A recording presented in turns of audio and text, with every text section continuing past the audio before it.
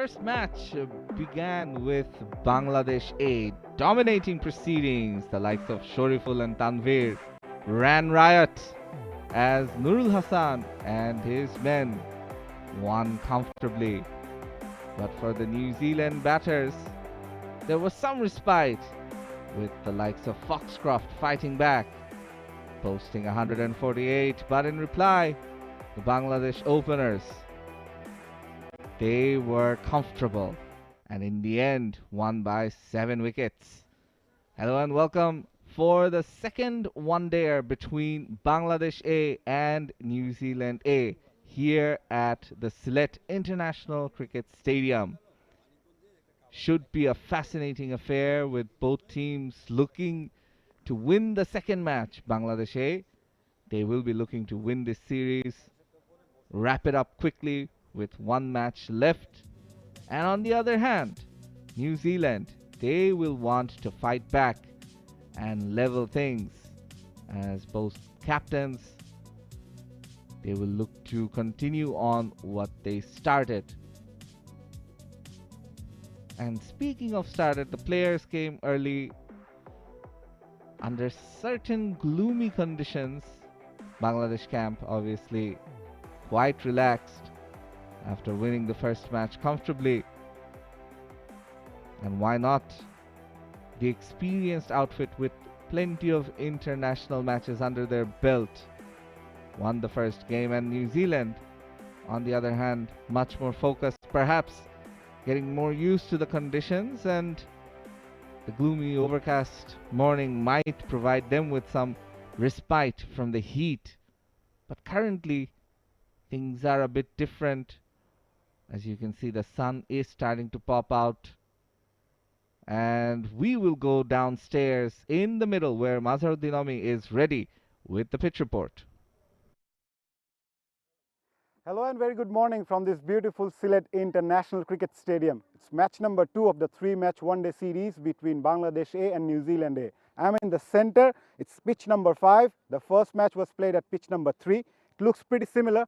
It's dry and hard, and there are visible cracks all across the deck. But there is still something for the fast bowlers initially, as we have seen in the first match. Still, teams winning the toss would want to bat first, apply themselves and score a good run on the board, and then the spinners will surely come into play. Well, Mazharuddin Ami reckons teams would want to bat first on this surface. Yes, it does look a very good wicket, but look at the sky. It is slightly gloomy, and the captains might think twice about that.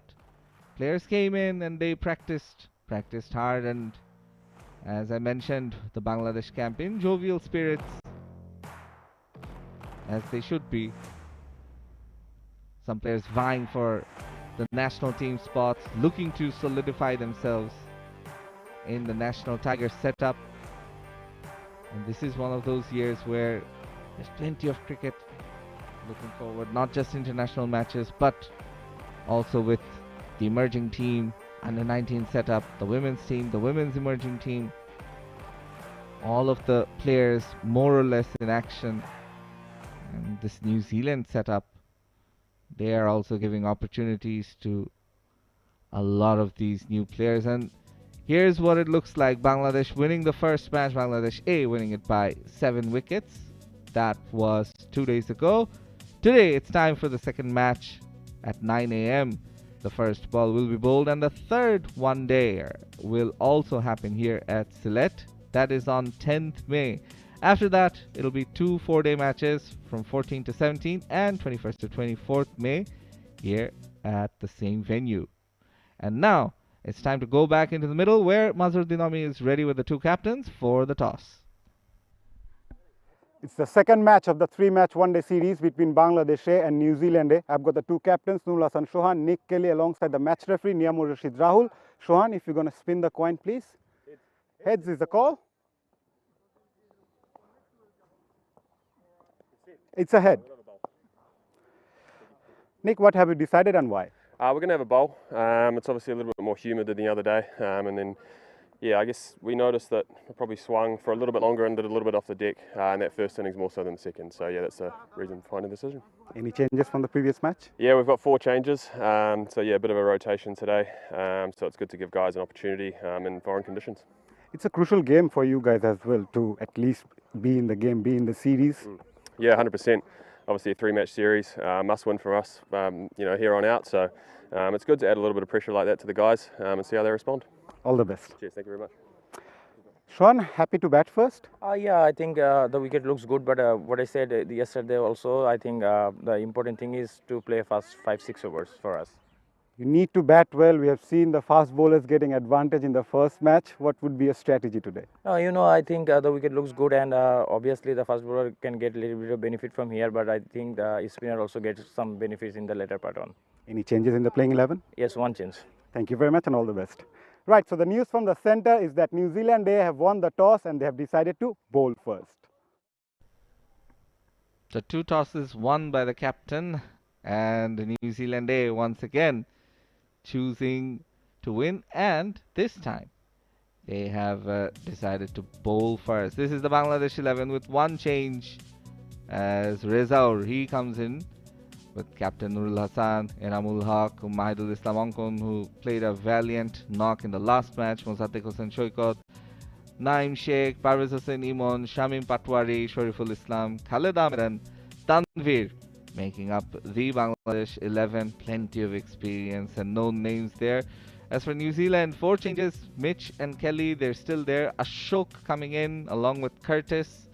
Phillips and Lennox, they keep their spots. Carter also comes in along with Clarkson, Clark, Boyle and Folks, all making the New Zealand starting 11. So they're ringing in the changes. New Zealand as we see the umpire Ghazi Sohail already out in the middle. And the 2 Bangladesh openers, both left-handers, they are getting ready. Naeem Sheikh, Parvez Hossain Imon, and one of the new players, Ashok. He's also out in the middle. Should be interesting. New Zealand captain in the first match, he decided to bat first. Didn't go to plan in the first 5-6 overs, as we heard both captains talking about. This time, Chauhan once again mentioning that Bangladesh need to bat well in the first 5-6 overs, in those power play overs. In commentary, I'm Shahanur Rabbani, and I'm joined by Alif Taslim. A very warm welcome and a very good morning to you, Alif. Thank you so much, Shahanur, and a very warm welcome to our viewers as well from the picturesque Sylhet International Cricket Stadium. We're here for the second one day between Bangladesh and New Zealand and the first one was an one-sided affair, but this time around we're hoping for a humdinger of a contest. 4 changes for the visitors, and they will be hoping to make a bounce back because they have to win this game. Mohammad Naeem, one of the openers for Bangladesh, so many experiences and just crossed 5,000 runs.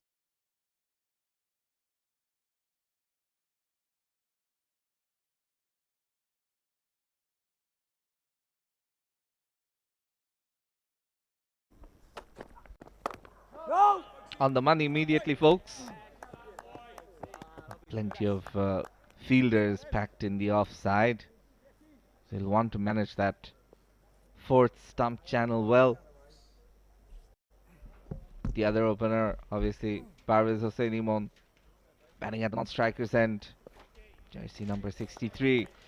Strike rate of 92. Likes to go at the bowlers early on. 600s to his name so far in 71 List A matches. Immediately we see the freeing of the arms from Naeem, but straight to the fielder. Imon was really aggressive in the first one day and scored all of his runs through boundaries. 6 boundaries under his belt, to be precise. And he took on the bowlers early on, and that gave Bangladesh a very good start.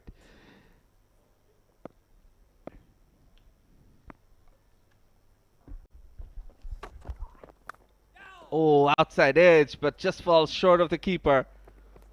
Will help Naeem get off the mark nonetheless. That kept a tad bit low, and that has saved 𝗫𝗍𝗃 on that occasion. First runs on the board for Bangladesh A, and that will bring for the first time 𝗵𝗵𝗂 Sinimon, who was blistering in the first day. Shahnur, how did you enjoy his innings? Yeah, Zach Folks, obviously one of the new bowlers for New Zealand in this match, right arm medium fast bowler, and as you mentioned, wish he continued, wish he made it big. Again, an outside edge, but this time it's through the fielders for the first boundary off the bat of 𝗲𝗎𝗻. Streaky, but he gets it. He had no clue whatsoever. The ball just kissed the outside part of the bat and was quick enough to beat the third man fielder as well for a boundary. So all runs in this series for 𝗵𝗂 Sinimon came through boundaries. This was his boundary number 7 of this series. Oh, very close. Really, streaky runs have been scored so far in this innings in the first over. And both the opening batters, they are being challenged. Their outside edge very close to it on this occasion.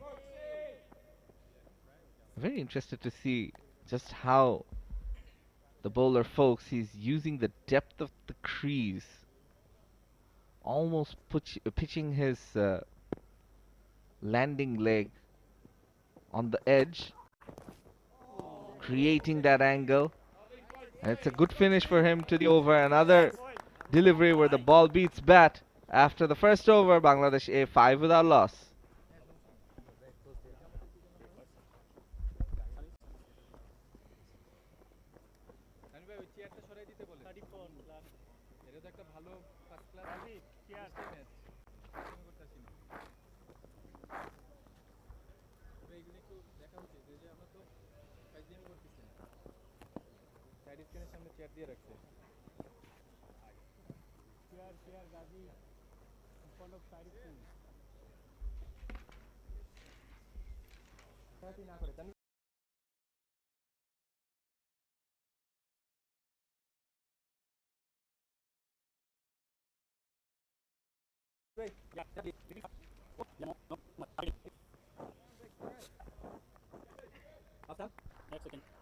Back into the attack. Should be interesting. These opening bowlers getting some purchase, some movement off the surface. We saw it in the last game as well with the Bangladesh's opening bowlers, Shorturl Islam and Syed Khalid Ahmed, both getting that lateral movement. Played with soft hands. Would just be a single, bringing 𝗲𝗎𝗻 back on strike. This is the area where Bangladesh batters, especially the openers, should focus on. Alongside 𝗵𝗂 Sinimon, 𝗫𝗍𝗃 also scored most of his runs through boundaries, 90% to be specific. Christian Clark, right-arm slow-medium bowler, is coming from the other end. The opening tandem with Folks. Oh, absolute beauty. How did that miss the inside edge and the stumps? 𝗲𝗎𝗻 lucky on this occasion. Very lucky on this occasion. That just somehow missed the sticks. Ooh, so close. Very, very close it was. And seemed sharply jacked back to the lefty, and he was bamboozled. Just look at his reaction. That was a medium off spinner. Beauty. Absolutely gorgeous cover drive from the bat of 𝗲𝗎𝗻. Second boundary, and I believe he's scoring all his runs via boundaries so far. That's number 8 for him in this series, and that was a picture-perfect cover drive. Through the covers, and just timing and placement, and he held his pose for the photographers as well. A beautiful shot, the first control shot of this game from a Bangladesh batter. Yeah, something about a left-handed batter playing the cover drive, caressing it through the covers. One of the more beautiful sights in cricket. And Imon, having been beaten in the previous delivery, it was a really good comeback by him.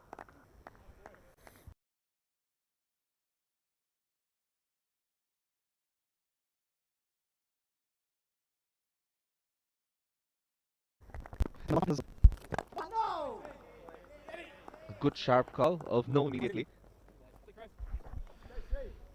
Imon is someone who is known for his shots on the onside. He is very strong in that particular zone, but it's good to see that he is improving on the offside as well, playing those beautiful cover drives, piercing the offside field with ease.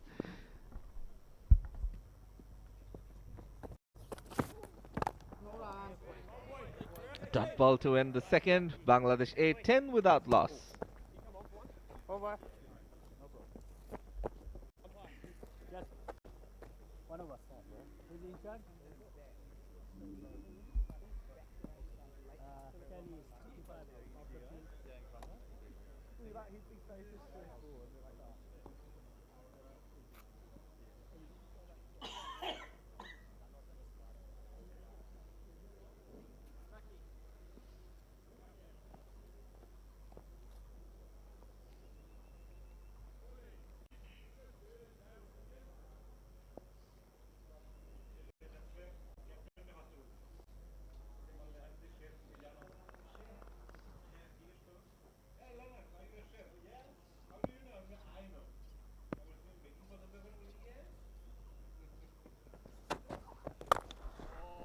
Driven, but straight to the fielder, 𝗵𝗕.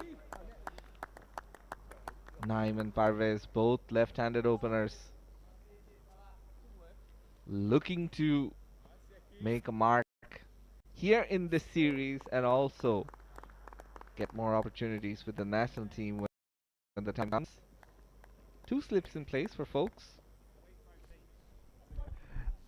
And this can be a platform for both of them since they did well in the domestic league. Whoa, that did not look good. Naeem clearly late to react. And a very well directed bouncer by folks. The physio definitely will have to come in and have a look. The physio should, because whenever the ball hits helmet, this can be dangerous, and this is one of the concussion protocols as well. Mohammad Naeem was looking to duck it, but eventually it hit helmet. He looks fine although. But not the best way to play the short ball, has to be said. We've seen the New Zealand bowlers targeting the Bangladesh top order batters with a barrage of short balls, and even in the last game we saw Naeem was dismissed. And again, this one rose off a length. It wasn't really that short, and he wasn't expecting it to bounce that much. So again, like I mentioned, a very well disguised bouncer by folks. It wasn't really an effort delivery. It was pitched off on a length, just slightly back of a length, and then it popped up, and before Naeem knew, it was hitting his helmet. Thankfully it hit the helmet and not anywhere around it, not the unprotected areas. Still, the concussion protocol is going on and seems to be all good to continue. But these are the sort of measures that world sports has started to take as more and more people have become aware of concussions and the effects it can have on players. Head injuries are treated with a lot more caution. Player protection is of the utmost importance. But Naeem looks fine, and certainly it's a positive sign for Bangladesh A. But in the first over, Jack Folks also delivered a short delivery, but that didn't rise this much, rather kept a little low. So Naeem perhaps was expecting this delivery as well to keep low, but this time around it had enough bounce to go on to hit his helmet.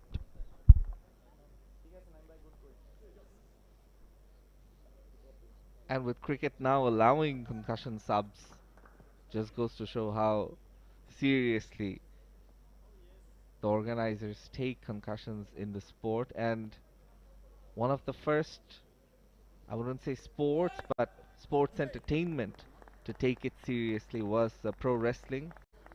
A former pro wrestler by the name of Christopher Nowinski. He started doing research on concussions. No! Opened up his own concussion-based foundation, and it happened around the time of the passing away or the double murder suicide of Chris Benoit, where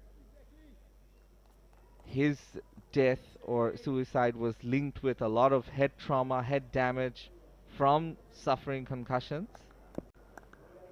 And now we see a lot of that seeping through to other sports, cricket included. No! So much information about concussion. Seems like Concussion 101 by Shahanur Rabbani.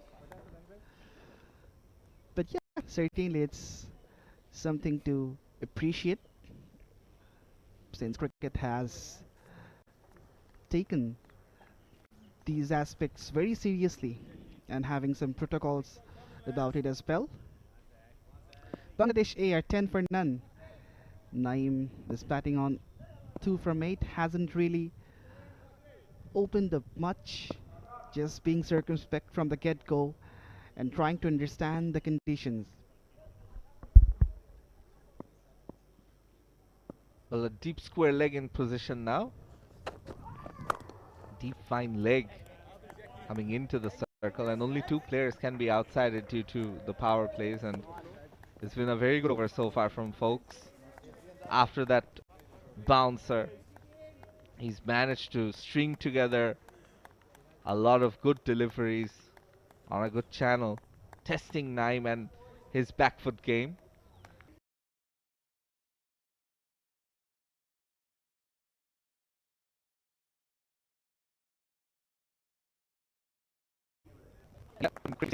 Australia doing well as a sub.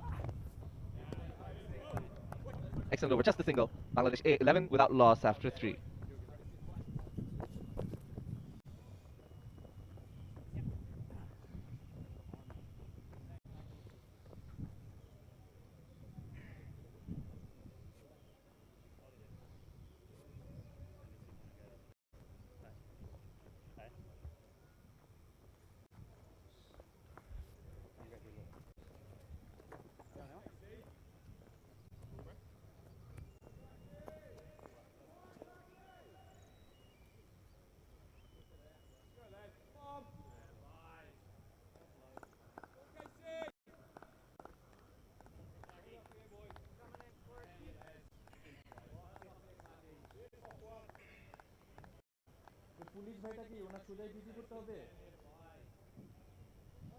Bangladesh A off to a steady start. Conditions definitely favoring the seamers with some movement off the pitch and through the air. It was a lot gloomier early on. The sun's starting to come out now. Played with soft hands. Straight to the fielder. Excellently fielded. Has to be said. The man at backward point. The seamers have done really well in the first game as well for Bangladesh. There was Shoriful, Khalid. Ibadat was also really good, picked up a couple of wickets, but that was heavy. He saved certainly a single on this occasion. Good comeback. Clark mixing it up very nicely. And you can see it's a very concerted and a targeted effort by the New Zealand fast bowlers. They know what to bowl against 𝗫𝗓𝗃𝗍. Mostly it's the short stuff. Testing his technique here. This time it's a bit fuller. Again played with softer hands. Was a slower delivery as well. 9 on 3 from 12. Not really looking comfortable in the middle. Absolutely. And after that hit on the helmet, he will be a little shaky, that's expected, but he should take the attack back on the bowler. One boundary or one good shot can change the complexion for him. Oh, avoids the fielder. Was the outside edge, but thankfully for him, landed safely. Gets him off strike, brings him on back on. Once again, that's not something positive for 𝗫𝗓𝗃𝗍. Edged away, and that ran down to third man for a single. Fortunately, he gets off the strike and brings 𝗶𝗴𝗲𝗂, who scored most of the runs in this game for Bangladesh A. Edged and taken. Second slip into business. And Clark's rewarded. Gets the early wicket, does New Zealand A. It's that of 𝗍𝗏. And his innings ends with all runs being scored from boundaries. Bangladesh A losing their first wicket at 12. Once again, a good start, but a disappointing end from Parvez Hussain Imon. He had no clue whatsoever. Slightly back of a length. Was in confusion whether to go to the front foot or to rock back. And it's a good catch from Matt Boyle as well. An easy one. And that's the first blood that's been drawn by New Zealand. Imon goes back for 8. Bangladesh A 12 for 1.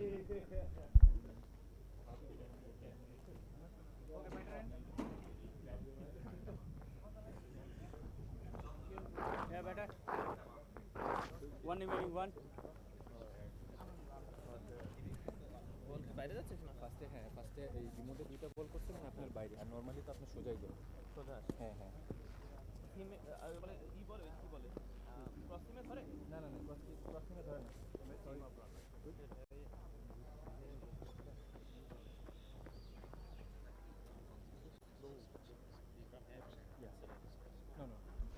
Nine. Enamul Haq, the new batter in. Plenty of experience as we can see. Over 8,000 runs. Center. Absolute beauty of a delivery by Clark. Let, yeah. Inducing the outside edge. And 𝗍𝗏 on this occasion wasn't so lucky. Got a boundary early on from the outside edge. This time it went straight to Boyle. New Zealand A bowlers bowling really good channels here. And you can tell that they've done their homework against these Bangladesh A batters.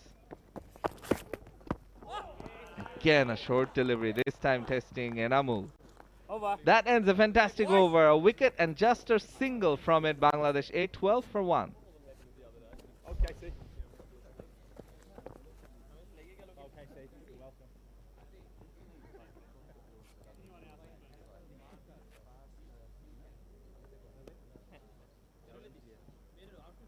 হ্যাঁ হ্যাঁ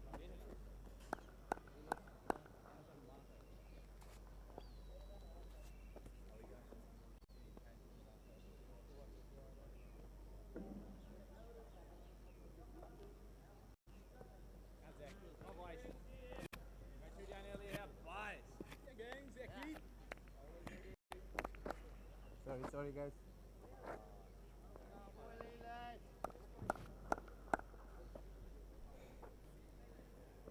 Folks continuing his third. No. These two opening bowlers for New Zealand, they formed a nice partnership here with the ball. Certainly. And straight away putting the pressure on the Bangladesh A batter. And interestingly, they were not tested since they didn't have to chase a big total in the first one day. So it will be the real test for the Bangladesh A batters against the New Zealand A bowlers. And they're under the pump right from the get-go.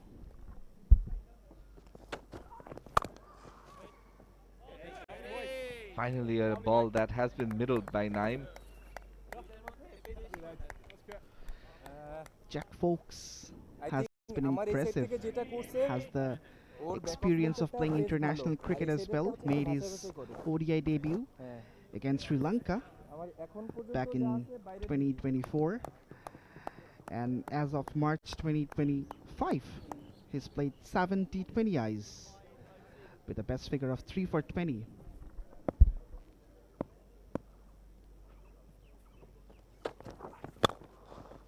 Full toss and dealt with. Finally a loose delivery, and Naeem makes no mistake. That's his first boundary. And that will certainly give him a lot of confidence. He was slightly shaky, but this time around he takes on Folks and hits him for a boundary.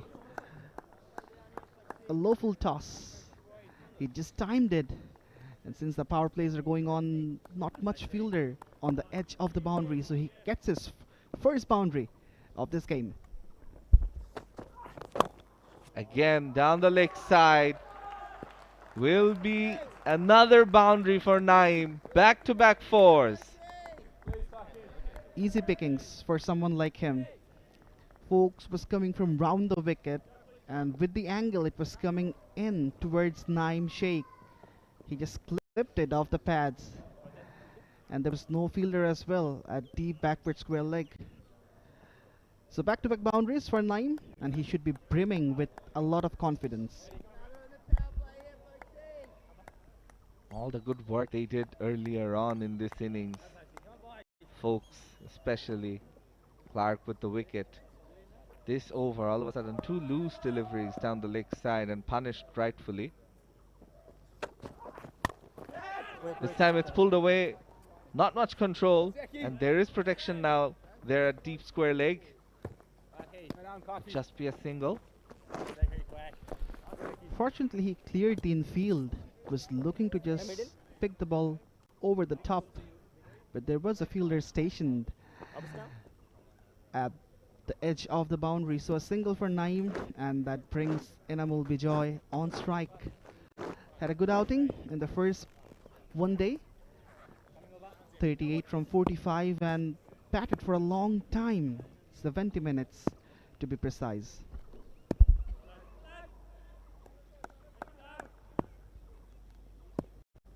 Time in the middle also important. Given, but a loud call of no from the batter. A dot ball to end the over after 5 Bangladesh here, 21 for 1.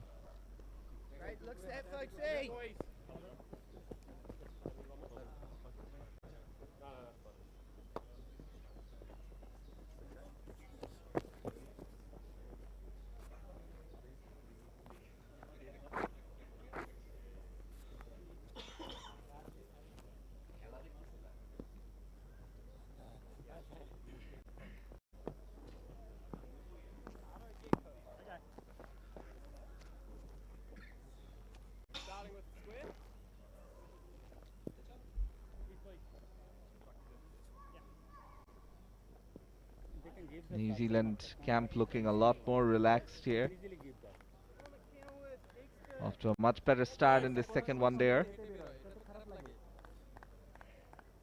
Bangladesh A versus New Zealand A. The entire series is taking place here at the Sylhet International Cricket Stadium. 3 one-dayers and then 2 four-day matches between the two A teams. Naeem Sheikh on 13 from 18, back on strike. Got a few boundaries in the last over. Again down the leg side. We'll have to bowl that again. The line has been a problem for the New Zealand A fast bowlers, for Folks, for Clark, both.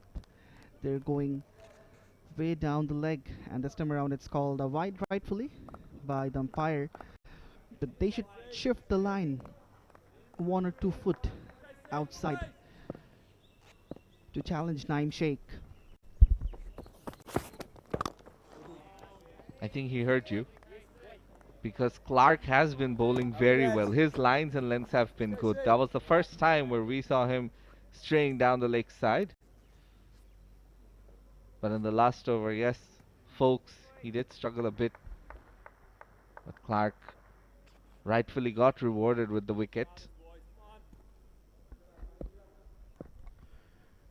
Plays for Northern District, Christian Clark. Timed very nicely. Will just be a single though. Ashok, one of the new players for New Zealand A in this match, into the starting 11. 4 changes for the visitors, and he's one of them. Interesting career path. Was born in Tamil Nadu. Was Ashok. Ashok, in fact, moved to New Zealand with his family, and his father, Ashok Dinakaran, played a massive role in shaping his career.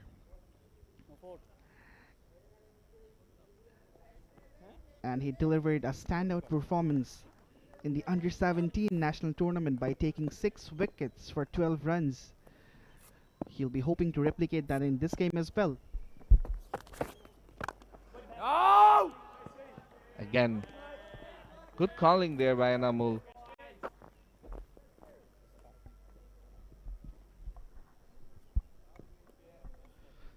Five boundaries for Bijoy in the last game.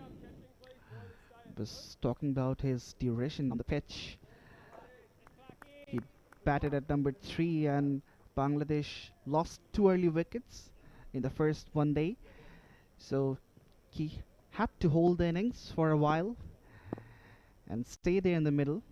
So that led him to play some dot deliveries. Over the top and to the boundary. That's the first one off the bat of Enamul. A very good looking shot. A great way to get off the mark. Went straight down the ground and hit his first boundary, not from the meaty part of the willow. However, it had enough connection and enough legs to run all the way for 4 runs.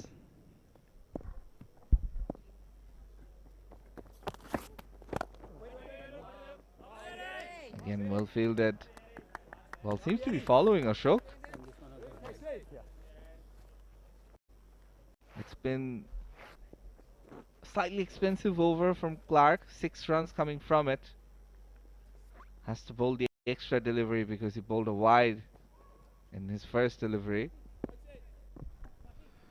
But it's good for Bangladesh A, since they have a left-hand, right-hand combination, so the bowler has to adjust his line after every single. So I guess that will give the batters some room, some space to breathe.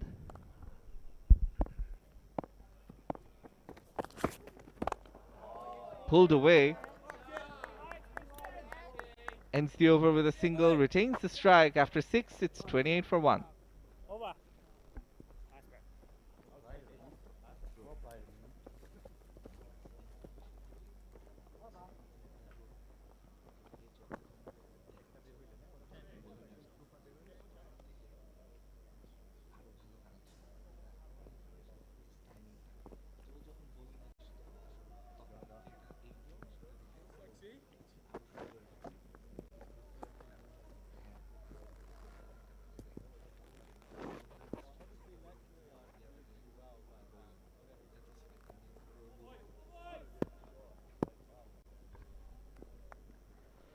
The Bangladesh dugout, Yasir Ali Rabbi, Naeem Hassan, Saif Hassan as well, not part of the 11 yet.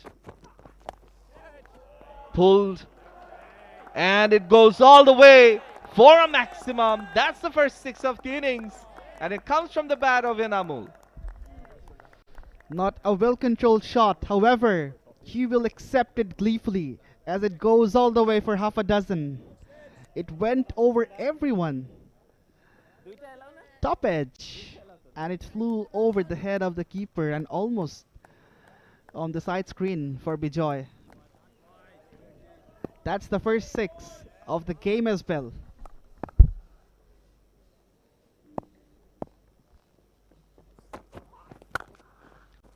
Driven through the covers, not the best of deliveries. 4 more to 𝗵𝗂𝗽. This time around it's well controlled and beautifully placed as well. We have seen him to play this shot in the first game too. It was wide of the off stump and 𝗵𝗂𝗽 just latches onto that one. A beautiful shot to penetrate the offside field.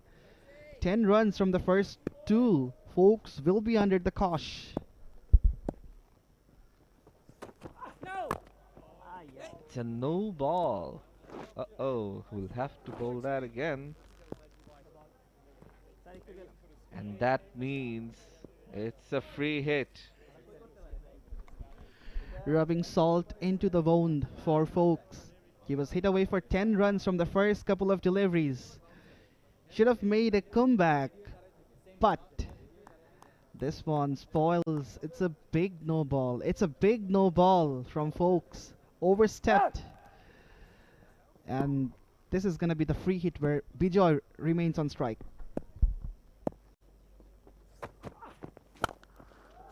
Removes the front leg, plays it over and all the way. The second 6 of the over from the bat of Enamul. Attempted a variation, went for a leg roller, did Folks, but the length wasn't right and he didn't have enough pace to intimidate 𝗵𝗂𝗽 as well. He got ample time to play it for a 6 and he hit it straight down the ground. Too short, and 𝗵𝗂𝗽 says thank you very much. We saw a top edge going for 6 behind the square. Now we see some muscle and brute force going for 6 down the ground. Good comeback this time. Folks proving to be expensive now all of a sudden. 17 runs in the over so far. He's still got to bowl 2 more deliveries. Bangladesh A all of a sudden off to a decent start now. 45 for 1. This is the over which changed the complexion of the game. New Zealand was in the driving seat, but this over spoils it all. The last delivery.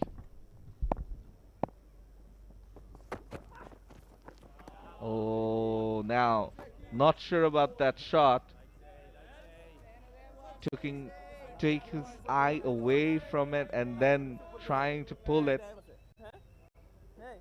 Not the best way to play the short ball. You have to watch it till the very end. Both the Bangladeshi batters are struggling against the short deliveries. The struggle is very much evident. Just look how he reacted to that. Was not in a good position to negotiate, and Folks opted the right delivery to target, and that one hurried on to 𝗵𝗂𝗽.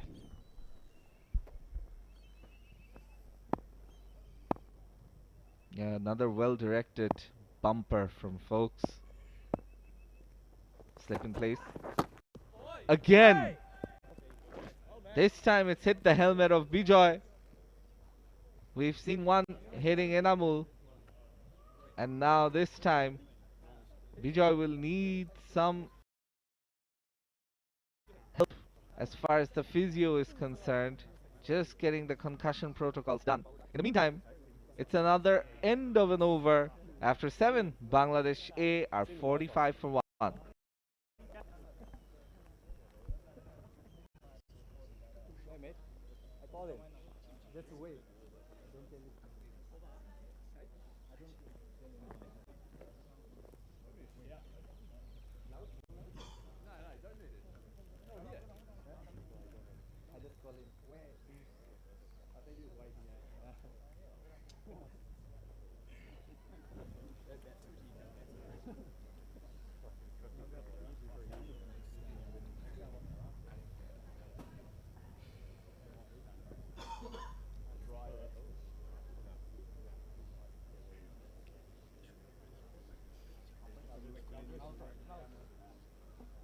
Partnership building here, 33-run partnership so far for the second wicket, and hopefully 𝗂𝗏𝗃𝗍𝗂 will be good to continue. All smiles there.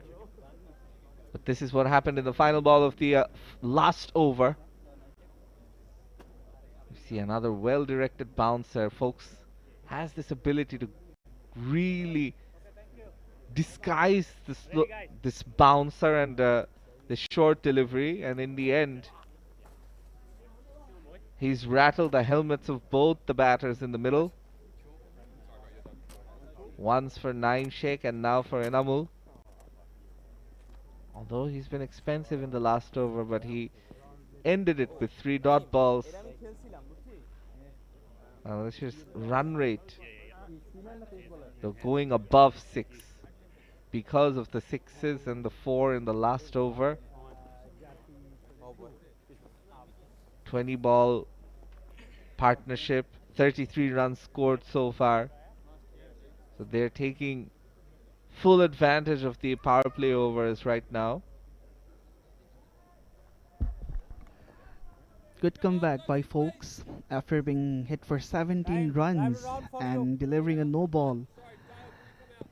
It wasn't easy for him to make a comeback, but he did make.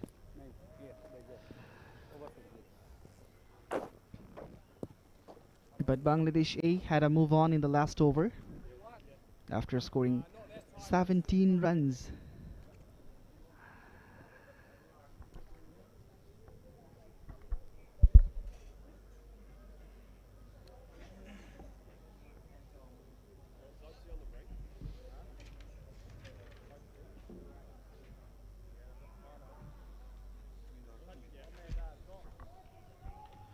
Josh Clarkson left our medium fast.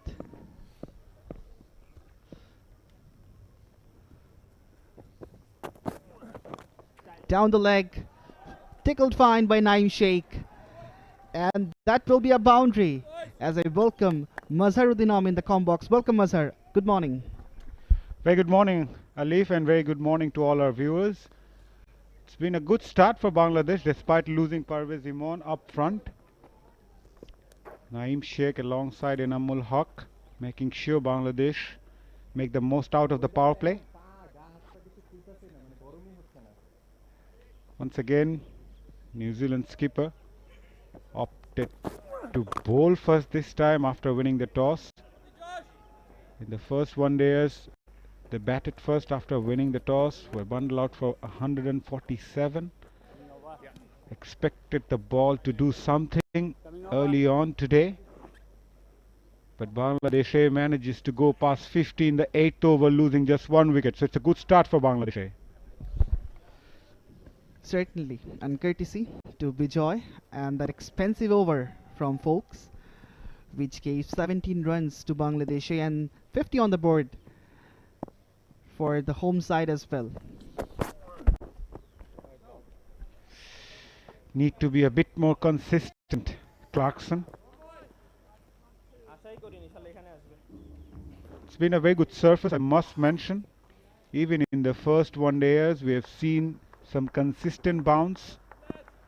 As I mentioned in my pitch report, that the batters needs to apply themselves. It's a very good sporting track.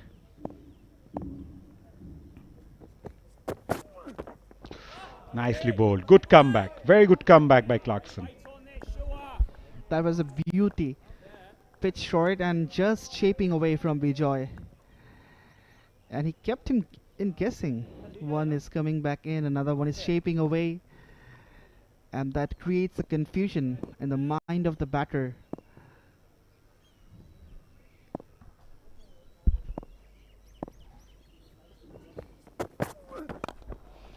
Down the leg side again. For New Zealand, it's important to keep a consistent line and length in order to put pressure on the Bangladeshi batters. At the moment, both the batters are looking well set, especially 𝗂𝗏𝗏, 22 of just 15, 9, 19 of 22. So they got the start. It's important to convert that one. It's important for 𝗫𝗫𝗃𝗍𝗃.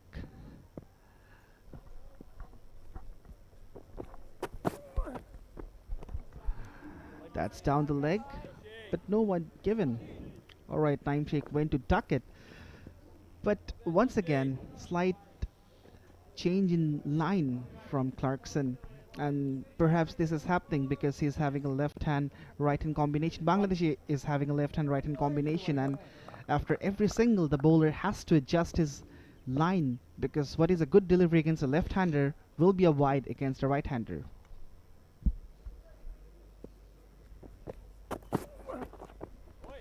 Offline again.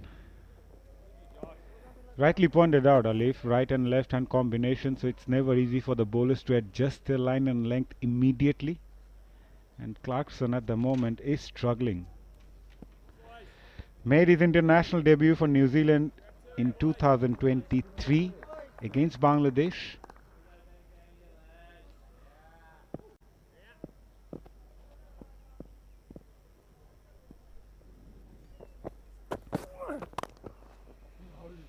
Finds the gap. Nicely placed. Will get a boundary. Very good execution by Naeem. A boundary to end the over. A big one for Bangladesh A. They are 57 for 1 after 8.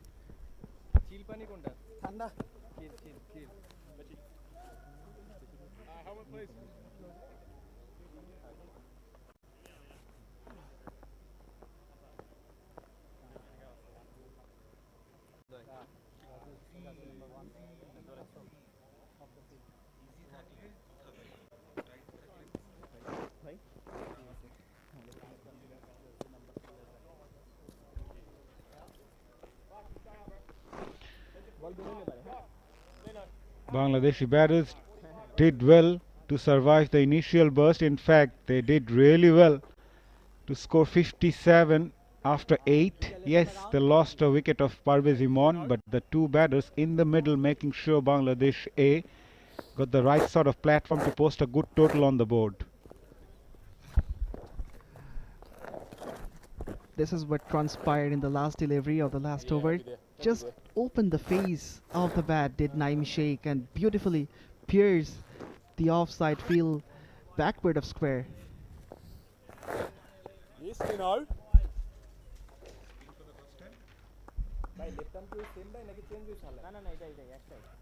Skipper Nick Kelly introducing spinner for the first time in this innings. Jayden Lennox, the left arm spinner,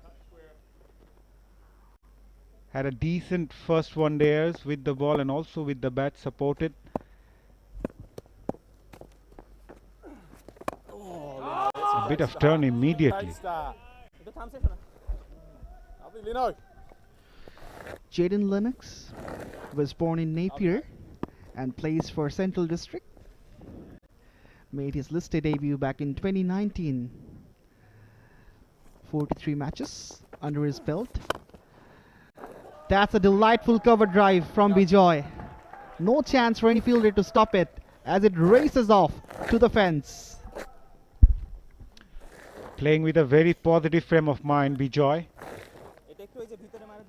The moment he came to the crease, he took on the New Zealand A bowlers. Despite losing that early wicket, he makes sure Bangladesh got the momentum.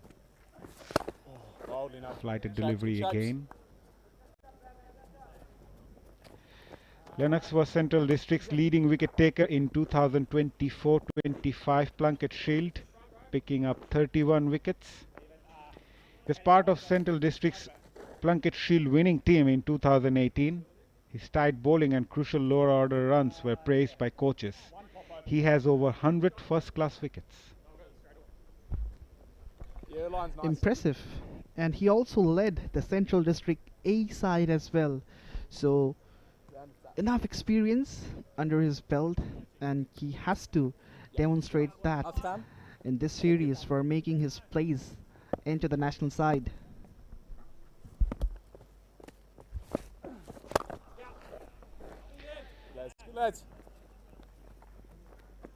He recorded his best figures of 4 for 27 in a 4th trophy match back in 2021. He's a bright prospect for New Zealand A. And good to see New Zealand realizing the fact that spinners will play a big role in this surface, introducing him early. bowling a lot slower. Lovely shots. Lennox. ehimZ.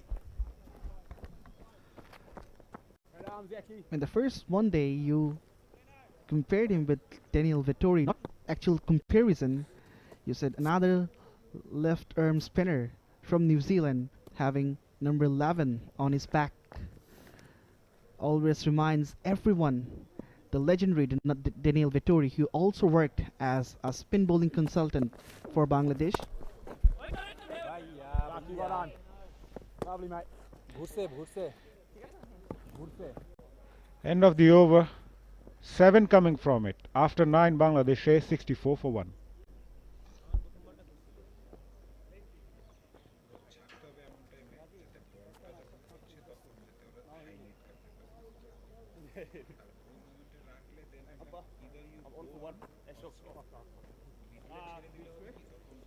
Sorry. Mid. 64 for 1 after 9, Bangladesh A. Just to remind our viewers, New Zealand A skipper winning the toss and opted to bowl first today. And despite losing Pervez Hossain Imon on 8, these two batters in the middle making sure Bangladesh get a good platform. Nicely played, but straight onto the stump. Unlucky for Bijoy. Denied him a boundary for sure. Bijoy was seen to struggle against the short deliveries, but anything full, anything straight, he pounced on those. Once again, he went straight. It was straight as an arrow, but it was too straight. That was the problem. It hit the stumps on the other other end, and although he picked up a single, but he's been so impressive with his drives.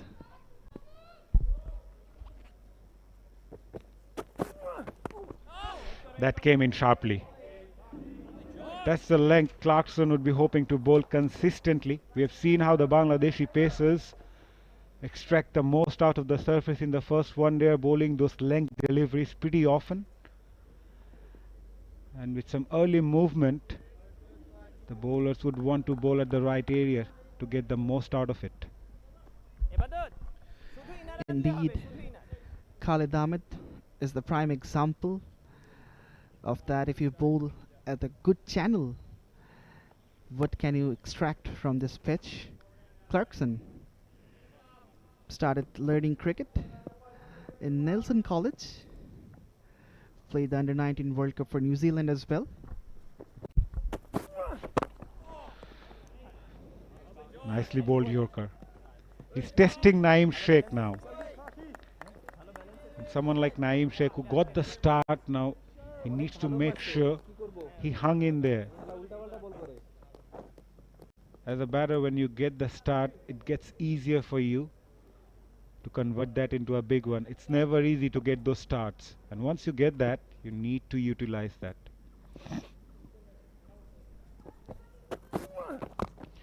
That came in sharply again. Rooted in the crease, Naeem needs to be careful. That could have gone on to stump. This is beautiful bowling from Clarkson. Just humming around the stumps and moving the ball into the left-hander. And Naeem somehow was late to react, and it was a bottom edge as well. Fortunate that it didn't chop on, but this could be risky. Slight change in the field for the left-hander. Shot mid-wicket goes deep. There is also a deep square leg. Finally comes up, so perhaps a short ball coming. Against Naeem Sheikh, who struggled with the short ball early in the innings. We have seen him hitting in the helmet. Making some room, eyeing that gap on the offside, and finds that really well, Naeem Sheikh. Good counter punch from this left-hander. Just made the adjustment, giving himself a touch of room since the ball was moving in, and the placement was also good to pierce that gap on the offside. A boundary for Naeem, and as you rightly mentioned, a good counter attack.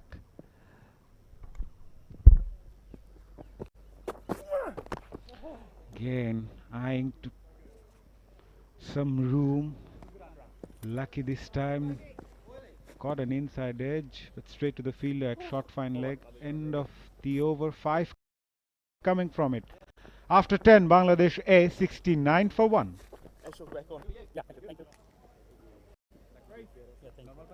Max, is it okay?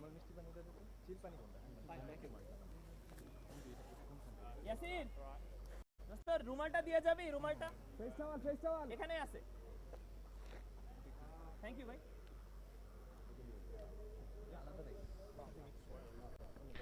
4 bowlers used inside 10 overs by New Zealand A skipper.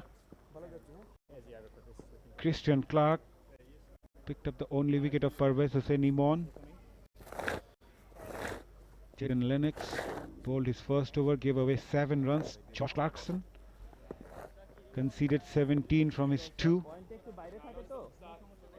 So it's a positive start for Bangladesh. Confirmed by umpire 𝗏𝗁𝗃 𝗂𝗏 that the power play is done and dusted. So the fielders can spread now. Skipper Nick Kelly would want to dry up those boundaries that is coming every now and then. Nicely bowled, right on the channel. That's such good length. 7 runs from his first over. Jayden Lennox was the most frugal bowler for New Zealand in the first one day. Only 32 runs from his 8.2 overs and gave away 3.84 runs per over. Oh! We've seen a bit of turn in Lennox's first over, but it has to be in a precise length and line. You need to bowl round about middle and off stump to allow the ball to do something.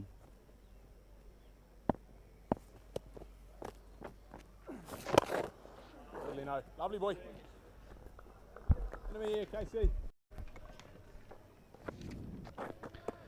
Single for Bijoy, which brings Naeem on strike. 54 wickets for Lennox in Lister career, and he started playing cricket in Napier Technical Boys Cricket Club, demonstrating his quality. Later on played for Hawke's Bay cricket team and also led the Central District A team as well. So many cricketers from both the sides, Bangladesh and New Zealand, came up from age level and school cricket, Mazhar.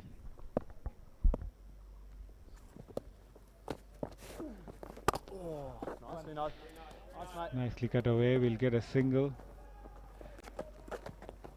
Age level are basically the main area where you can produce players. Even the school cricket, we have seen how Sri Lanka cricket is still surviving on the basis of the school cricket. It's very strong. Even in New Zealand, they've got a very good culture.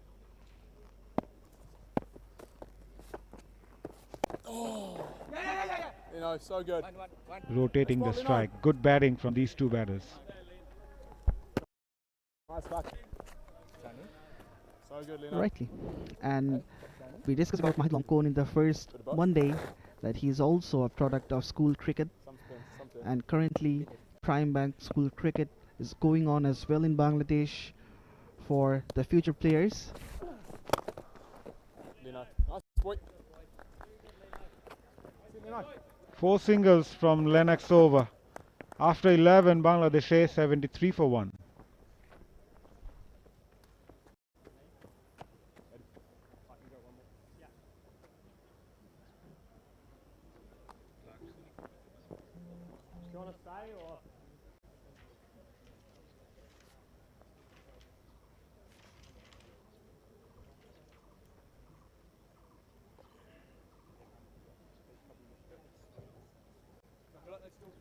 Yeah.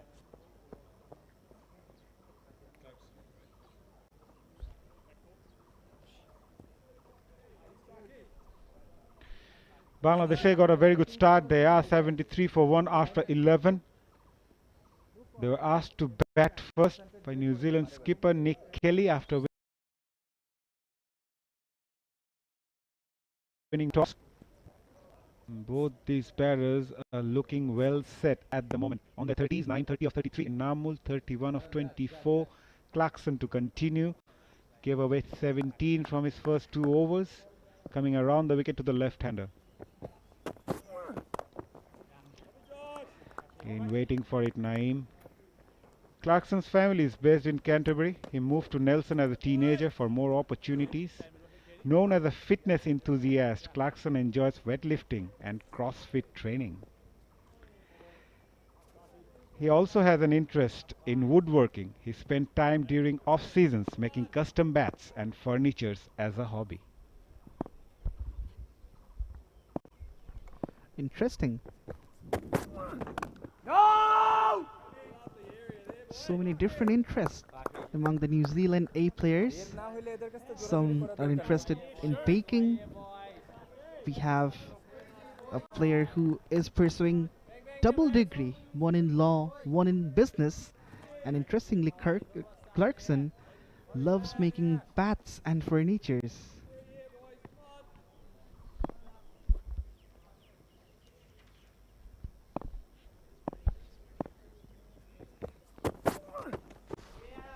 Offline again, down the leg side. Clarkson educated at Nelson College, where he was head boy and captained the school cricket team. Off the field, Clarkson has occasionally played club rugby in the off-season and is involved in coaching clinics in central districts. He is also pursuing coaching certifications, looking ahead to life after playing.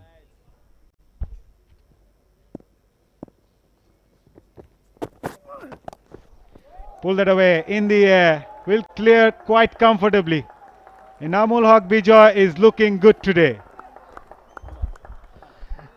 That's his third 6 of this innings.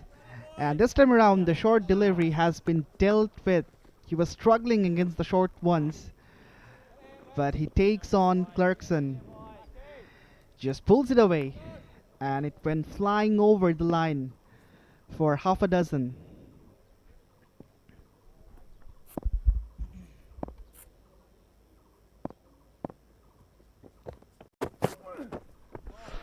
Good comeback, very good comeback by Clarkson.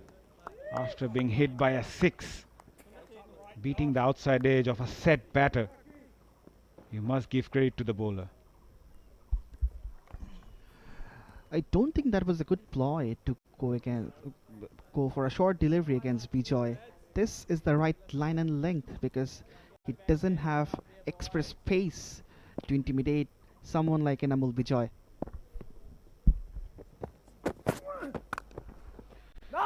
Straight to the field at point. If you notice, Ali, if there is a ploy going on against 𝗂𝗏𝗂𝗃𝗍𝗁, there is a deep square leg and deep fine leg in place. So short ball is always coming for 𝗵𝗂𝗧. Maybe one miss hit could go straight to the fielder at deep square leg or maybe at deep fine leg. So the bowler won't mind, and the captain also asking him to do so. Sometimes the bowler, they don't mind conceding a boundary or a 6 if the ploy is going right, and once again change in field placement. Third man is coming up inside the circle, and the mid-on goes back. No ball called by the umpire Tanveer.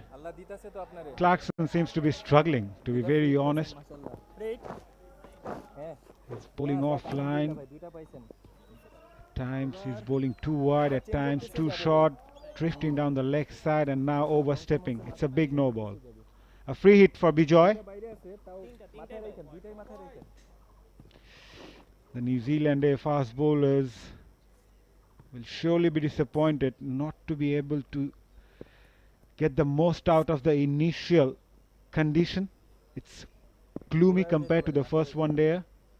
Overcast condition. Here comes Clarkson. Free hit for 𝗵𝗂𝗧. Low full toss, nicely dealt. But there is protection in the deep. We'll only get a single. Nevertheless, a big over for Bangladesh A. They are 83 for 1 after 12.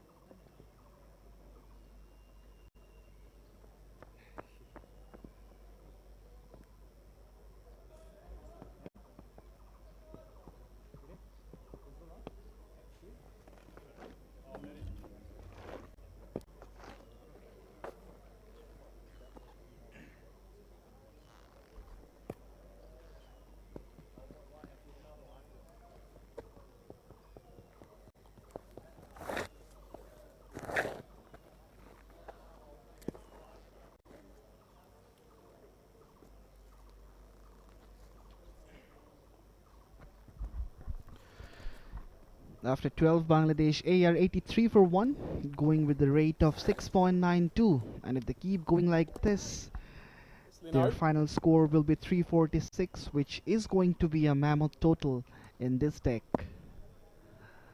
Lennox to continue. Lovely, Lino. No is the call. Big shout from Bijoy. Lennox is trying to be persistent with his line and length. He's not someone who relies on turn, but we have seen his deliveries to turn on a number of occasions. Bold, Lino. Lovely, mate. Nicely played by Bijoy, finding those gaps pretty often. It's very important for a batter to rotate the strike. Yes, hitting boundaries can be an option, but you need to rotate those strikes to play a big knock. Both the batters got the start, got the foundation. Now it's important for them to convert these starts into a big one. Not just about the team, it's also about themselves. They are playing for their pride and also an opportunity to make it to the national side, especially the likes of Bijoy and Naeem. It's a great opportunity for them, and the selectors are having a close eye on them.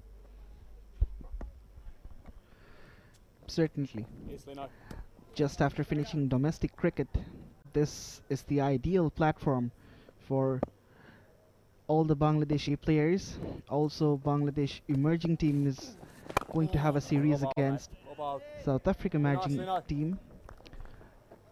So opportunities, so many opportunities for the young guns to blaze and make their way to the national side. Lovely, Lino. Nice, Casey. Enamul Bijoy from Kushtia studied at Kushtia Zilla School before joining BKSP. He is a prolific run scorer in the Bangladesh domestic circuit. He enjoys watching cricket videos as he is known to be a tech savvy on cricket analytics. He also spent time on charitable activities in his hometown.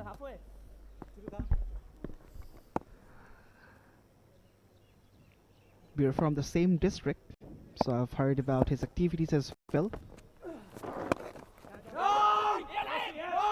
Yes and no, this can be risky. Oh my words, a big mix-up, and that brings the second wicket for New Zealand. It's a run out, and it's an unfortunate end for Enamul Bijoy as well. Still arguing, Enamul Haq Bijoy, but there was a loud call by Naeem Sheikh, no. And when your partner calls a no, you need to respond to that. It was Naeem's call, but Enamul was off and running once he hit that one. He will be disappointed. He was looking really good today, but an unfortunate way to be dismissed this time around. Never run until the ball goes past the fielder. That's the basic. And Naeem did call loud, but Enamul was off and running and eventually paying the price. He departs after score 39. Bangladesh lost their second.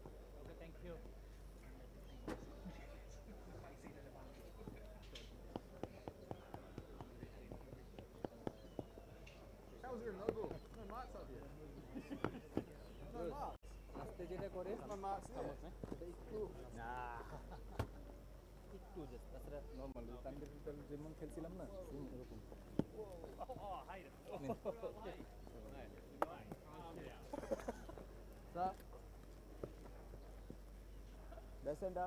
This is your center, right?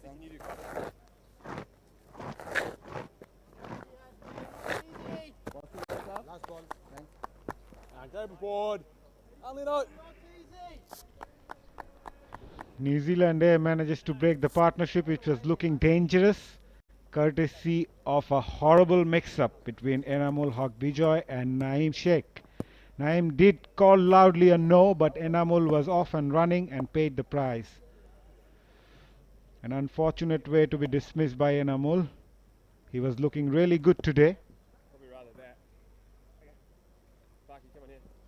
Just behind. Another point. Unfortunate. 𝗫𝗏𝗡 Islamokon, the new batter for Bangladesh A. With the best of 125, not out strike rate just over 71, 300s and 28 50s in List A competition. He's got a slip in place.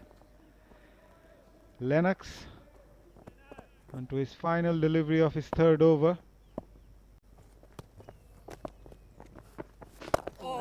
A juicy delivery to start with, as 𝗫𝗏𝗡 Islamokon gets off the mark immediately. End of over number 13, Bangladesh A, 86 for 2.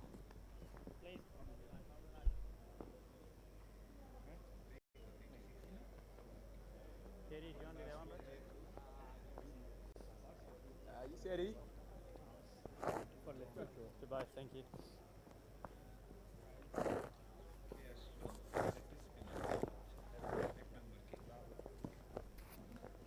That's number 1. Center. Center. Come over.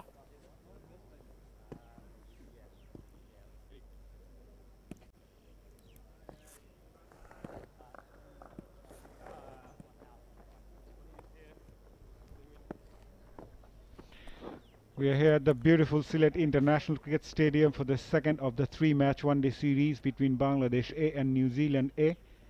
New Zealand A skipper Nick Kelly won the toss and opted to bowl first. Bangladesh A made a decent start until they lost the wicket of 𝗂𝗚𝗃𝗃𝐵𝗁 in the previous over, courtesy of a horrible mix-up between 𝗵𝗁 and Naeem, and was eventually run out despite looking really good today. Aditya Ashok, the new bowler for New Zealand A. Started off with a full toss, but a brilliant fielding at cover. You need those support from the fielder. And as a leg spinner, at times you tend to bowl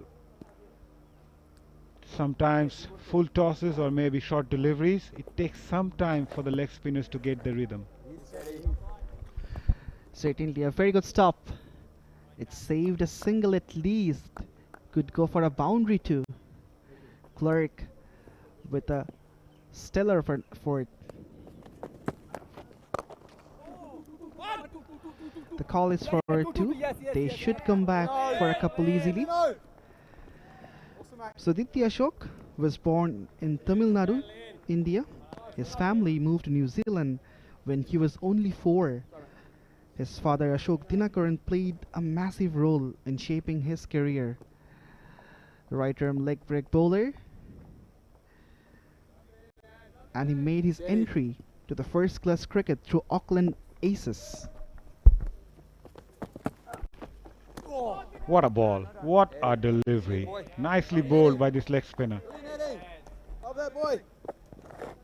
Hint of turn as well.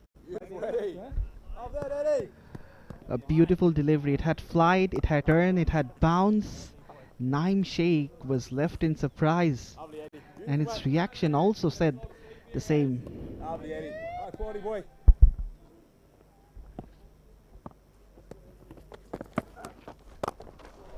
Full toss again.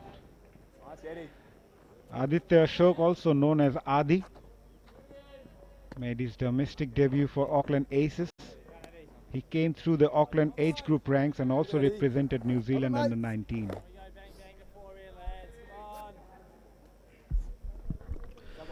Made his ODI debut in Bangladesh, in this very country, back in 2023.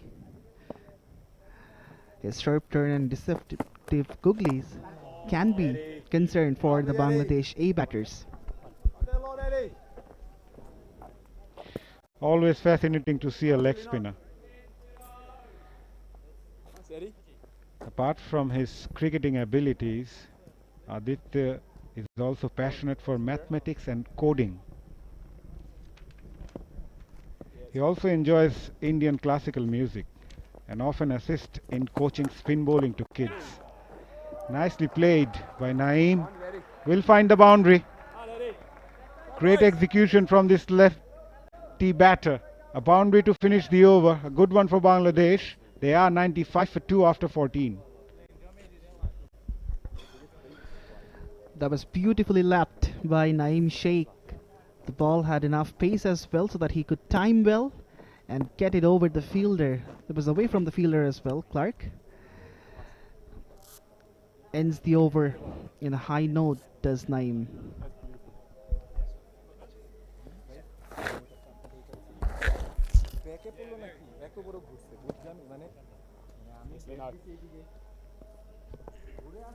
Bangladesh going at a rate of over 6 runs per over.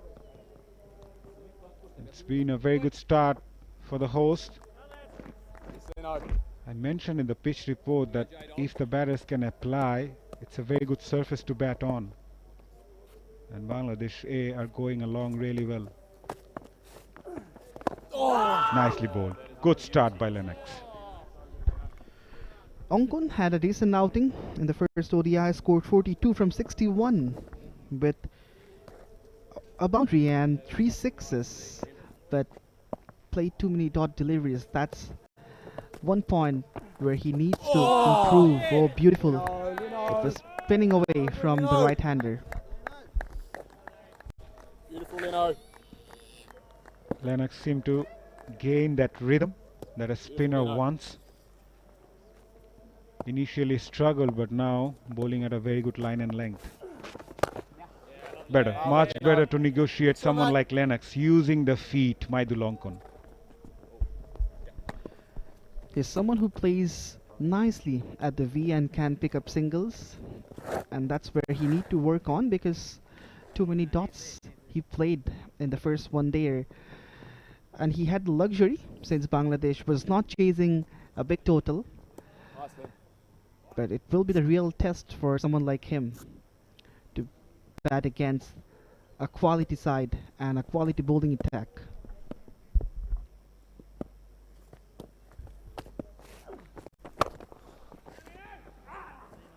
Naeem Sheikh looking good.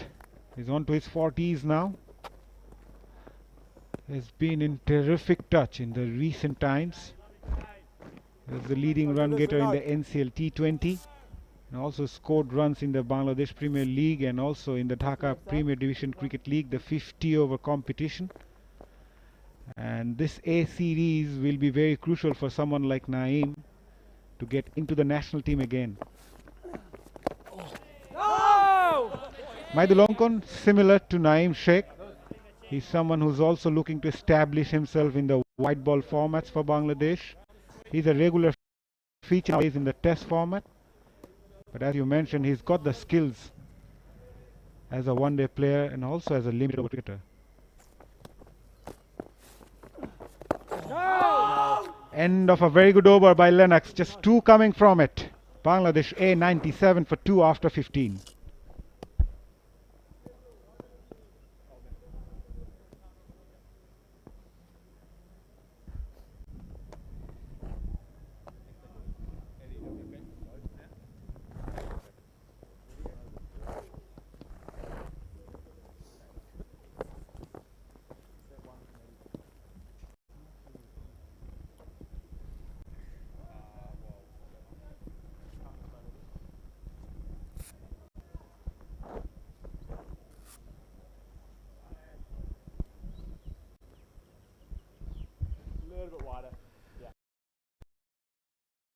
So big partnerships between Enamul Haq-Bijoy and Naeem Sheikh, 73 from 56. Both of them were going in great guns. But one misunderstanding spoiled it all. But a couple of purchases of 12, the opening pair didn't last long. 𝗵𝗡 got out very early.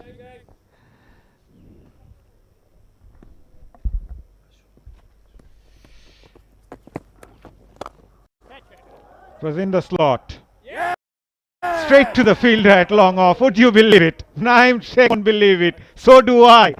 Bangladesh lost another wicket. Another set man departs. This time it's Naeem as Ashok strikes for New Zealand A.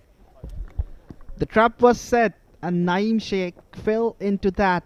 It was tossed up. It was wide of the off stump. He was looking to go over the top, but only finding out the man at the deep. And Ashok gets his first wicket of this series. An easy grab for the fielder, Clarkson. Naeem Sheikh will surely be disappointed. Despite getting that start, he just throws it away. He departs after scoring 40 of 41. Bangladesh lost their third on 97.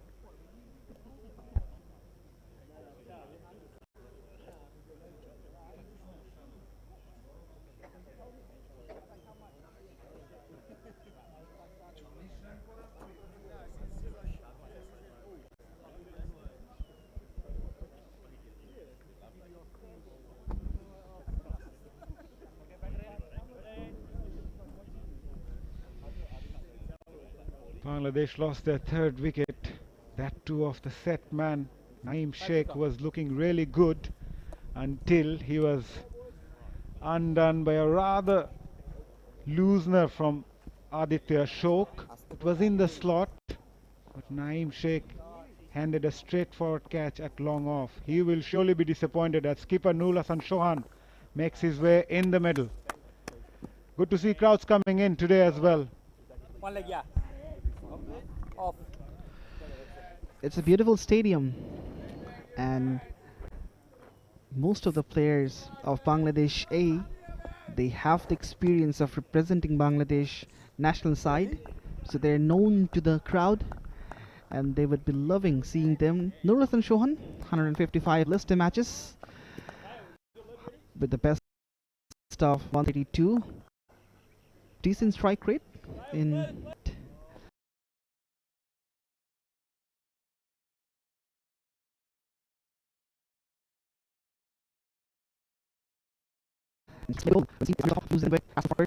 since both the batters are new in the middle. New Zealand skipper Nick Kelly applying pressure onto the new man in Nurul Hassan Chauhan with a short leg in place with helmet on. He's got a deep square leg, long on, in place for the right-hander. Slip as well, putting extra pressure mid-off inside the circle.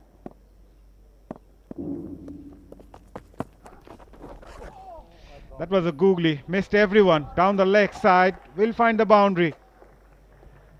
Tried to outfox the new man in with a googly, but it was offline. Absolutely, the line wasn't correct. It was ill-directed. Down the leg, it missed everyone. The batter, the keeper, the fielder. No one had any chance to stop it. So it's 4 wides, and that will give a sigh of relief to Bangladesh. Straight to the man. Once again, a low full toss. So this is the area where Ashok needs to work, because too many full tosses. And anytime the batter can hit this one away if he's in a good touch.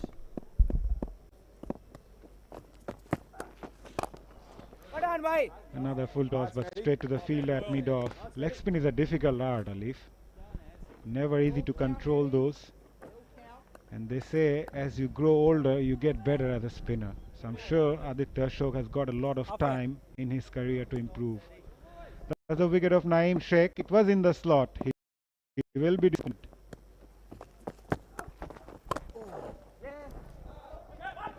Nurul Hassan Chauhan gets off the mark.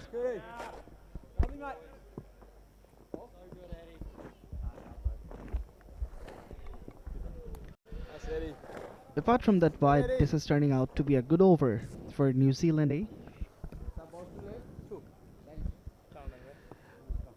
Only a couple of runs, and the important wicket of the set batter Naeem Sheikh, who was looking really good in the middle, just threw his wicket away. Better, much better by Ashok. He picked up a fifer on his first-class debut for Auckland. He attended Westlake Boys High School in Auckland, where he balanced cricket with academics. In 2019, he was Westlake's senior Ducks, which means top scholar, reflecting notable off-field achievement. What a delivery! A classical leg spinner's delivery to end the over. A successful one for New Zealand A. Bangladesh A, a 103 for 3. You happy, Eddie?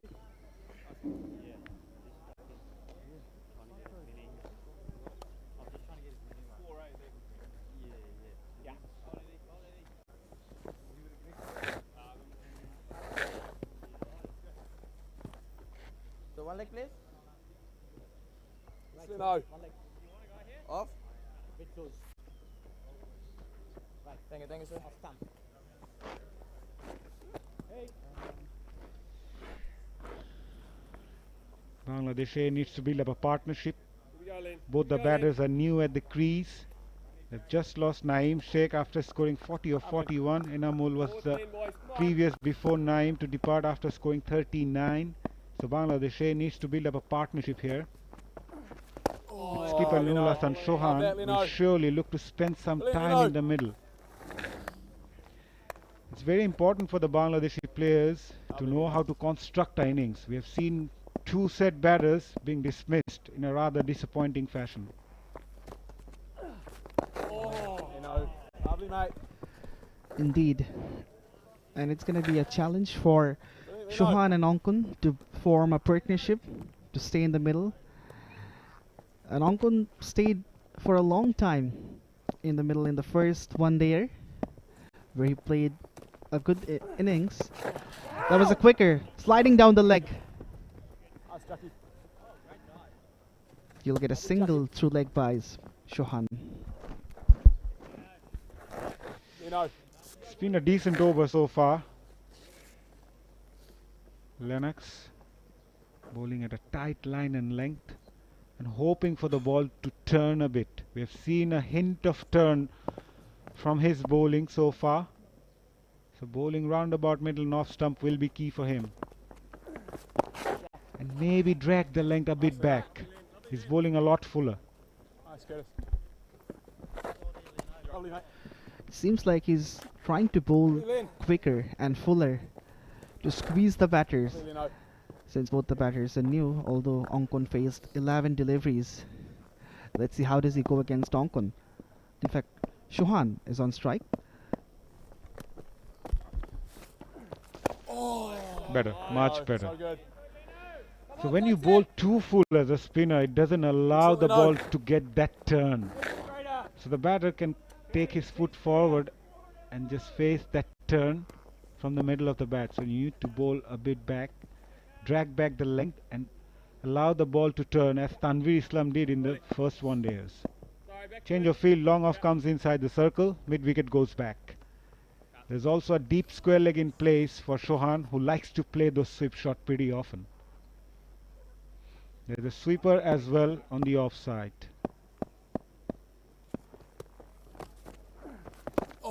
Brilliant over. Very good over by Lennox. Just two coming from it, including a leg by Bangladesh A, 105 for 3.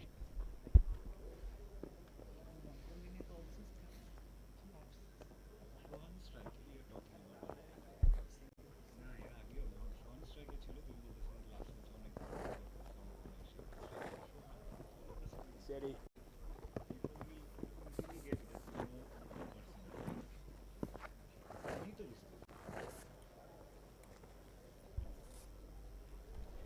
105 for 3 after 17. Ashok to continue. Picked up a wicket, conceding 15 runs from his first 2 overs. He's coming from the far end. Trying to make some room, Maidul Ongkon. As you mentioned rightly in the previous over of Ashok, that he needs to control his bowling. He's bowled a lot more full tosses than he should. Let the ball to do something by pitching it on the surface. That's better, much better. Both the spinners are now getting that rhythm. It was slightly quicker as well. Just hurried on to the batter. Ashok has represented New Zealand under-19 side in the under-19 World Cup, which was held in South Africa back in 2020, and he picked 4 wickets in 5 matches. And in an interview, he expressed his aim to play for Chennai Super Kings because he was born in Tamil Nadu, so that will be kind of his home team if he plays for Chennai in IPL. Yes, he hails from Vellore in Tamil Nadu. You've seen the likes of Ravichandran Ashwin from that part of India. Spin wizard, a legend of a game. Rachin Ravindra also had roots in Chennai. It's a great place to be honest. Been there. The culture is outstanding. People love cricket and they support their team a lot. And it's important to have a good cricketing culture. We always talk about having a good cricketing culture. It has to be from the school cricket. The families need to realize that cricket is very important. Also, any sporting activities are important for the kids. Nicely bowled.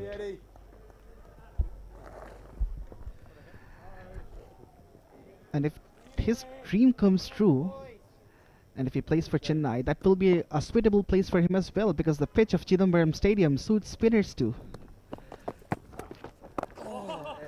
A good over, just a couple from it. After 18, it's 107 for 3 Bangladeshi.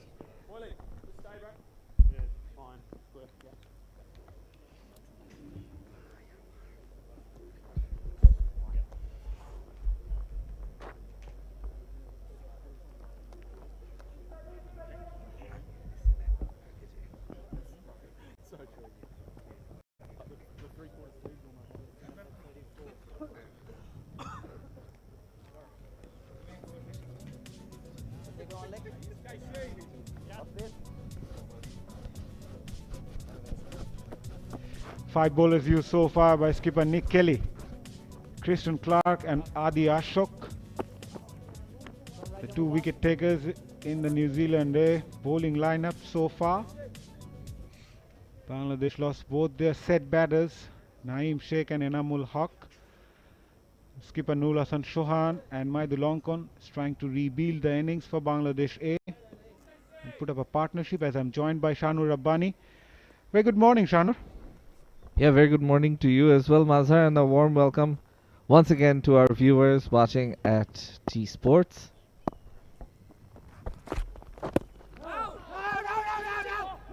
Loud no by Onkon. A bit of mix-up, but in the end they will get a single. The last thing they would want now is a run-out, Shanur. Yeah, you've already mentioned that that's the last thing they'd want because they've already had one. And that was of Bijoy, who was already set. We've had two set batters getting starts and getting 40, 39 respectively. Enamul Bijoy and Naeem Sheikh, and then getting themselves out. So Bangladesh A would want to avoid that.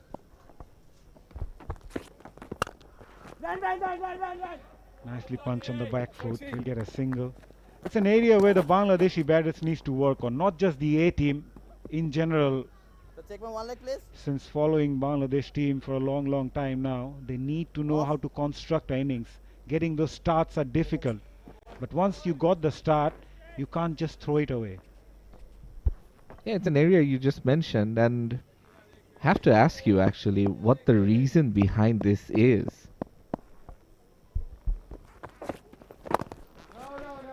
It's about habit, to be very honest, Shanu. You need to know how to play a long innings. You need to know how to construct the innings. When you're 30, 40, it means you are set. You need to find those gaps, wait for the bad deliveries to put that away. But other than that, you just can't manufacture shots every now and then. You need to put a high price tag on your wicket. You just can't throw it away.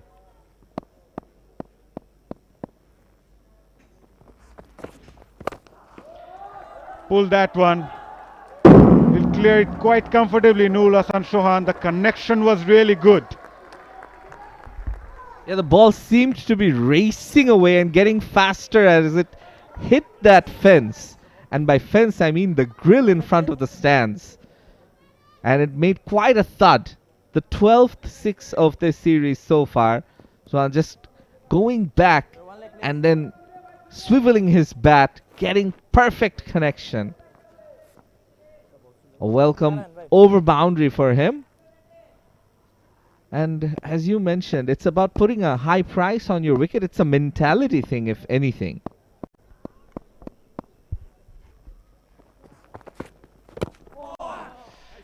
You know, they say if you dismiss after scoring 20, 30, it's a crime. If you get out below 10, the coach won't mind.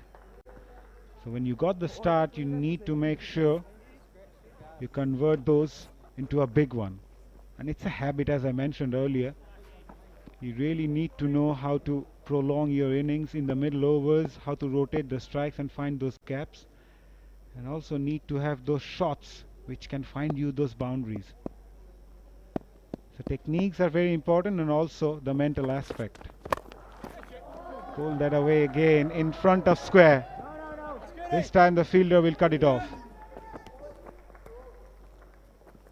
A single to end the over, a good one for Bangladesh A. They are 116 for 3 after 19.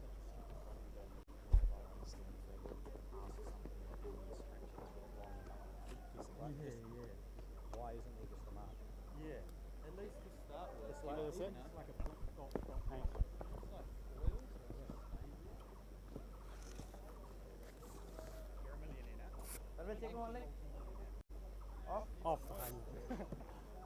I reckon we might be able to find some around here. Partnership building for Bangladesh between Nurul and Maidul. It's 19 of 23 balls. The biggest so far has been Enamul and Naeem. They added 73. Aditya Ashok to continue. A long hop. Easy pickings for Noor Hassan Chauhan for another sixer. Back-to-back sixes for him in the back-to-back overs. And this time he really latched onto it, saw it early. And there wasn't much protection there. Choosing the aerial route. Look at that connection. And we've seen how much Nurul has improved with the bat over the recent past. And this is another example of his improvement, his continued improvement. And I think he's really knocking hard at the selectors' door as far as getting national team selection again. Definitely, he's a matured cricketer now. He's played some responsible knocks in the Dhaka Premier Division Cricket League for Dhanmondi Club. He was also instrumental in the NCL T20 as well. So he's someone who's surely, as you mentioned rightly, knocking the doors of the selectors to get into the national team again. He did captain Bangladesh team in the T20 formats. But at the moment, he's got a job in his hand for the Bangladesh A side. 𝗲𝗂𝗂𝗂, another bright prospect. He is also looking to make an impact for Bangladesh in the white ball formats. As soon as you get the opportunity, it's about showcasing your best, putting a high price on your wicket. And as much as winning is important, building that winning culture, it's about showing what else you can bring to the national team setup. And Nurul Hasan, Ongkon, both of them have shown certain aspects and abilities that will add value into the national team setup if and when they are brought in. Lovely, mate. Excellent, Eddie. I think competitiveness is very important in Bangladesh cricket. Among the players, we see most of them trying to make a place in the national team, but for that they need to perform consistently for a longer period of time to be able to know the exact value of the place in the national team. End of another over, good one for Bangladesh, 8 coming from it. After 20 they are 1-2-4 for 3.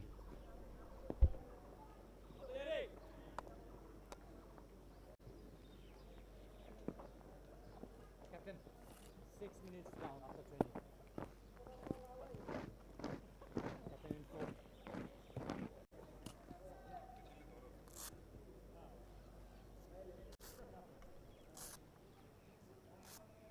Yeah, I'd be interested to know, with Bangladesh A going for such an experienced lineup compared to what New Zealand A have gotten, what the thinking is behind the selectors and the management as to how they're wanting to build for the future with the World Cup in mind.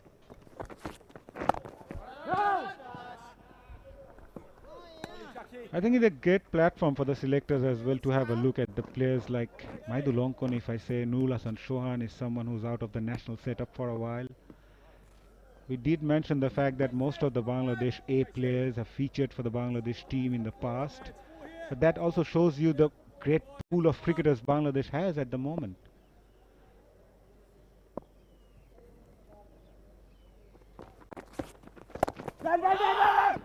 Looking for the single, rightly sent back by skipper Nurul Hasan. The Bangladesh emerging team will also feature against South Africa. So there will be another set of players in the pool. So it's a great opportunity for these players as well, you know, to prove their worth and catch the eye of the selectors.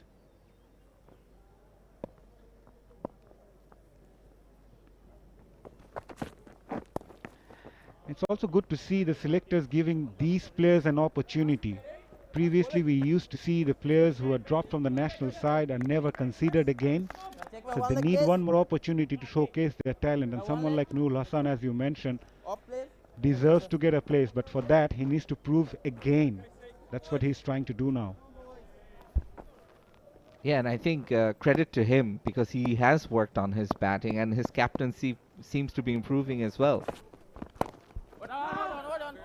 We all knew about his wicket-keeping exploits. One of the best, if not the best, pure wicket-keeper in the country, and the one that Bangladesh has ever produced. So it was about developing the other sides to his game, and he seems to have polished and worked on those, maintained his fitness. A lot of times we see national team players, when they are away from it, their fitness seems to go down. Hasn't been the case with him. Wow, what a shot. Played that on the up in front of square for another maximum. He's dealing in sixes now, Nurul Hasan Chauhan. Often finding those boundaries on the up. Yeah, his third six so far, and look at that.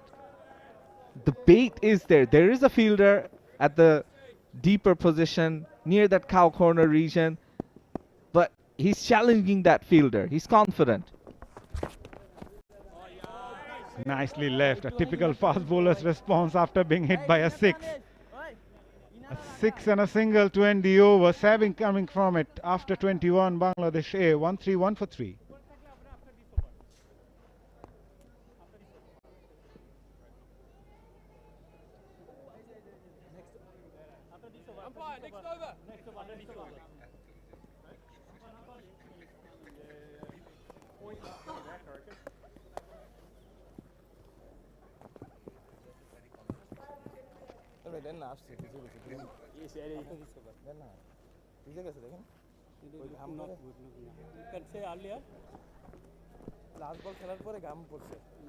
Partnership developing between Wadul Ongkon and Nurul Hasan Chauhan. After Naeem Sheikh missing out, scoring 40. Bangladesh A 1-3-1 for 3. We are on to the 22nd over. Ashok to continue. Wadul Ongkon taking his time. Faced 22 deliveries for his 9. I really think he now needs to look for those gaps and rotate the strike. You get that deep rooted in his crease, and shades of Rajin Saleh there with that leaf. It was in the air for a while, straight to the fielder at cover. Wadul really needs to be careful. He just can't throw it away now. Already faced over 20 deliveries. He's a bit frustrated not being able to rotate the strike.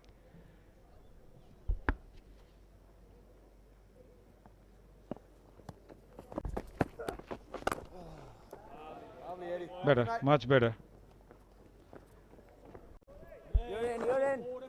It's an area of his game he's definitely looking to work on, and I feel what's important is he's there at the crease, he's gutsing it out, and the longer you spend in the middle, the better you will get. In the last match we saw it wasn't really easy batting conditions, but he stayed there till the end, saw the team through the run chase, which was important. Pick that googly. Nurul Hasan Chauhan himself a wicket keeper, so watch the bowler's hand till the last moment to pick that googly. And someone like Nurul Hasan Chauhan also providing that support to Wadul Ongkon, who's a bit struggling on the other end, but Chauhan is looking very comfortable, often striking those boundaries and sixes. And in the first one days, Wadul Ongkon had got the luxury to play out those deliveries, but today Bangladesh are batting first, so he needs to bat according to the situation as well, so that Nurul Hasan Chauhan won't take that pressure on himself.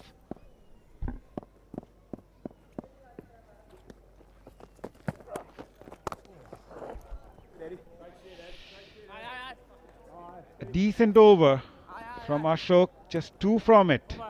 Bangladesh A 133 for 3 after 22.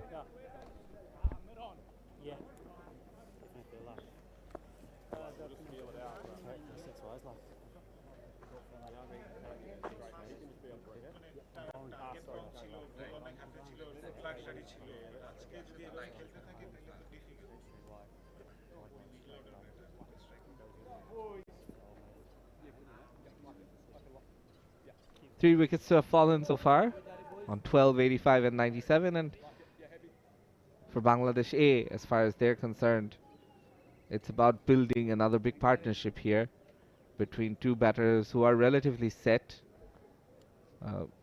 Mazhar, you were talking about Ongkon and how he cannot put pressure on the other batters being bogged down from one end, and with the batters to come as well, the likes of Mosaddeq Hossain, who is experienced, he will probably be coming in next. Shamim Hossain as well, Shamim Hossain Patwari.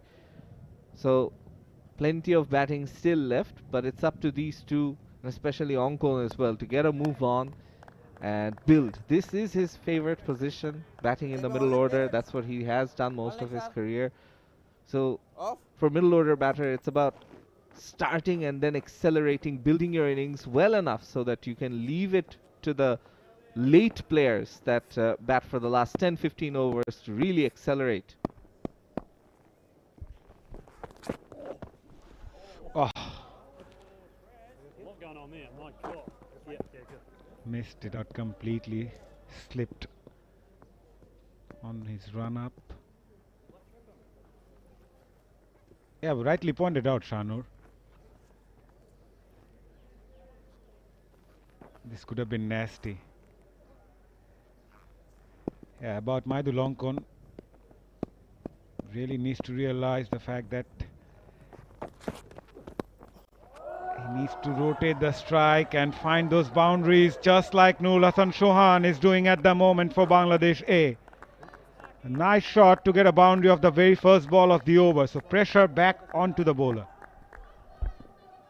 See, mind games, I tell you, because you saw Clark with the first delivery just messing up his action a bit. And the very next delivery, Chauhan attacked him. Just putting the bowler under more pressure, making him think what to bowl, because for the short ball, there is a deep third in play, there is a deep fine leg. But Chauhan still found the gap. That kept a bit low. A bit of misfield as well allows Nurul Hasan Chauhan to get a single. It's also about game sense, game awareness, Shanur. He knows where the fielders were at deep third. It's quite wide, and he got enough time to play that late and using the pace of the bowler. And this comes when you play a lot of matches, when you play in competitive matches, difficult situations, brings out the best out of you. Rooted in the crease, tried to play that square drive. Perhaps a leg cutter from Clark. It's about not letting the bowler dictate terms, as Chauhan has been doing. He's been taking the attack to the bowlers, making them play according to what he wants to do. On the other hand, we're seeing a very big contrast with Ongkon, where the bowlers are dictating terms so far. But he's still there.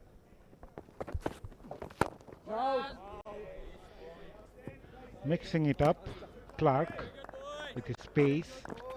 And in this sort of condition and surface, it's very important to change the pace. It just can't be one-dimensional. Imagine 41 runs from 44 deliveries in this partnership. 45 with the last delivery, and only 10 have been scored by Ongkon from 26 balls. That's pressure. That's the pressure of not being able to rotate the strike. So he goes for a big heave.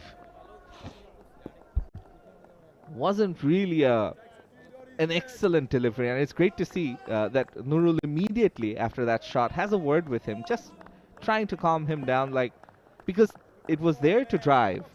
The ball wasn't an unplayable delivery. He could have driven it. He's a technically very sound player, 𝗏𝗏-𝗂𝗃𝗀. He has the shots in his bag. It's about utilizing them accordingly. Makes some room, goes downtown, goes all the way for maximum. That will ease the nerve of 𝗏𝗏-𝗂𝗃𝗀 as he finishes the over with a over boundary. Bangladesh 108, 148 for 3.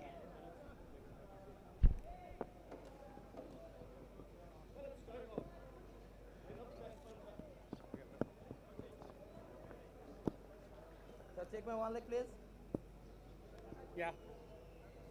Off.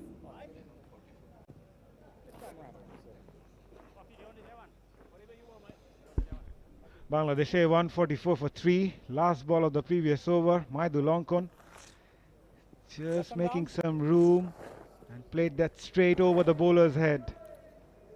All the way for maximum. We were mentioning about 𝗏𝗏-𝗂𝗃𝗀 is under a bit of pressure, not being able to rotate the strike, and the pressure was on, but he releases it with a very good shot. Yeah, and the bowler almost fell for the trap because the previous delivery, Ongkon tried the same shot but against a very different ball, and the bowler bowled exactly the sort of ball where Ongkon could hit it over the top, over the bowler's head. And he moves on to 16 from 28. Lennox back into the attack. Let's see if spin can do the trick for New Zealand. A here in the 24th over. See, Bangladesh are going at a very good rate. They've got that platform. We're halfway through the innings. They're 144 for 3, 7 wickets in hand. Another 26 overs to go after this. So it's a great platform for any side batting. And when you have enough wickets in hand with 2 set batters at the crease, they need to bat for another 10 overs, lay that platform for the back end, and go for the late launch. Ran the first one hard, looking for the second. No, they'll have to settle for one. Yeah, the platform is there, and it's extremely important that this partnership carries on and allows the batters who will come on in after this to really launch. They're set for a 300 plus total, if we're very honest here. But often we see that Bangladesh get good starts but can't carry on because batters get in and they get out. It's also about knowing how to score those 300s. It's not just about getting a good start and then throwing it away in the middle, as you mentioned rightly. So if Bangladesh are able to post over 300 today, this will give them a template to score again. That is why it's very important to know how to construct the innings. Role. What's your role as a batter in the middle? At least one from the top 4 needs to score a big knock. That's the basic.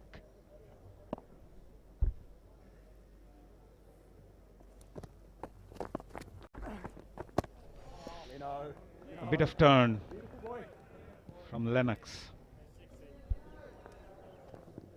Yeah, will put some doubt in mind of the batter, Ongkon, who has been a mixed bag with the bat so far.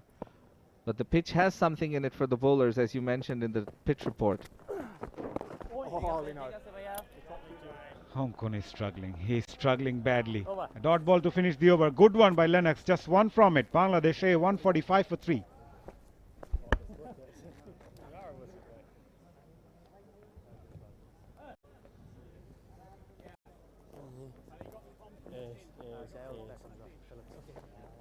The ball just runs away from you. Yeah. You're like, oh, I can't.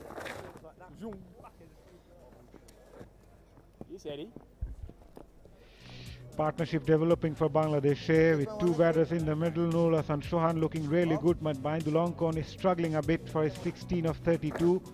Noor Hassan Chauhan run a ball 29. Naeem Sheikh 40 and Inamul scored 39, while Parvez Hussain missed out after scoring 8. Bangladesh 145 for 3 after 24. And they've got a platform to post a good total on the board as Aditya Ashok will continue from the media end. Gave away 27 runs, picked up a wicket of his first 5 overs. He's got a long off, a sweeper and a deep mid-wicket in place, along with long on. Short third and point in place on the offside, and also a cover, short fine leg and short mid-wicket inside the circle. Very good bowling, very good bowling. Bowling, according to the field, it tells us that he's going to be mostly full, going to give the ball some air, some flight, make the batter drive towards these regions where the fielders are stationed at the deep. Start, Eddie. He's been a good find for New Zealand cricket so far. Goes against the spin, it was in the slot. Noor Hassan Chauhan is looking really good today, and he's connecting the ball right from the meaty part of the bat. Yeah, Chauhan continuing in his 6 hitting ways. That's his 4th over boundary so far, and the The two batters seem to be batting on completely different pitches. Chauhan, when he's batting, it seems like a batting surface, and when Ongkon is batting, it seems like there's a lot of demons in it. Oh! Nice catch. It's also about being confident. Oh, Eddie. You see the body language of 𝗏𝗏 Chauhan. He's so assured as a batter. Eddie.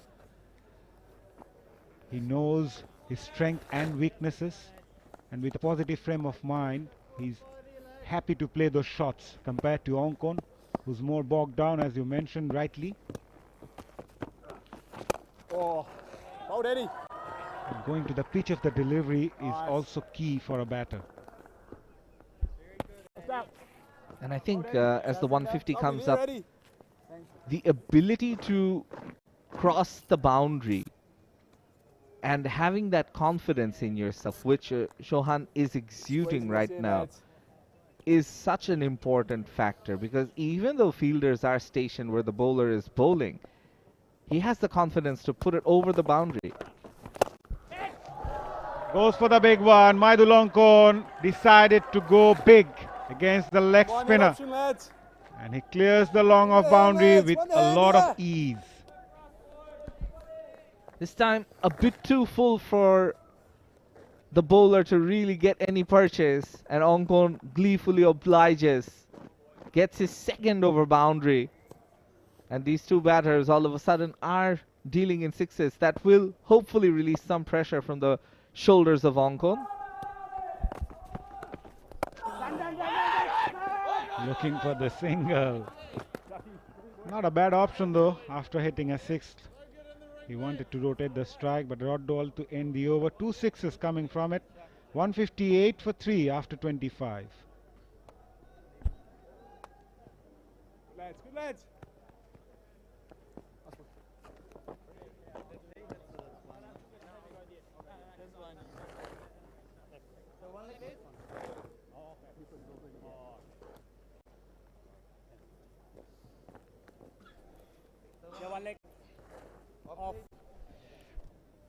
This partnership is looking good for Bangladesh. A 61 of just 59 deliveries, where 𝗏𝗏 Chauhan is playing the role of the aggressor among the two, with Maidul Ongkon on the other end, struggling to rotate the strike, but he's often finding those boundaries and over boundaries.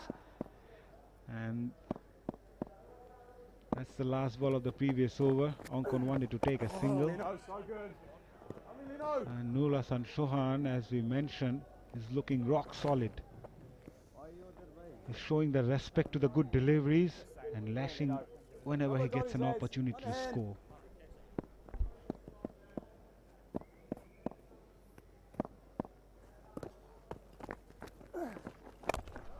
Short ball again. Will find the gap. 𝗏𝗏 Chauhan is not going to miss those boundary opportunities today. Yeah, it was a hit me ball, really. It was there to be hit. It was short, wide, and on this occasion, the form that Chauhan is in, he is not going to miss out. Bisected the two fielders at the deep perfectly.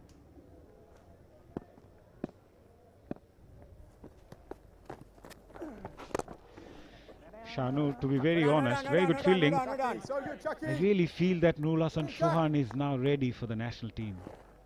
It's about being confident. It's not just about scoring heavily, but the way he's playing at the moment, it seems like he's very confident.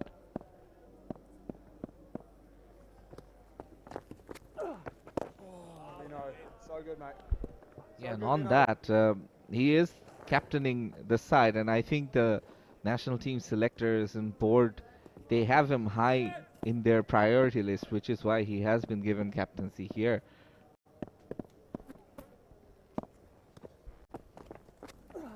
Oh! No! Jackie, so good boy. Nicely bowled by Lennox. Not allowing 𝗏𝗏 Chauhan to free his arm. Targeting the stumps. And speaking of captaincy, Bangladesh's main test team captain, Najmul Hossain Shanto, mentioned what you spoke about a while ago, is one of the reasons for the loss in the first test was because Shanto feels he got out when he was set. So a set batter getting out definitely is a bit of a crime. 26 overs down, 162 for 3. Fully.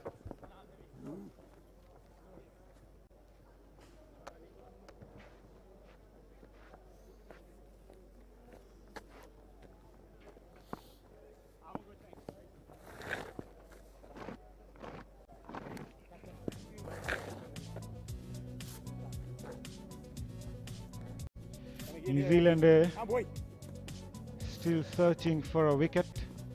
This partnership is looking really good. Only two bowlers manages to pick up a wicket for New Zealand so far, with Christian Clark and Adi Ashok amongst the wicket. And the leg spinner will continue from the media end. He's got a long off, long on, and a deep square leg in place, and also a sweeper for the right-hander Ongkon. Good start. Lovely, mate. Right on the money. Lovely, Eddie. I really like the little Hey, we quirks spotted in Eddie. his action as far as Ashok is concerned. Holds the ball with two hands and then tries to hide the seam, tries to hide his finger position from the batter. Oh! And I think if he can work on his line and length even more, definitely a New Zealand national team call-up awaits. Big shot coming now. Leg spinners are a rare breed in cricket in general, a very highly valued sort of a bowler, a wicket-taking option generally, a very difficult art to master.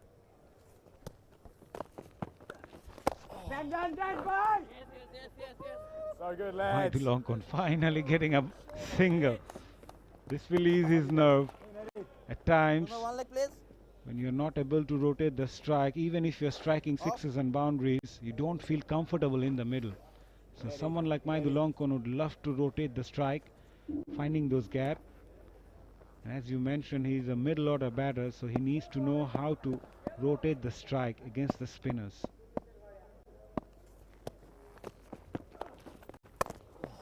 Just going back to Ashok, he's got a very good googly as well. It's a great variation for a leg spinner. Often outfoxes the batter, hoping for the ball to move away from him, and all of a sudden it comes on to you. So it's never easy to negotiate those googlies if it's pitched in the right areas. Just like that. So good. Eddie, so good, mate. It's been a really good over so far, and rightfully the wicketkeeper also appreciating what's being done by Ashok. And action aside, you know, it's all about having control, guile, and flummoxing the batters with your variations, and that's what's so far happened. As far as Ashok is concerned, he's had the one wicket, though it was a bit of a long hop to dismiss Mohammad Naeem Sheikh, and now there's a fielder coming in at deep mid-wicket. It was expected to be a googly. That's why the captain put that short mid-wicket back in the boundary line and bringing in long off to mid-off. The ploy remains the same. Now the fielder from short fine leg comes to short mid-wicket. There's a deep square leg finer for the right-hander Chauhan. A very good over from this leg spinner. Just two coming from it after 27. Bangladesh A 164 for 3.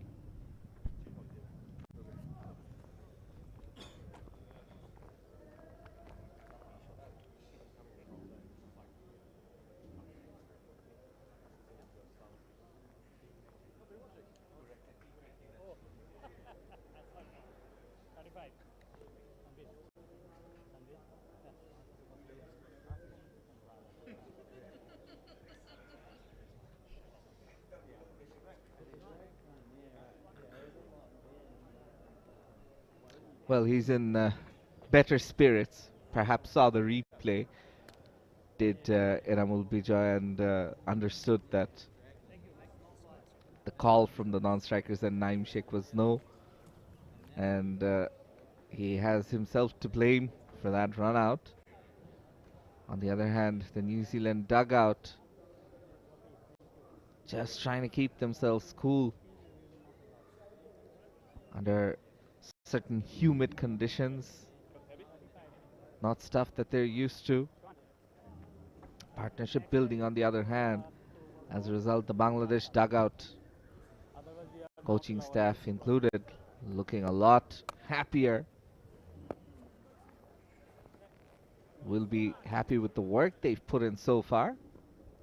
Keep in mind, New Zealand, they won the toss and elected to bowl first. And with spin moving away for pace as Folks comes back into the attack. There is a slight change in the comm box as Alif Tasnim joins me once again. Thank you, Shahnur. And a solid partnership has been formed between Ongkon and Chauhan. And they're on the way of giving Bangladesh a foundation of a big total.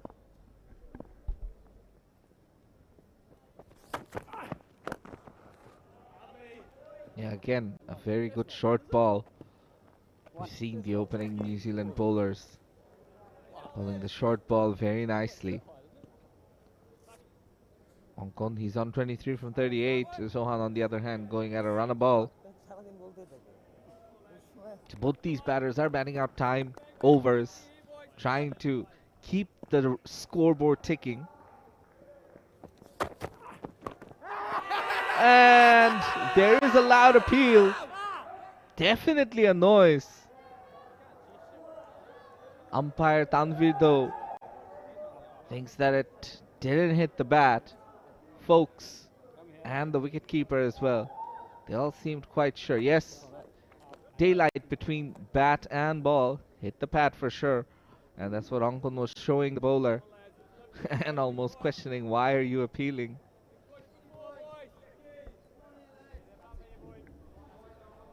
He played it slightly late. It was too quick for Ongkon to negotiate.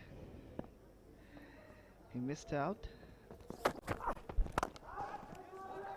Driven back past the bowler and will reach the boundary. Mahidul Ongkon responds in style. A slower delivery from Folks, and Ongkon was on top of it.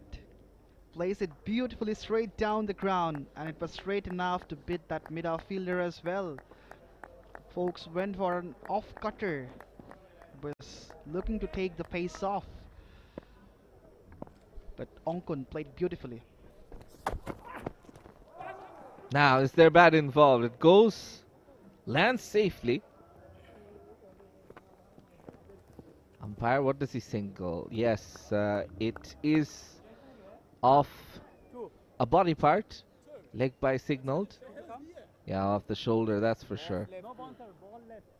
Another well-directed, well-guided short ball. Really a bit of a speciality as far as Folks is concerned. We've seen that being used to good effect. Partnership building now. 72 from 75.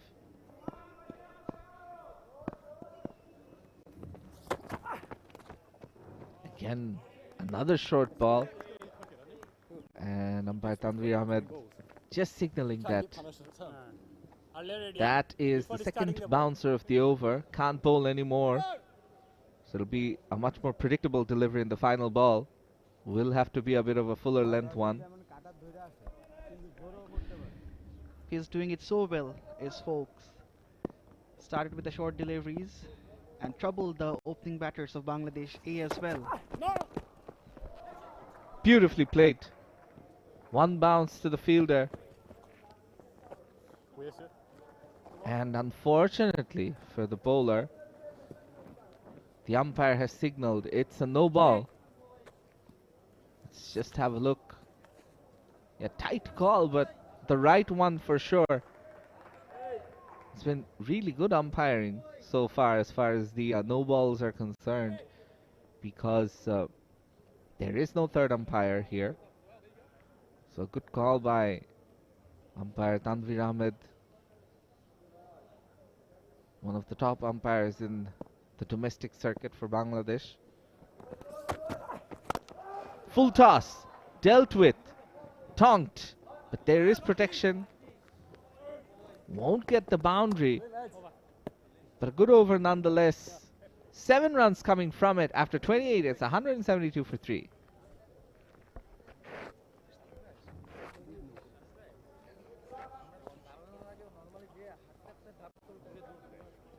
But you start because case ball, you start earlier.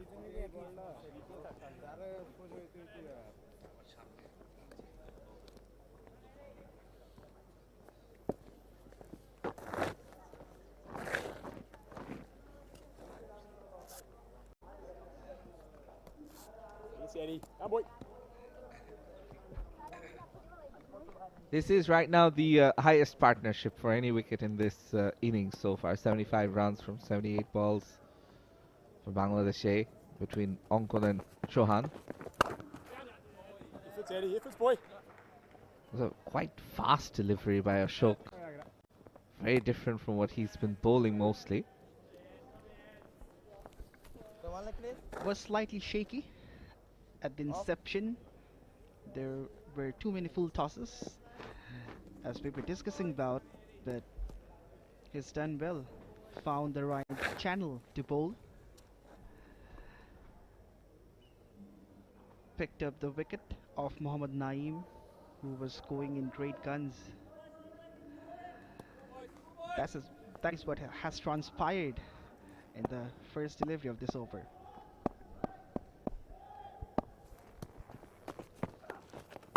Again, Nice cut. coming outside the crease, Nurul Hassan Chauhan looking to be proactive, rotate the strike. On this occasion, though, straight to the fielder. Lovely, Eddie. Chauhan is someone who shuffles across a lot, comes outside the off stumps. If he bowls a googly against him, how will that be? That's it. That's the googly I was talking about. Good, Eddie. Excellent, Eddie. Right on the money there, Alif. Lovely We edge. were just mentioning, and the bowler obliged. Unfortunately for him, didn't hit the stumps. Again, shuffling quite a bit. And a really well guided googly. Look at that flight. This time, it's a regulation leg spinner. There to be cut. Nice, out. Well done, boy. Good amount of turn Good, Eddie. for Ashok. That spun big. Chauhan just opened the face of the bat and picked up a single. So Onkon has to be agile about his googlies. Nice, Curtis. Lovely, The thing mate. I really like about Ashok so far is he's not trying to bowl too fast. We often see leg spinners these days. They want to bowl fast, skid it through, not really look for turn and flight. Ashok is more a throwback, an old school leg spinner who likes to give it a lot of air, looks for turn. This occasion, it's a bit too short. Will be a single, but just 3 runs from the over. A good one for New Zealand A. Bangladesh after 29, 173, 175 for 3.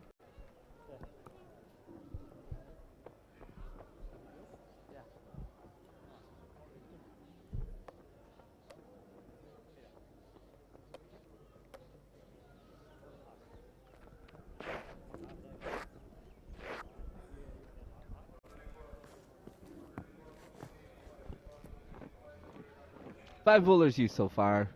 Folks and Clark. They started things off. Clark getting the wicket of Imon.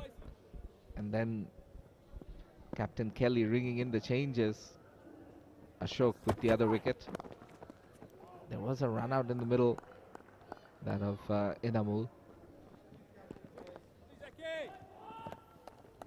But he's mixing it up now with pace from one end and spin from the other. Folks and Ashok doing the job in tandem. It's about mixing it up, keeping the batters engaged, busy, thinking. And that is thinking cricket by Chauhan. Gets the single, looks for the second, but good fielding, limits it to just a run. Folks has been impressive from the get-go with his variations. We have seen him do bowl those in-swingers, out-swingers, and then all of a sudden the bumpers, which hurried on the batters, and he's really good with the slower deliveries as well. And the last one was a slower short one.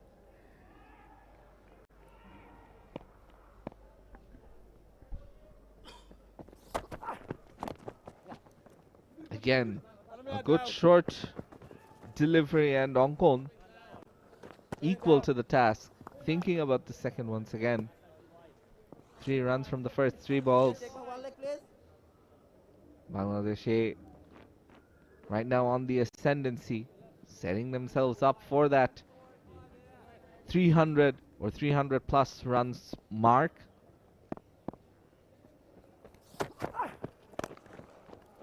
Pulled upish, but into the gap. And it slowly trickles away to the boundary. The timing wasn't the best, but another 4 for Chauhan. Predictable. Folks was getting predictable to the batters. Consistently short deliveries and the slower ones. And this time around, Chauhan just picks it and pulls it in front of square. And there was a gap as well because the long on-fielder was inside the ring. So it could trickle away for a boundary. Excellent shot in the sense that he hit it as straight as he could instead of hitting it square of the wicket where the fielder was. Hit it into the gap. And I think that's the sign of a batter who is in form and a batter who is proactive and thinking, making the bowlers work. 3 runs away from what will be a much deserved half century for Nurul Hasan, and as far as Bangladesh are concerned, one will hope that he can carry on. Once again pulled away, will retain the strike. 8 runs coming from the over after 30. Bangladesh are 183 for 3.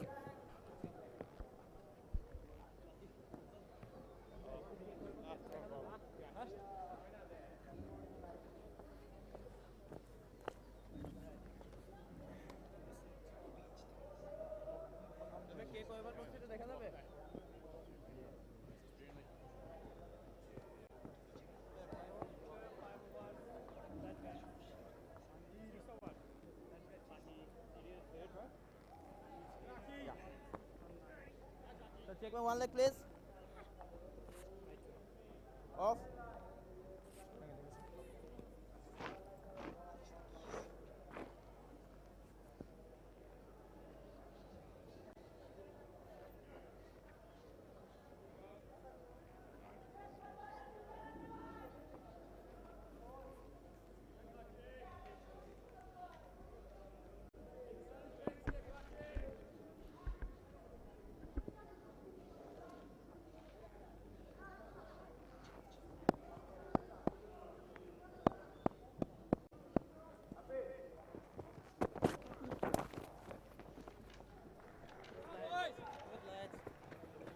Played with soft hands. 1 run away from his half century now. Bangladesh building on nicely. Thanks. Hey brother. Hey brother.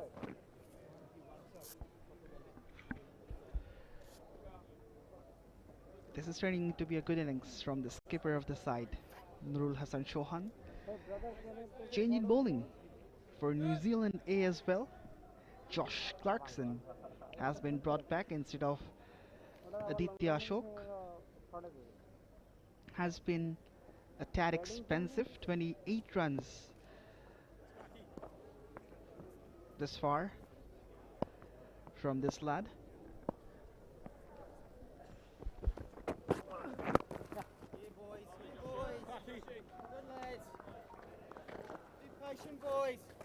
Dealing in singles now.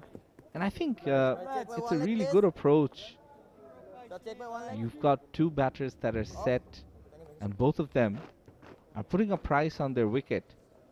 We earlier had this discussion about how it was important to get starts and then convert, and both of these players are building a big partnership and they look set for more. I hope this doesn't turn into a commentator's curse and they get out. Chauhan on 49, 1 short of a half century. And he gets it. Brings up a well-deserved 50 from 53 deliveries. Nurul Hasan Chauhan, the captain, leading from the front. A very well compiled innings from the skipper of Bangladesh. He arrived into the middle when his team was under the pump. But now he has taken the team into a comfortable situation, built a partnership with Ongkon, which is still going on. Hey brother.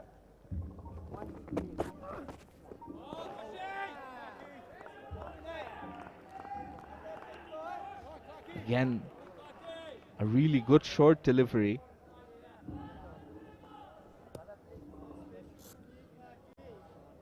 Look at those eyes, watching it till the very end.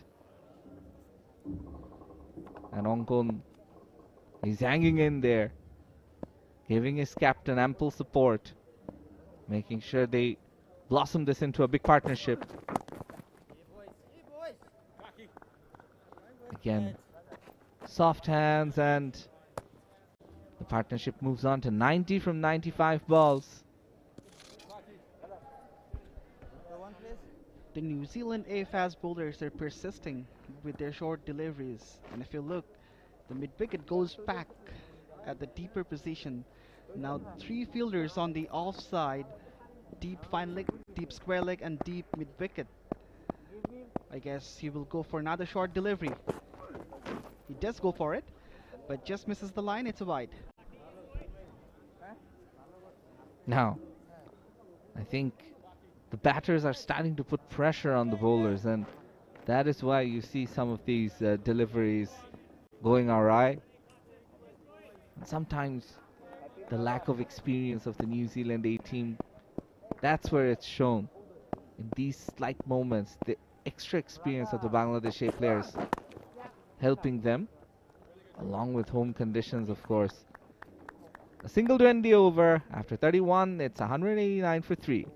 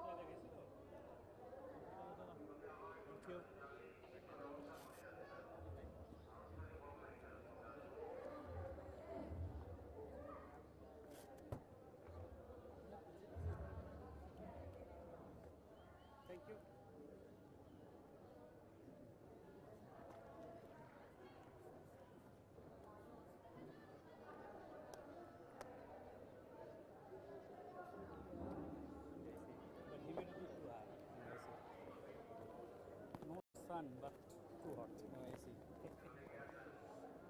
Aircon, aircon. Need aircon.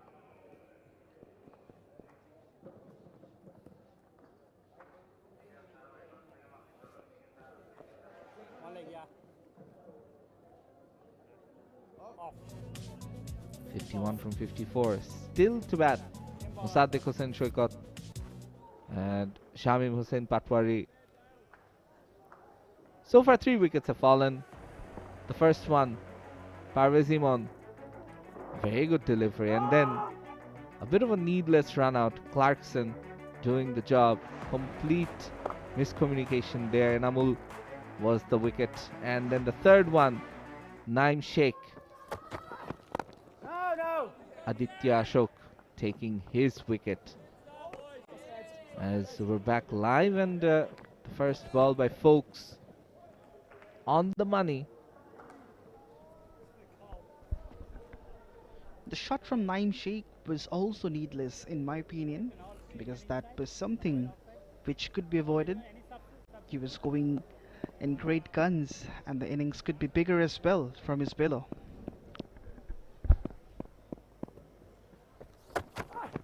Making room and still going down the leg side. This delivery, Folks perhaps being put off guard, seeing Nurul making that move away from his stumps. Has to bowl it again, but this innings by Chauhan has been characterized by excellent batsmanship. Shots all around the park, punishing the bad balls, even the good ones at times. As we're back live, and so far Folks, despite the wide, has bowled a couple of good deliveries. Chauhan on 51 from 56, leading his side from the front with the bat now. And one feels a good series here, and he will get a national team call-up. This time it's a no ball before it was a wide. So it's going to be a free hit. Folks all of a sudden giving away quite a few extras now. He bowled a no ball even in the last over as well. Once again his overstep, and it's the biggest of the day, my words.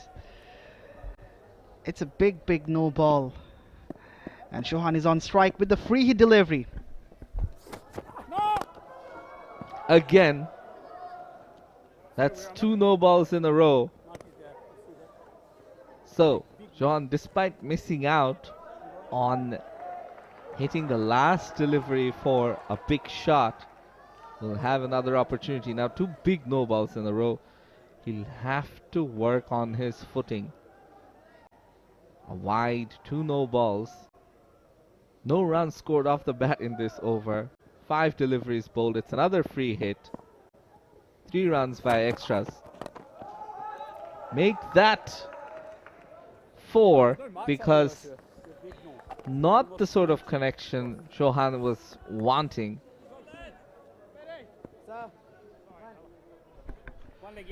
Could not connect from the middle of the bat. Just got the slice and it went straight up. But there were 3 fielders for Chauhan on the deeper. One at fine leg, square leg, and deep mid wicket as well, which has been brought in for Ongkun.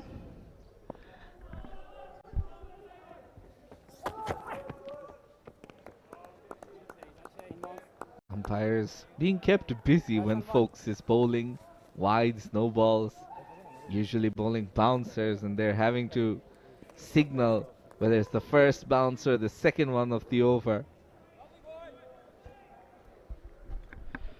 Chin music from Folks, persisting with the short deliveries for a long period of time.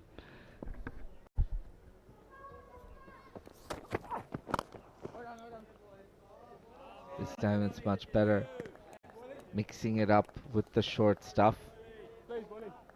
Very interestingly, despite the wide and the 2 no balls, only 4 runs have been scored from the first 5 legal deliveries.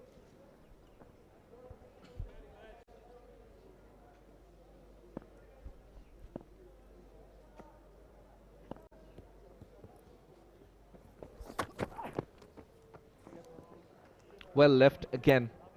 A short ball, the second one he could have bowled.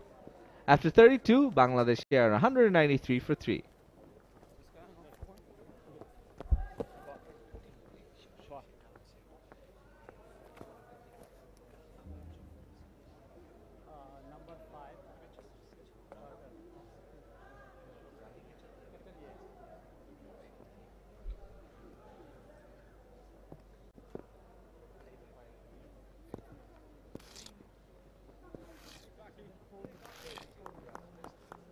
So check my one leg, please. Off.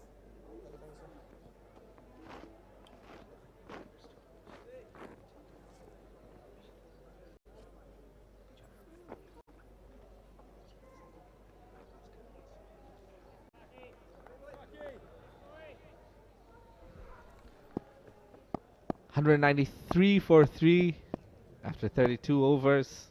Bangladesh A batting quite well now, setting themselves up for a big 300 plus total. Josh Clarkson has the experience of playing in Bangladesh and was the part of the New Zealand under-19 side back in 2016 under-19 World Cup, which was held in this very country.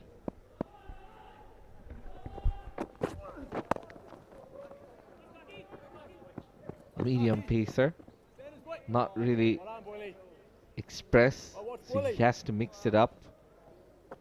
Both slowers, cutters, and as you just noticed, despite being a tall unit, he is quite agile. Fielding well off his own bowling.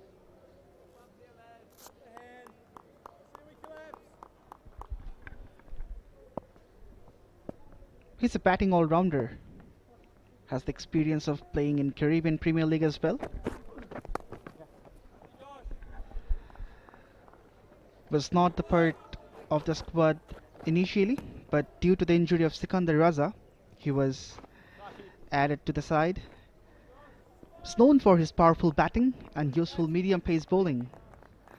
Made his ODI debut against Bangladesh back in 2023 December, and he picked up a couple of wickets as well in his debut. Oh, full toss. Not really given the full tilt there by Chauhan. Just dealing in singles. And after the drinks break, it has been steady going for these two batters in the middle as Bangladesh a inch closer to that 200 run mark.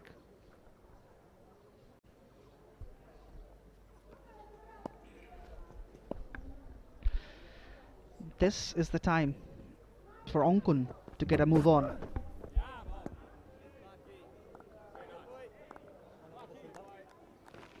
Unfortunately, I think the way he's been batting so far, there have been a few struggles. Again, having to duck for that bouncer. Ongkun 35 from 55, and Nurul on the other hand 54 from 62. So you can see a contrast in the two batters and their strike rates. The deep mid wicket going back from a mid-on position. Mid-on, mid-off inside the circle. Might be a back of a length ball. Nope. Bowls it really full. Gets away with it. Nurul Hassan Chauhan not managing to middle it after 33 at 196 for 3.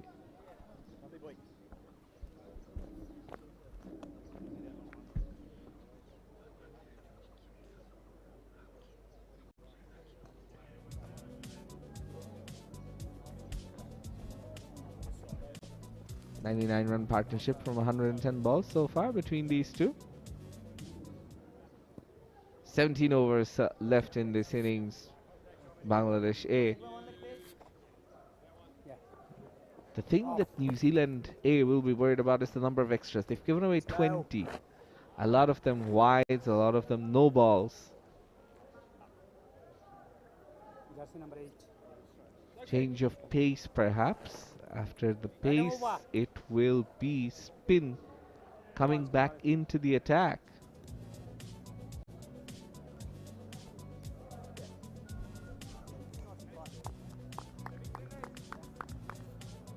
Come, boy.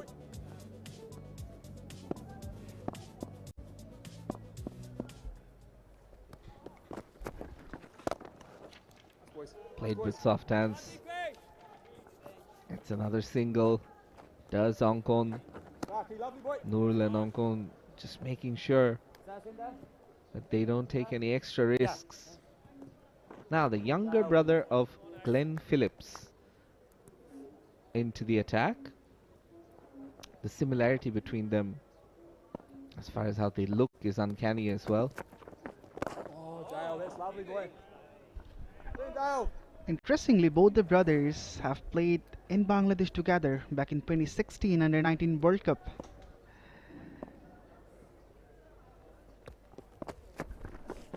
Dale, lovely, mate. Lovely, Dale. Good flight.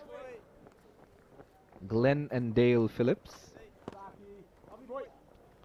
And much like his older brother, Phillips, the younger one, is also an all-rounder. And Glenn Phillips has made quite a name for himself, especially with his fielding. Perhaps being touted as the best fielder in world cricket currently. And his younger brother, Dale, is not too shabby as well. Cricketing families galore in New Zealand. Now that's lofted in the air, and it goes all the way for another maximum. Ongkon releases the shackles, moves into the 40s. The 200 comes up for Bangladesh A, and we were speaking of the move on. Ongkon says enough is enough, I have to play some shots. He was down on his back leg and he belts it out of the ground for half a dozen. And he is a very good player of this shot as well. Ongkon.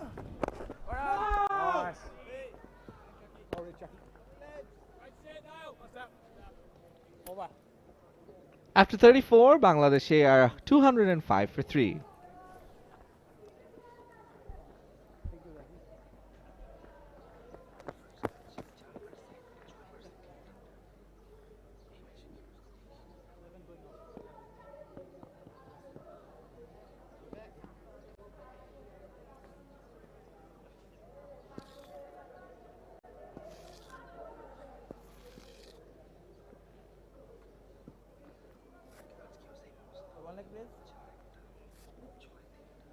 Off.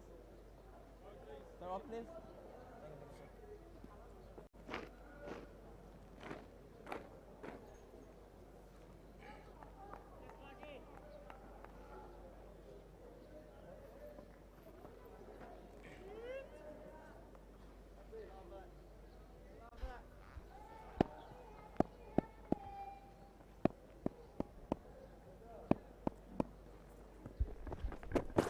Clarkson, and he is greeted with a boundary by Chauhan, and this was a delightful stroke from the Bangladesh ace skipper.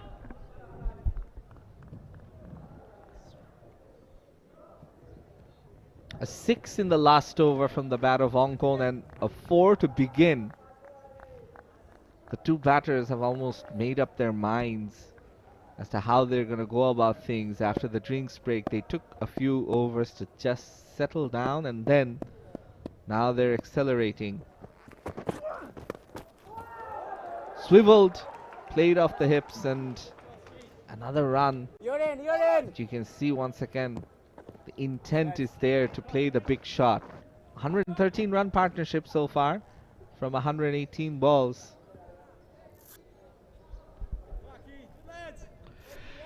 As we're heading towards the business end of this game, the batters need to accelerate the innings and eye for that 300 mark.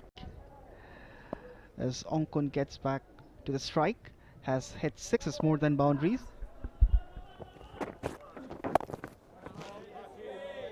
He did that in the last match, as you mentioned. He hit 3 sixes, and in this match as well, he's hit 3 sixes and just the one boundary. So, plenty of power hitting in display from the middle order player. And you really can't tell that 6 hitting would be his stronger suit, given how he's so technically proficient and his build as well. That's a good looking shot into the gap. A chase for the fielder. He's done exceedingly well.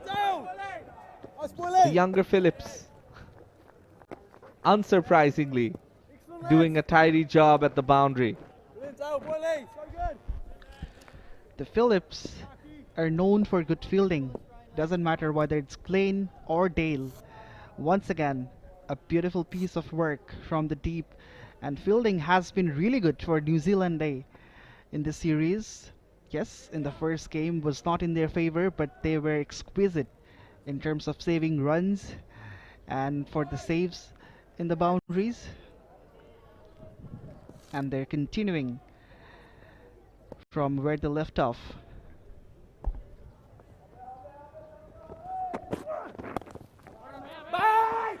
Oh, they don't want another run out. Ongkon, he decided to take the run and then stopped midway through. Not ideal, really. That has been an area where we have seen Ongkon at times be a bit shaky as far as taking the singles are concerned. But what's good, again, has to be said, is he's hanging in there. He's played 63 balls, scored 44. He's trying to build on the start that he's gotten. Said run, run, run, run, run, run 5 times before taking the single. Good running. Ends the over with a single. 213 for 3.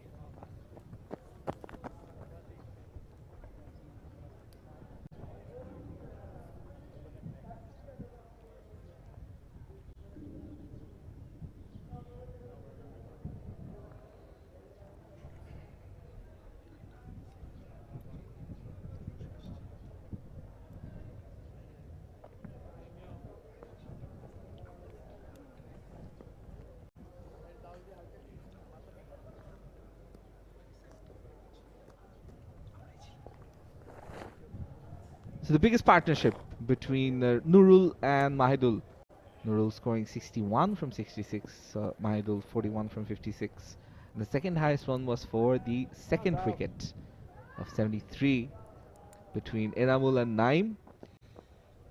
And Bangladesh A, they're building nicely, looking for that 300 plus run mark as Dale Phillips comes back into the attack.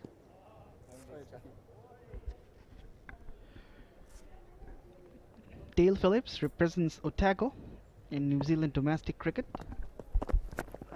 Oh, it's so good. Dale, great link.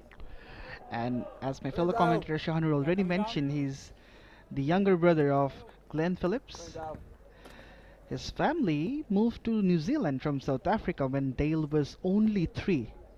He attended Sacred Heart College, and from that college he started playing cricket. Finds the gap. Will be another single. Yeah.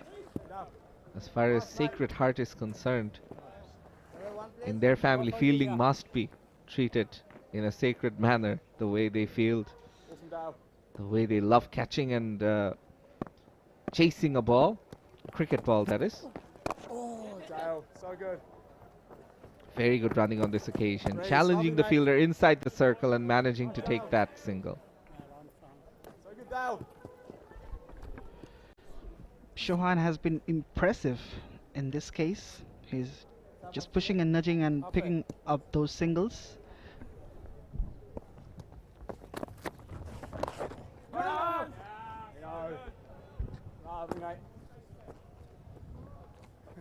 Phillips is trying to mix it up, changing his angle from over the wicket to around the wicket. Now, this is an opportunity just over the fielder's head. And it goes over for another boundary. And that will bring up Ongkon's half century. He was the top scorer for Bangladesh A in the first one-dayers as well. And he's carrying his form in the second game too. It's 50 for Ongkon from 68 deliveries. Again, a quick single. The call was from the captain, Shohan. Ongkon wasn't too sure about it. After 36, it's 220 for 3.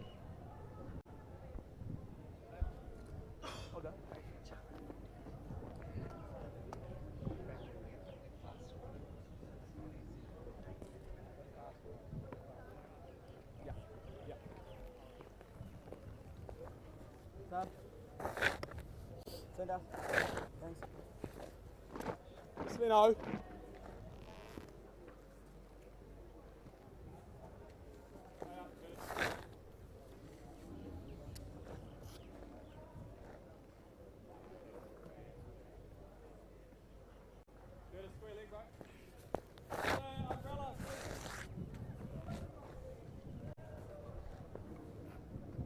So spin it will be from both ends now. Lennox back into the attack.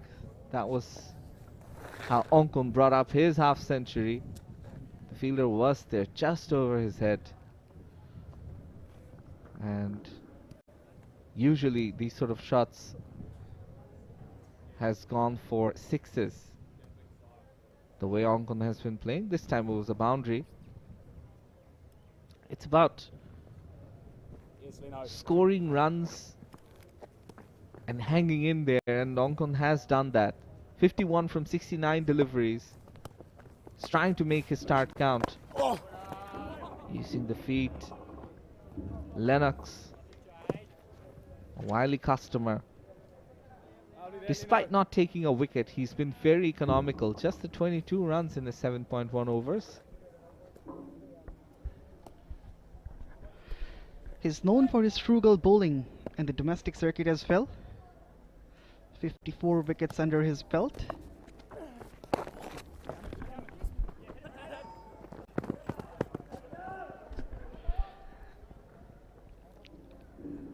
Averaging 31.53. He also is a product of school cricket. Started playing cricket for Napier Technical Boys Cricket Club. And that was the place where he demonstrated his quality. For the first time, a quick single in the middle from Ongkon, which takes back Shohan on the strike.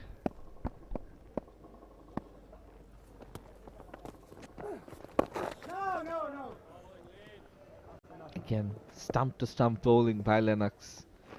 And I think he's used the conditions very well. The pitch has something in it for the spinners and the pacers, but you look at what Lennox is doing, and the other bowlers can take note. It's sometimes about keeping things simple, cramping the batter for room, and making them force those false shots.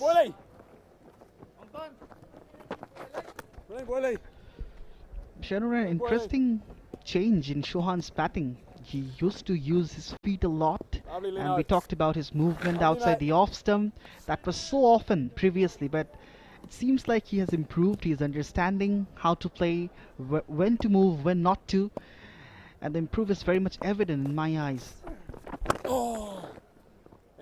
He spoke about his movement, and in the last delivery we again saw an example or a glimpse of what he used to do a lot of. That back leg was going across, and he was perhaps looking to play a sweep or a reverse sweep, but that is the innings of Ongkon so far. Some powerful blows down the ground in the V, mostly 3 sixes and 2 fours in the innings so far. Oh, now sent back by Shohan, and rightfully so. There was never a run there.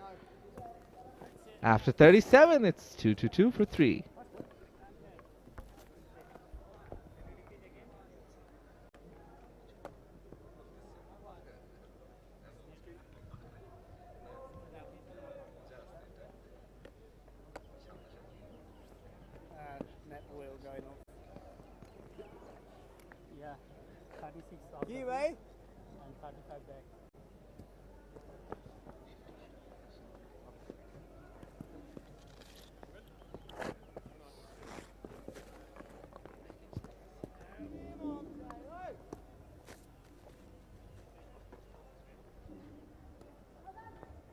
2-2-2 for 3. And now down the leg side will be a couple of runs. Now, was there any bat involved, or will that be a wide? Leg by signaled, in fact, by the umpire Tanvir. And as far as 2-2-2 is concerned, yes, you can call it a double Nelson, because 111 is a Nelson. Australians, however, like to call it a Benno, because of their legendary commentator Richie Benno, who had a very distinctive way of pronouncing 2-2-2 for 2. He had a very chewy accent, Australian chewy accent, and really known for his amazing cricket commentary. In the gap, Nurul Hassan Chauhan continues his merry ways for another boundary.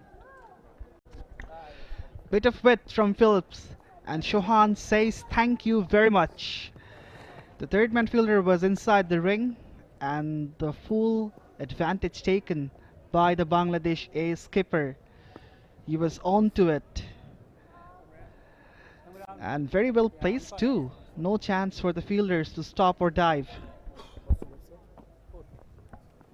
A shot of complete authority, using the wrists to great effect, finding the gap.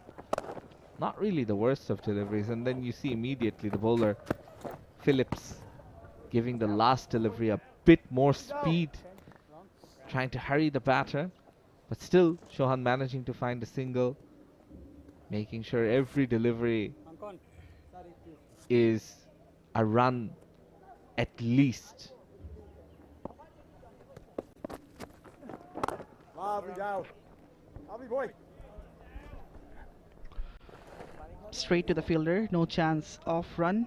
But Phillips is hardly giving any time to the batters. That was hit straight, and that has hit the stumps of the other end. And this is the second time in this game this has taken place. The first one was from Bijoy.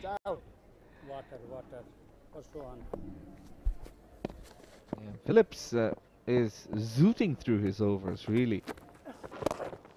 Oh, Dale. Lovely, mate. And that will be that. Another over done. After 38, it's a 231 for 3.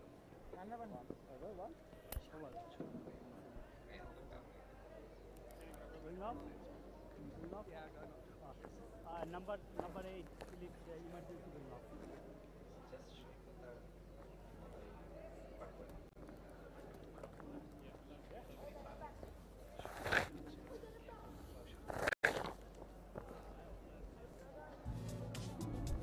So that's the Bangladesh batting card so far. Naim Sheikh, Parvez Hossain, Enamul Haq, all getting starts, to say. Parvez Hossain, though, got out pretty cheaply. Naim Sheikh and Enamul couldn't convert those starts. Mahidul and Chauhan, they have both on 50+ scores, looking good for more. And the New Zealand dugout might have a bit of a furrowed brow, but look at that. Nice to see people coming in to watch the game here in Sylhet. Beautiful venue for cricket. Oh, beauty! I thought that was the stumps that were hit by Lennox. Unlucky on that occasion. The bowler almost got the wicket of the set batter Chauhan, who really has been the pick of the batters. And Lennox has been the pick of the bowlers. Just a hint of turn, a little turn, which is not taking a big spin, but that little turn is enough to sometimes deceive the batter. And Chauhan was deceived in the first delivery of this over as well. Oh, it's nicely, no. Into the gap. Very nicely driven. Again, what I love about this innings and this partnership so far is how these two batters are starting to complement each other. We spoke earlier about Ongkon perhaps getting bogged down too much and putting pressure on his captain. Hasn't been the case. And that is a catch dropped. Lennox dropping Ongkon on 53. Gets some encouragement from his fielder, but that was a chance, a half chance perhaps. One hand to grab it and didn't manage to do so. So Ongkon getting a life at 53. Now finds the gap. And it goes for another boundary. Just a bounce before it went past the rope. A pressure releasing shot. Got into a decent position, moved a bit and played that shot beautifully over the head of short fine leg. He knew the fielder was in the ring, hence he took the opportunity and put it away for a boundary. Wow, beautiful, glorious, the shot of the match by Ongkon. A 6 to finish the over. Bangladesh A 242 for 3.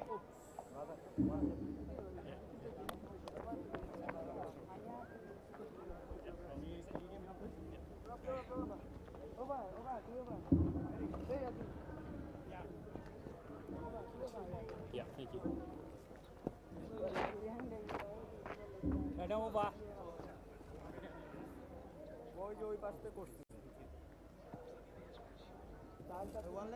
Yeah. Off.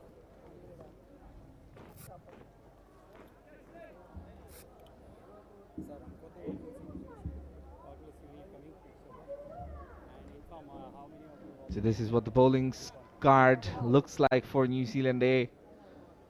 6 options used by the captain. So far only 2 wickets taken by the bowlers. One of them being a run out, and nice to see New Zealand players and the Bangladesh players interacting with the crowd that has gathered. A sporadic one here at the Sylhet International Cricket Stadium. Bangladesh A putting on a good showing with the bat in the second one day. The first one, they did it with the ball. Chauhan now goes over the top.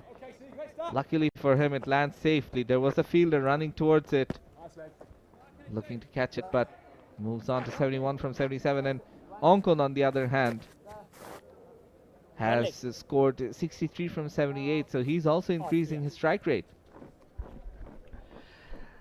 Christian Clerk has been brought back, picked up a wicket. Right-arm medium fast bowler. And he will be looking to fetch a breakthrough that New Zealand A are striving for. Again pushed. Just be a single.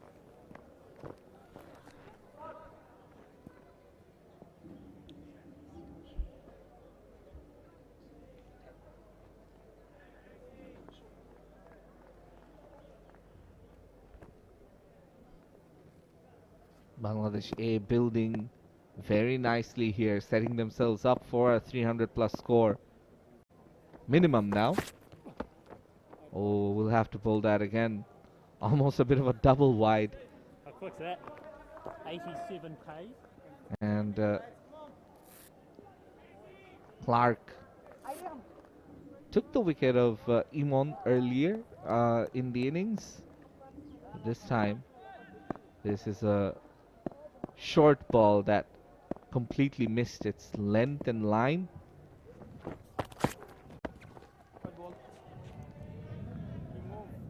And the umpire just telling Chauhan that he moved, or else it would have been a wide had he not moved.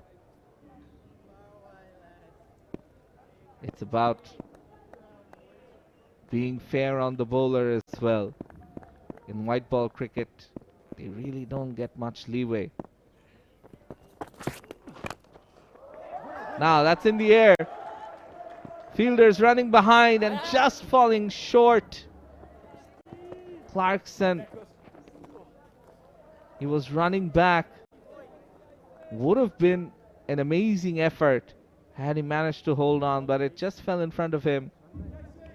2 more runs added to the total. That wasn't from the middle of the blade. Just got the inside part. Got the elevation, but not enough distance. And the fielder was backpedaling, almost circling under the ball, but eventually couldn't gobble up. But it was certainly a very good effort from the fielder.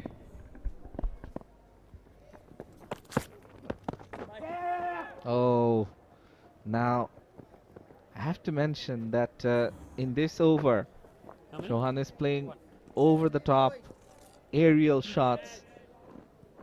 He's been lucky so far that both aerial shots have fallen safely, but he's looking to take that extra risk.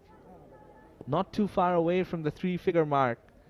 As the captain, yes, it might sound selfish, but he's worked hard enough to get himself that 3-figure score.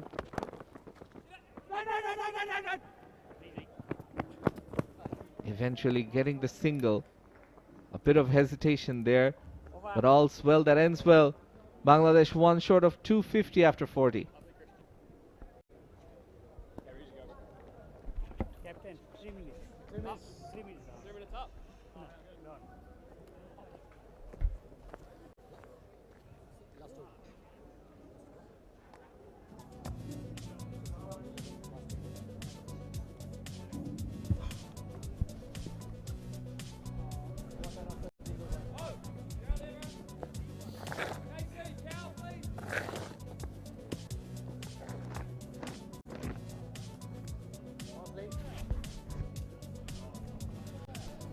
After 40 overs, Bangladesh are 249 for 3.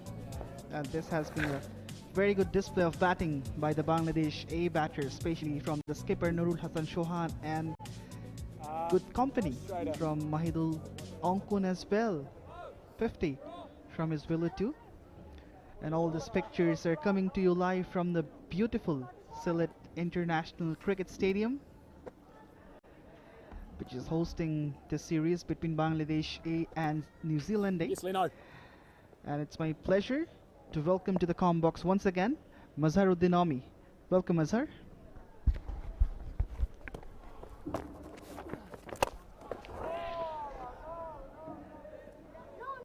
Just falling short of the field at sweeper. Was India for a long time. What a start for Bangladesh, and they worked on the start, and they are in a place where they could post more than 300. 2 batters, Mahidul Ongkun and Nurul Hassan Chauhan, making sure they go past that mark. Trying to clear that one over cover's head. And both the batters are now heading towards 100. It's very much gettable. So good, mate. Great meters. Great line. Absolutely. And the skipper Nurul Hassan Chauhan is on 74 from 81. Mahidul Ongkun also faced 81 deliveries but scored 8 runs less than the skipper. This time the connection was good and the result was even sweeter. All the way for maximum. Mahidul Ongkun now reaches to 72 of 82 deliveries as Bangladesh 257 for 3. What a shot.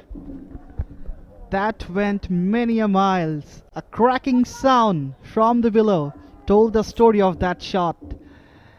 And the ball had enough wings to fly all the way. Ongkun, dealing in sixes, has hit more sixes than fours in the first game as well. And this has been the case even in the second one day.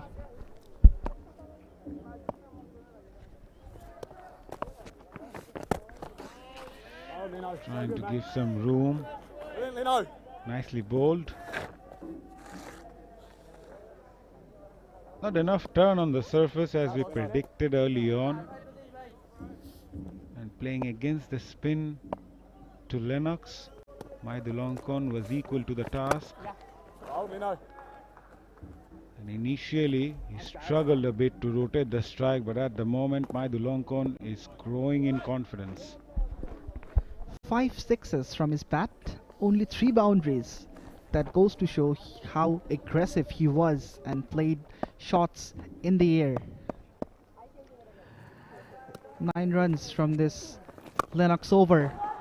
And this 6 will make it 15. The skipper decides to go over mid-wicket and he sends it into the stands.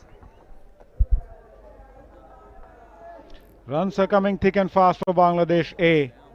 Second sixer of the over. Another big over for Bangladesh A.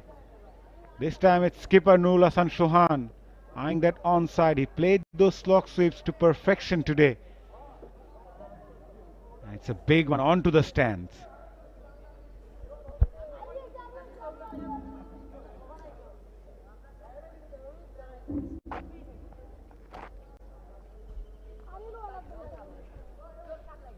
Jayden Lennox had an ordinary day with the ball, 50 for none from his 10 overs. And he must be looking to make an impact in the coming days, as spinners will surely play a big role in New Zealand A's tour of Bangladesh.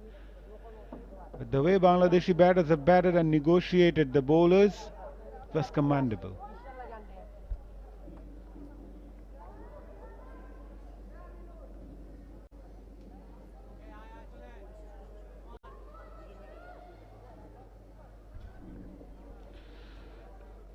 Though it's a bit gloomy and darker today, but still it's pretty hot out there, Leaf. We've seen how hot it was in the first one-dayers. And even today, the batters are struggling. So does the New Zealand fielders as well. It's a test for them to adjust and adapt to the conditions. Never easy. It's a different condition, not the same as New Zealand. And this is a very good platform for the players as well to know how the conditions are here in Bangladesh, because if they get into the national side, this experience will certainly help them in the future to adapt and adjust and bring out their best, as Christian Clerk has been brought back into the attack. 45 runs given away with a wicket, and he's produced 22 dot deliveries this far. Ongkon goes down the ground and beats the fielder as well at long on. It's a boundary. Both the batters have now decided to take on the New Zealand bowlers, and it's a great platform for them. With 7 wickets in hand, 2 set batters in the middle, they'll surely go after the New Zealand bowlers almost in every over now. We're into the 42nd over. Bangladesh 268 for 3. And making some room, 𝗵𝗽-𝗂𝗀𝗀𝗀 will get a single.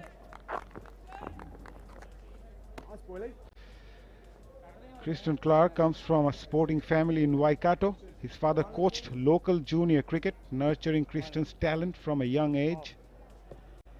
Clark enjoys outdoor adventure sports. He's an avid mountain biker and often goes trail riding. He also plays guitar in his spare time, occasionally jamming with teammates on tour. Slow delivery. The stumps have been rattled by the keeper, but the batter was well in. So many talented human beings in this New Zealand A side. Engineers, lawyers. We have players who love baking, and Christian Clerk himself is a musician who loves playing guitar. So multi-talented personalities, Mazhar, and not just an individual, so many players. Down the leg side, he dropped a lolly. Oh boy. This is surely frustrating for the New Zealand fielders and the bowler, especially Clark. Ground fielding was commendable, but this time around, the fielder makes a hash of a thing. Should be an easy grab, but he puts it down.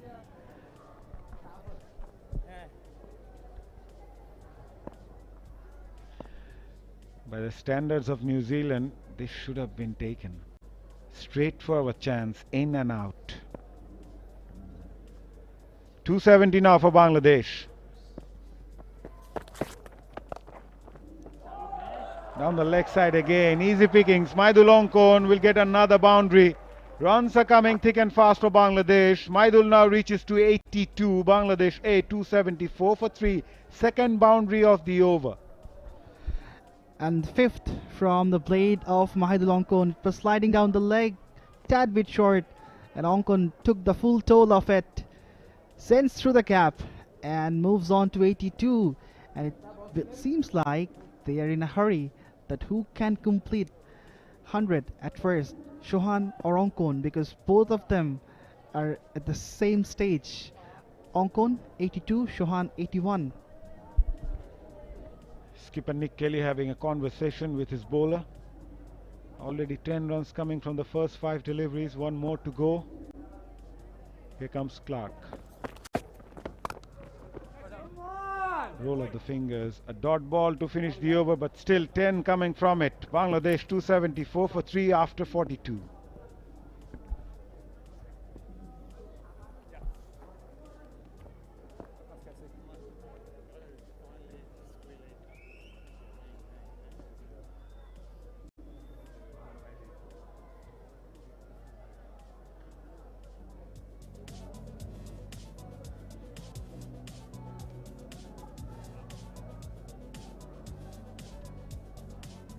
The partnership between Nurul and 𝗏𝗏𝗀𝗃𝗀 Ongkon reaches to 177 of just 164 deliveries.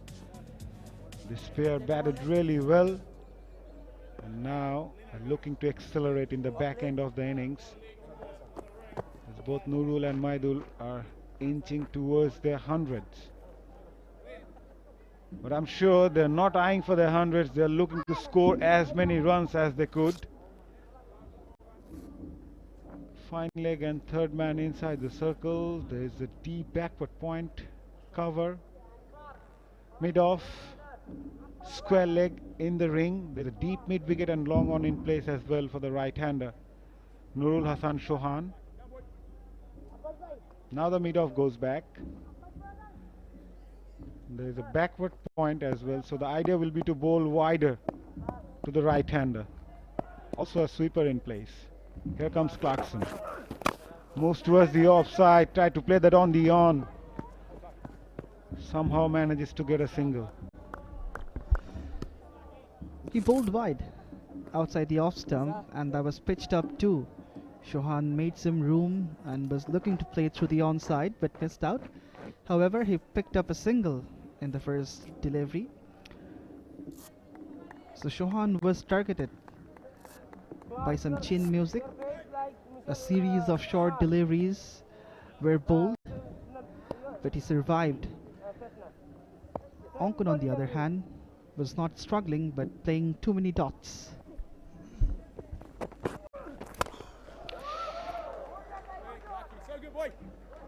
Will only get a single, but the intentions are very clear from both the batters, especially 𝗏𝗏𝗀𝗃𝗀 Ongkon. He's preferring the onside region pretty often, while Clarkson will be eyeing to bowl those wide Yorkers on the offside. So he needs to adapt quickly. You just can't be one-dimensional. Eye that offside region as well, maybe over the cover's head. Nurul Hasan Chauhan is also someone who is known for playing shots freely on the onside, so he also needs to open that area of the ground where he can play shots and get runs through. The connection was not good. Fielder at long on, won't take it. Nurul Hasan Chauhan clears the fence by a whisker. Fielder at long on at one point may have thought that he got his man, but Nurul Hasan Chauhan had got enough to clear the fence for the maximum. He gets just over 𝗵𝗵 at long on. Used the depth of the crease, went so back and hit so high in the air, and it was just over the fielder. The jump was made, but then again it wasn't within his reach. Full toss. Another sixer. This is terrific batting from the Bangladesh ace keeper as he reaches 290s. He is now on 94 of just 87. Back-to-back sixes for Bangladesh A. The first one was over long on. This time around it's over square leg. Into the stands. And Nurul Hasan Chauhan has moved to his 90s. 94 from 87, 7 sixes. He's also hit more sixes than boundaries, striking at 108.05. This is tremendous from the Bangladesh ace skipper.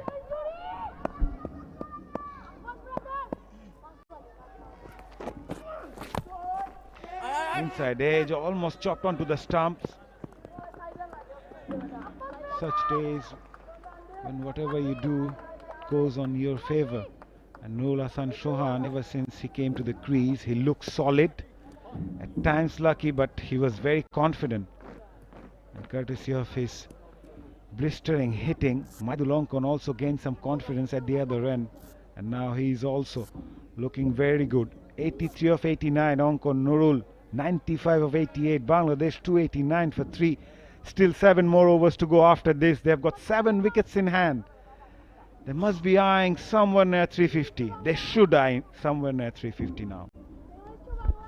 Absolutely, since lot of batting left in the tank, they must eye that 350 mark.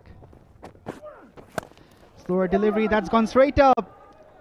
2 fielders were circling in, but fortunate, very fortunate for Ongkon that it landed safely in the no man's land. A single to complete the 43rd over. Bangladesh A are certainly bossing the game in this point in time.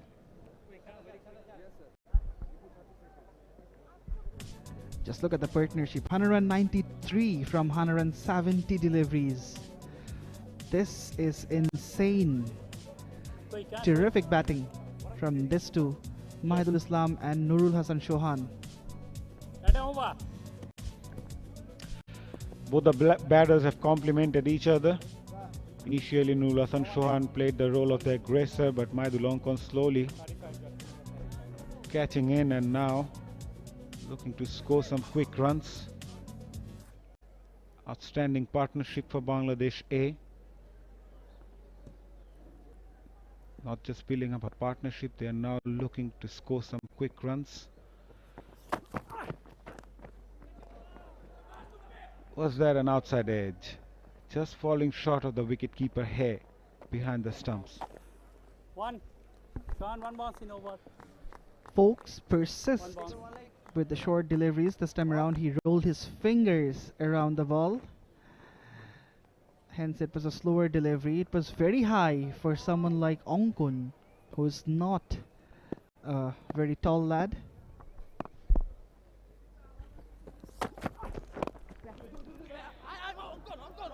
Ran the first one hard, looking for the second. Bowler does really well, Folks, of his own bowling. Folks was men's bowler of the year for Canterbury 2 seasons in a row, in 2022-23 and 23-24. He hails from a cricketing family. His mother played women's club cricket and an uncle was a Canterbury age group coach. Folks is an avid surfing enthusiast, often catching waves at New Brighton Beach when off duty. He also enjoys gaming. He's said to be the best FIFA video game player in the Canterbury squad.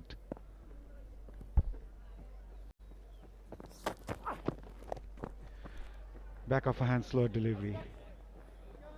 Mahidul goes to 86 of 91. Nurul Hasan Chauhan will take the strike. He's just 1 shot away from his 100. The skipper leading from the front. When the team was under the pump. He arrived to the middle and batted with a lot of responsibility and resilience. Is on 96. Just clips it off the pads. The call was for second, but this is very good fielding from the New Zealand A fielders. Prompt, agile, acrobatic. Apart from that drop chance, the fielding has been commendable. They have saved so many runs from the boundary line. Phillips was exquisite with those saves and dives. But if that catch could be taken, the complexion of the game could go for New Zealand A as well.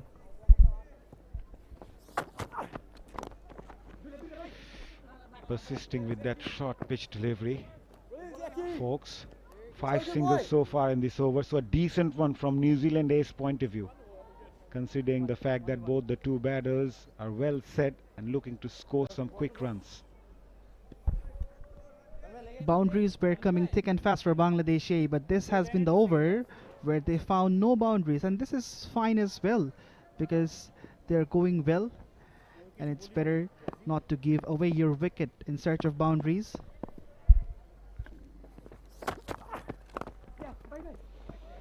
Nicely played by Chauhan. He reaches to 98 now. 6 singles coming off this over. After 44, Bangladesh A 296 for 3.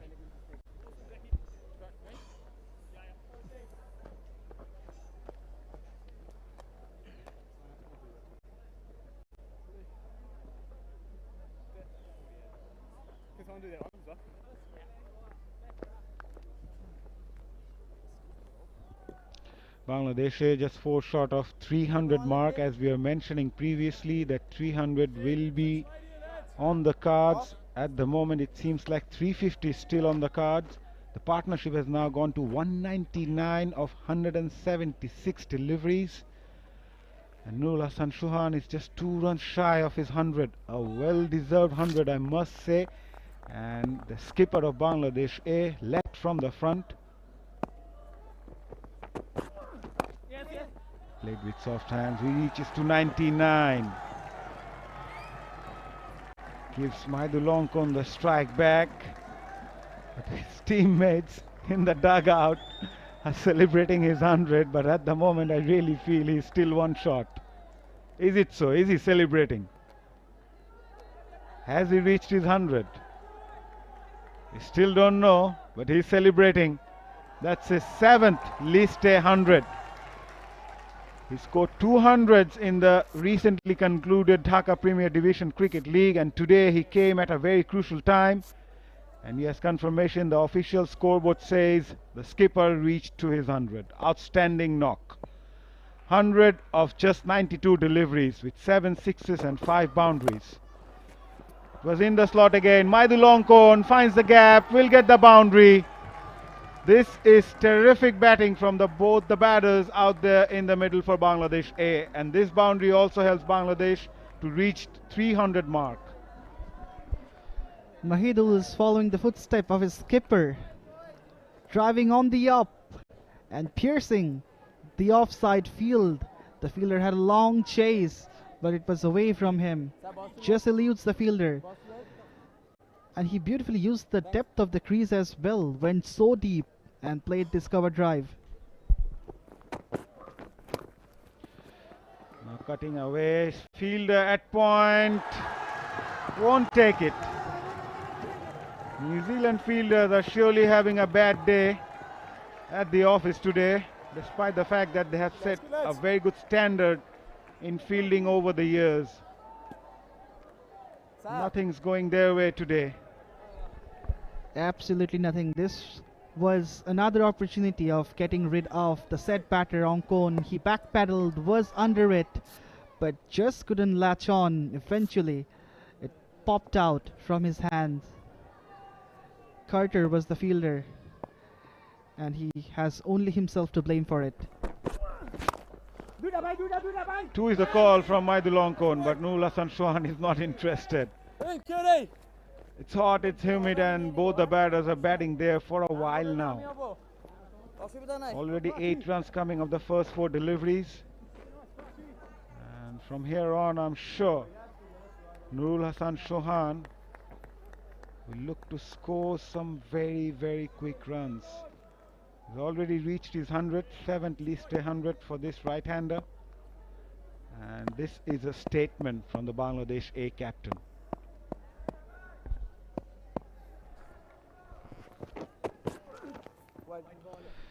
That's wide. The umpire Murshid Ali Khan Shumon has to extend his arms. The umpires did have a very busy day. This was the extra number 24 from New Zealand A. So they have given too many extra runs. So many no balls, wide.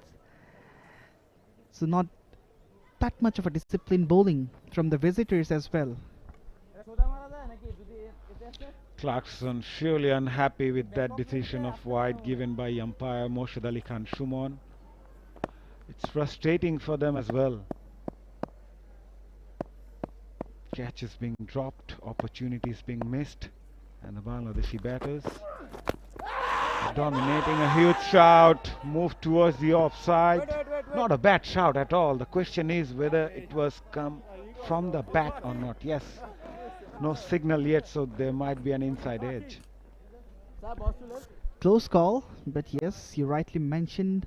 I heard a bit of noise there, but this is what the innings of Nurul Hassan Chauhan says. Beautiful shots all around the park, and he was on top of the short deliveries, full toss, everything, and eventually saying thank you to the Almighty who has given everything to him. Slower bouncer, 𝗲𝗏𝗂𝗃 goes again. One bounce to the fielder at sweeper. Will get a single. Another good over for Bangladesh. Brea 307 for 3 after 45.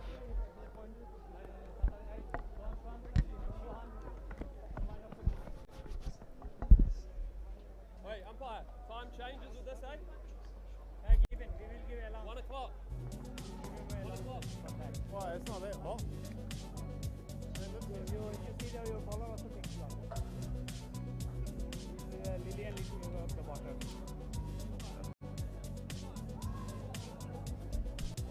Quick. Yes, stop. Quick. Good run.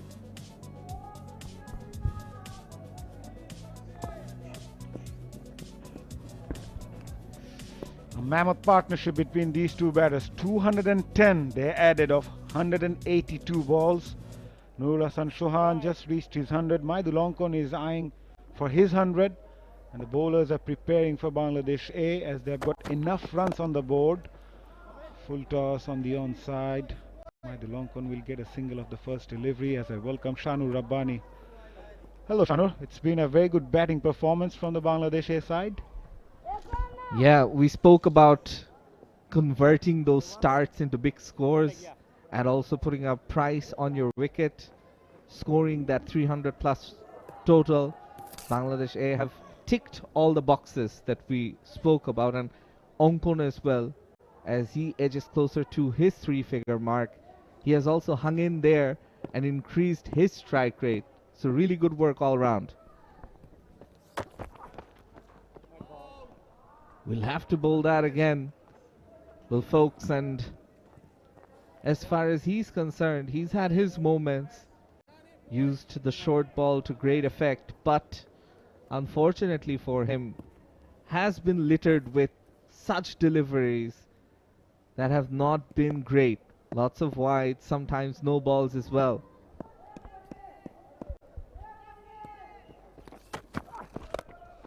Eyeing that block hole. Takes that on the full. Nurul Hassan Chauhan will get another boundary. He's not going to hold back now.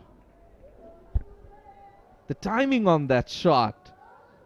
You have 2 fielders there protecting that area, and still the ball manages to go between all of them.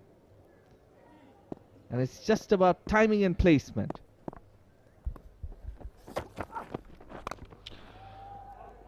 Slower delivery again, taking the pace off the ball.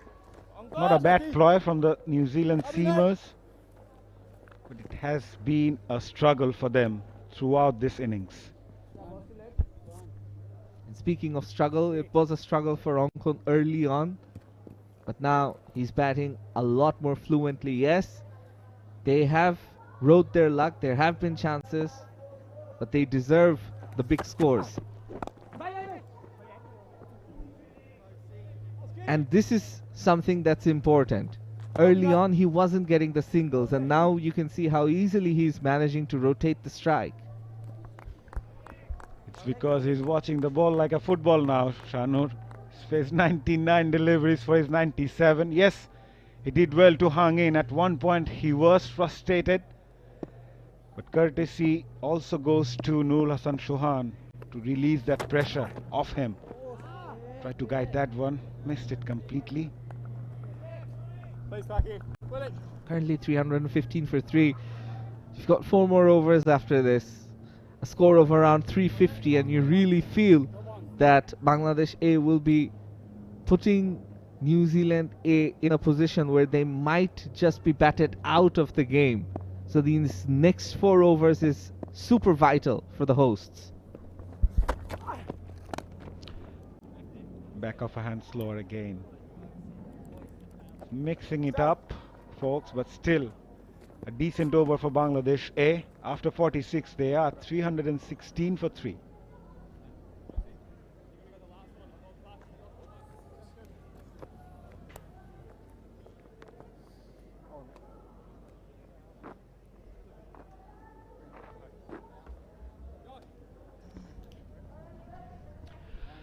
It has been a terrific batting performance from the Bangladesh A side after being put to bat first by New Zealand A skipper Nick Kelly.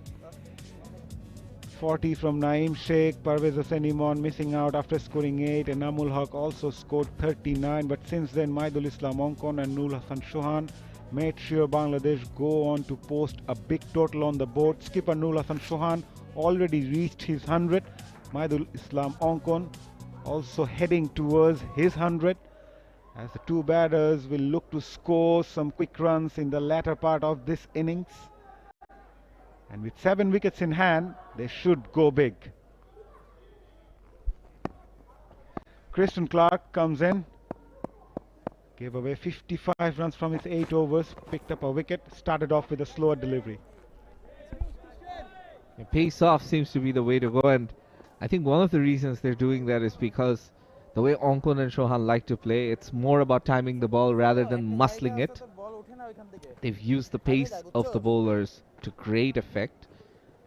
So this is a new ploy, especially in death overs. We see in white ball cricket bowlers, no matter how fast you are, taking pace off to defend runs. Nicely guided that one. He'll only get a single. It's good to see the Bangladeshi batters applied themselves in the middle. We've seen how the Bangladeshi bowlers in the first one-dayers get the most out of the surface and tested the New Zealand batters who were impatient, but the Bangladeshi batters looked really patient early on, and at one point they really came up with a positive frame of mind, which is the reason why they have gone past that 300 mark. Very good batting display from the Bangladeshi batters, must say. Again another slow delivery. It was too wide, but Ongkon is looking to reach his 100. He now moves to 98 of 100 deliveries. He caught up well. At one point he played a lot of deliveries, a lot of dot balls, but since after reaching his 50, he really opened up. Keep in mind he was not out in the first game as well. So he's valuing his wicket. Despite not being at his fluent best, he's hanging in there. And it's also vital he's done that. What a shot. Played that late, using the pace of the bowler. He knew there was a fielder at short third. Moves towards the offside even before the bowler delivers. And just using the pace of the ball. Some of the shots he has played have been also impressive. Yes, there is a fielder there set to take the catch, but on most occasions, Chauhan, he's shown so much control and guile with the bat that he's managed to avoid those fielders and playing those shots at will with perfect control. That was not an edge, that was a proper guided shot. Standing way outside the off stump, no Hasan Chauhan. In the air, fielder at cover will take that one. End of a very good knock from the Bangladesh ace skipper Nurul Hasan Chauhan.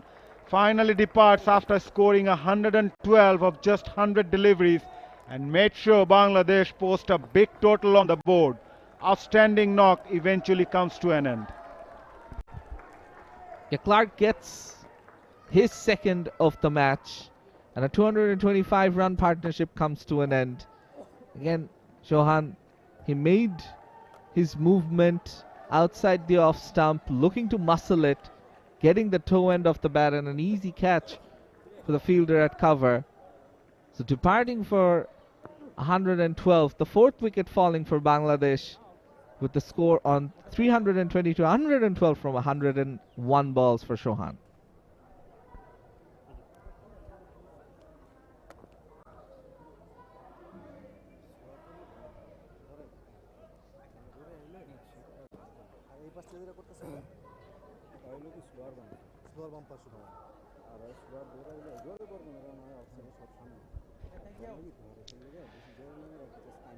Clark picking up the big wicket of Nurul Hasan Chauhan, who tried to heave that one on the onside and eventually caught at cover by skipper Nick Kelly.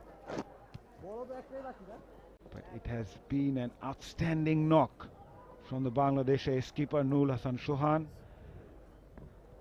making a statement to the selectors as well, as Mosaddek Hossain Shoykot comes into the middle for the late launch. He's capable of scoring some quick runs as well. He is. So too is the batter that comes in after him, Shamim Hossain Patwari. And my question to you would be, as we see his batting figures, over 5,000 runs, plenty of experience, a good strike rate as well, close to 9400s, would you have liked to see Shamim ahead of Shoykot, given his power hitting and the way he bats? Not a bad option, to be very honest, Shanur. I would love to see Shamim Hossain ahead of Mosaddek Hossain Shoykot. The type of form he's in, Shamim Hossain. Mosaddek gets off the mark, but yeah, rightly pointed out, Shanur. I would have also loved to see Shamim Hossain ahead of Mosaddek, but still, Mosaddek is also capable, as I mentioned. And 𝗏𝗏 is on 98, end of over number 47, Bangladesh A, 323 for 4.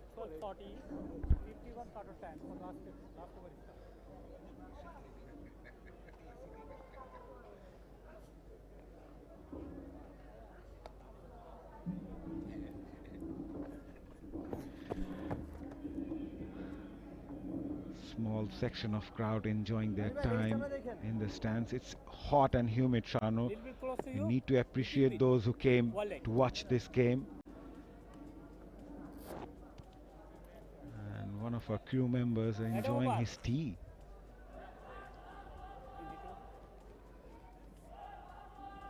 It's a great experience for the players from New Zealand coming in. It's a beautiful part of Bangladesh. The Sylhet International Cricket Stadium, it's one of the most picturesque ground in the country. Clarkson followed Mosaddek, who tried to make some room. Gives the strike back to 𝗏𝗏, who's just too short of his 100. Yeah, and I remember meeting a few fans from New Zealand and England who came to watch a test match between Bangladesh and New Zealand a few years ago after the World Cup. They visit every single test venue, and the most picturesque ones, he said that they said that it was one of the best venues in the world. As Ongkon is on 98, too short of his century. Will he get it?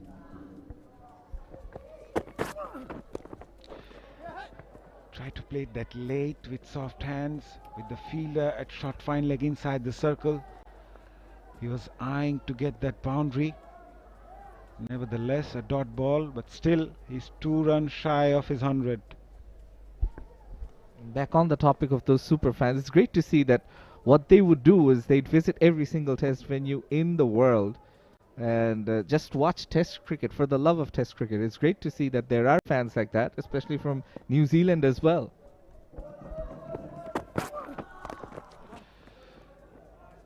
will get a single. Maidul now reaches to 99. Bangladesh 325 for 4. Still 15 more balls to come. 350 still on the card, Shanu? Absolutely. And you were talking about Shoykot and his power hitting exploits. He's improved a lot over the recent past with that aspect of his game. So yeah, if he gets going, why not?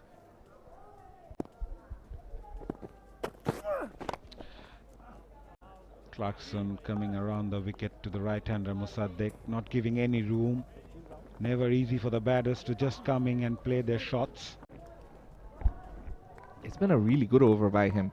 If you notice, he's cramping the batter for room, bowling at the pads, but not too much down the leg side. So keeping the batters cramped for room.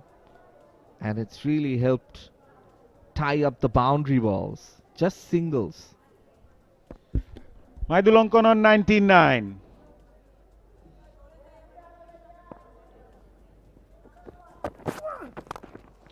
And he reaches to his 100. Outstanding knock from this right-hander. A well-deserved century for Maidul. Century number 4 in List A cricket. And it's been a treat to watch. Yeah, he can celebrate, thank the crowd, and also his team appreciating what he's done. We spoke after the match, the first match, and yes, he can look up at the heavens and appreciate this moment. And he said that I'm not really focused on my personal performances. I want to help the team win. And I think this sort of an innings will go a long way in helping his team win. And it's that selfless view. As Shoykot looks to go big, and it's that selfless view of things that can sometimes aid you in getting good performances. 48 overs done, 328 for 4.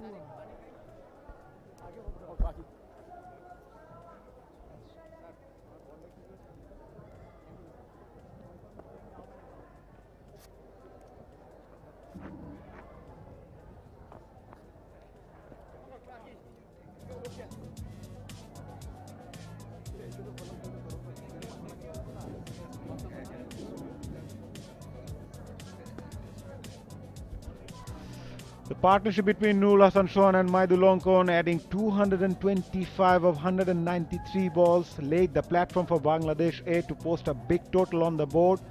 They are 327 for 4 with 2 more overs to go and 350 still on the cards.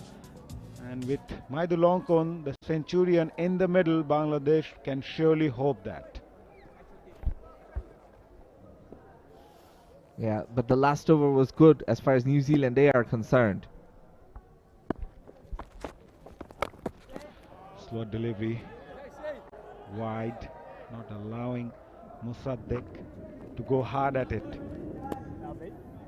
Now Maidul who's just reached his 100, will surely look to play those big shots every delivery that he gets. It's been a treat to watch. It was a struggle early on for him. He couldn't rotate the strike, but surely cleared those boundaries easily. And using the depth of the crease, and well-made 100 for this right-hander. Wide again, this time too wide. Yeah, the ploy is to sort of bowl at that wide-ish mark and bowl away from the batter as much as possible, mix it up with slower deliveries. The last over we saw how the bowler cramped the batters for room, giving away just 5 runs. Clark looking to change things up, looking for his 3rd wicket as well. The most successful bowler so far. Good bowling. It's been a very good comeback from the New Zealand A bowlers. Previous over just conceded 5 so far. 2 coming in this over, and taking the pace off the ball has been the key for the New Zealand A seamers. Never easy for the batters. especially for someone like 𝗫𝗠𝗠𝗀𝗠 who's been there for a while. It's pretty hot and humid, Shanu. And you can see some of the players close to the boundary always getting those wet towels to keep cool. Now, not proper connection, but they're thinking of two. Will stick to just one. Good fielding there.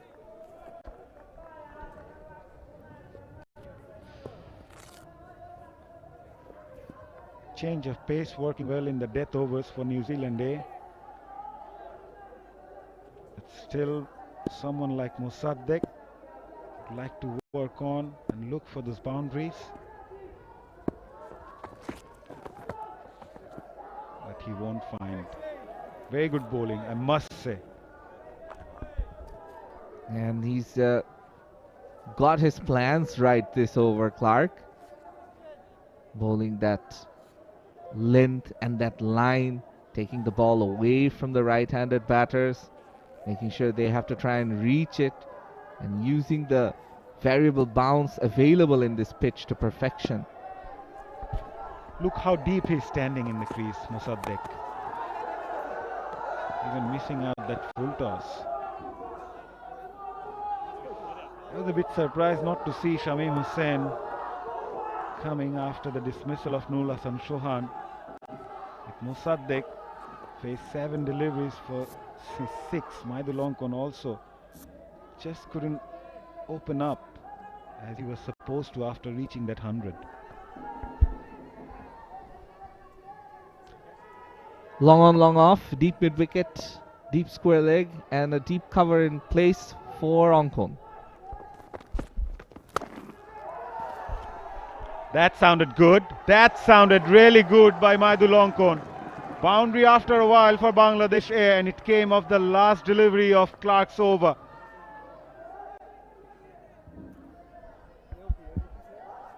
Just watching it and playing it over the top. Using the line and length to his advantage on this occasion, Ongkon. And yes, it was a boundary. Not a 6, just falling in front of the ropes. So after 49, Bangladesh are 336 for 4.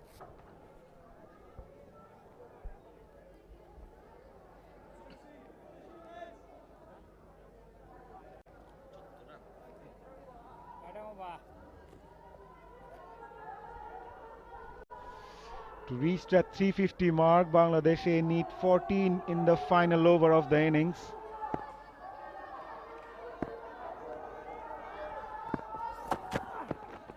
Goes for the reverse, Mossadegh. The connection was good and the result is even better. 6 of the very first ball of the final over. What a comeback. What a response. The previous delivery when Mossadegh couldn't hit a full toss or full length delivery for a boundary, the crowd were getting on his back. And look at that. This was a slower ball. And Mossadegh picked it, understood that he needed to wait for it despite showing his intentions early. He got this connection. Followed the batter this time. But the shot that Mossadegh played, it seemed like he was waiting since Tuesday. He's got enough time to play that shot, anticipated. And it's very important as a batter to read the bowler's mind. He read that really well. A bit of tiredness perhaps creeping into Ongkon's running between the wickets as well. Choikot wanted 2. He was yelling at Ongkon. He was ready for the second one, but he stood his ground. Slower bouncer, good one, a very good one by Fox. He's done that throughout the innings. Used the bouncer to great effect, and he mixes his bouncers very well. It's not something that's easy for the batters to pick.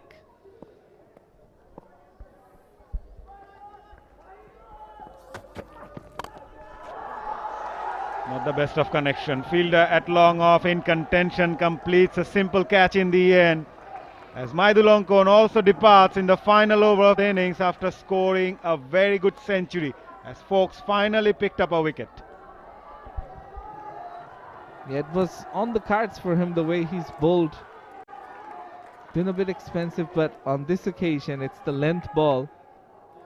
Similar to how Chauhan got dismissed, it was the faster delivery that took his wicket, and Ongkon has to depart for something similar, faster delivery, perhaps there to be hit. And yes, the reaction tells you that he missed out on this occasion, scoring 105 from 108. Bangladesh A are 343 for 5.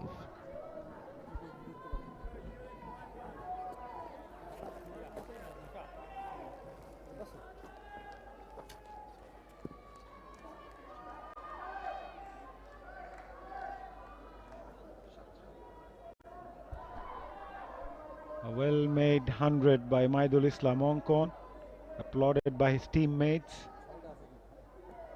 Provided a great support with Nur Hasan Chauhan to add that 200+ partnership for Bangladesh A and making sure the hosts go on to post over 300. Shamim Hossain, the new man in, he's got 2 deliveries. Bangladesh needs 7 runs to reach that 350 mark. Can he do it? Slow delivery to start with, slice that away. Will only get a single. 6 of the final delivery to reach 350. Shanur, what's your thought? The way Shoykot batted earlier in this over, if he has it in his slot, could hit it out for an over boundary, but folks, he's bowled the short ball so well. He's got 1 more left in the over. You expect it's gonna be a shortish delivery. And he bowls a very good ball to finish the innings for New Zealand A, but nevertheless Bangladesh will be more than happy to post 344 after 50 overs, courtesy of twin hundreds from skipper Nur Hasan Chauhan and Maidul Ongkon.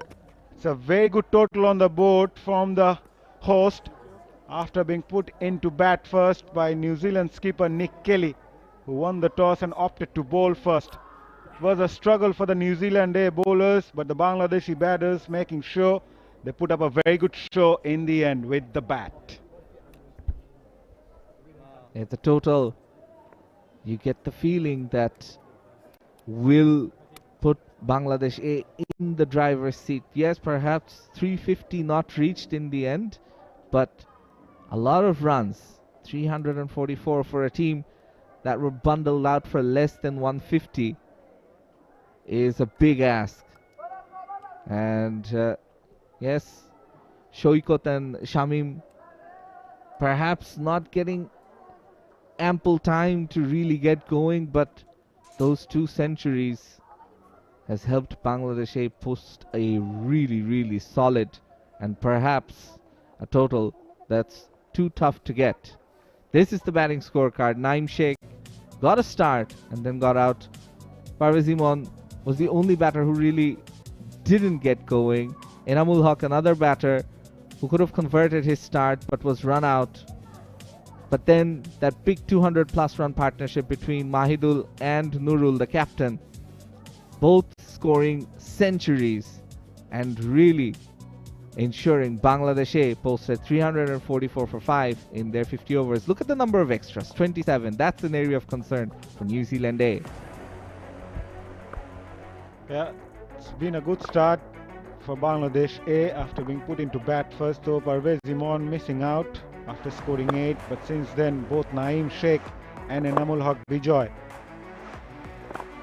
kept the tempo high of the Bangladesh innings, used the power play really well, especially Enamul Haq played some glorious shots on the offside and he was looking really solid today.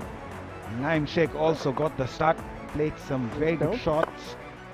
This was a very good shot from Enamul Haq Bijoy. And the pull was played by perfection, and that was the horrible mix-up between these two that costed Enamul Haq the wicket. Naeem also played some good shots, but in the end he got hold at long off. Since then, it was Nur Hasan Chauhan and Maidul Ongkon making sure Bangladesh go on to post a big total on the board. Look at some of those shots by Chauhan, and then Ongkon as well. Really toyed with the bowling for the most part, did Chauhan. And Ongkon, despite a slower start, he released the pressure with some big hits.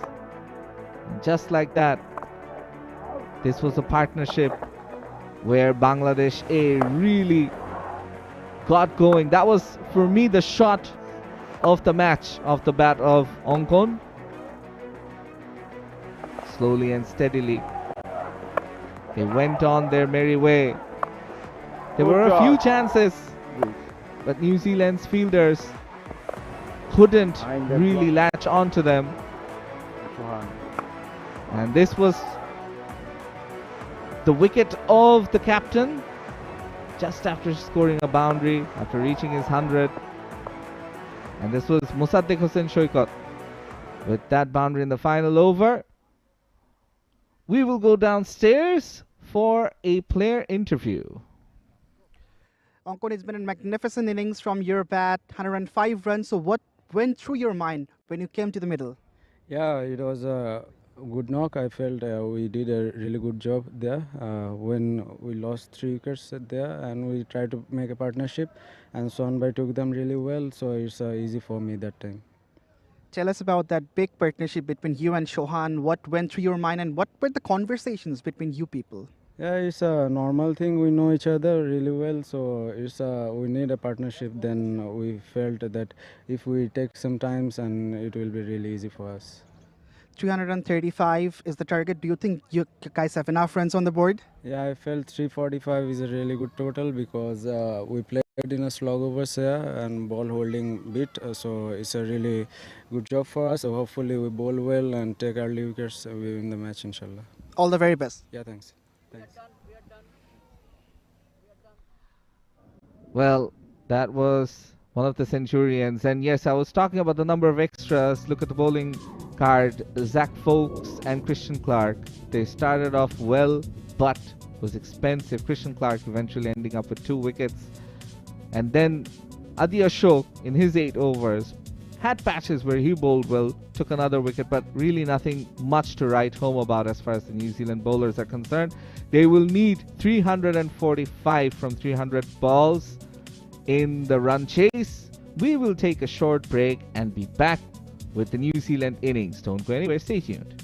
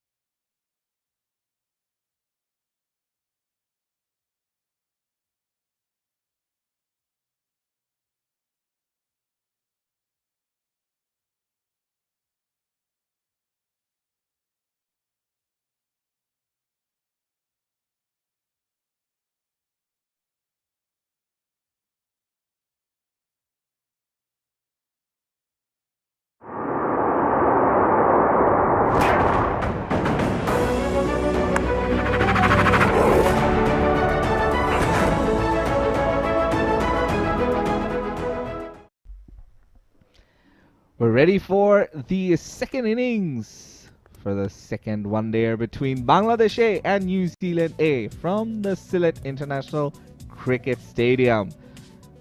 In the first innings, Nurul-Hasan Chauhan and his men posted a big total of 344, and New Zealand A, they will require 345. This is the batting scorecard.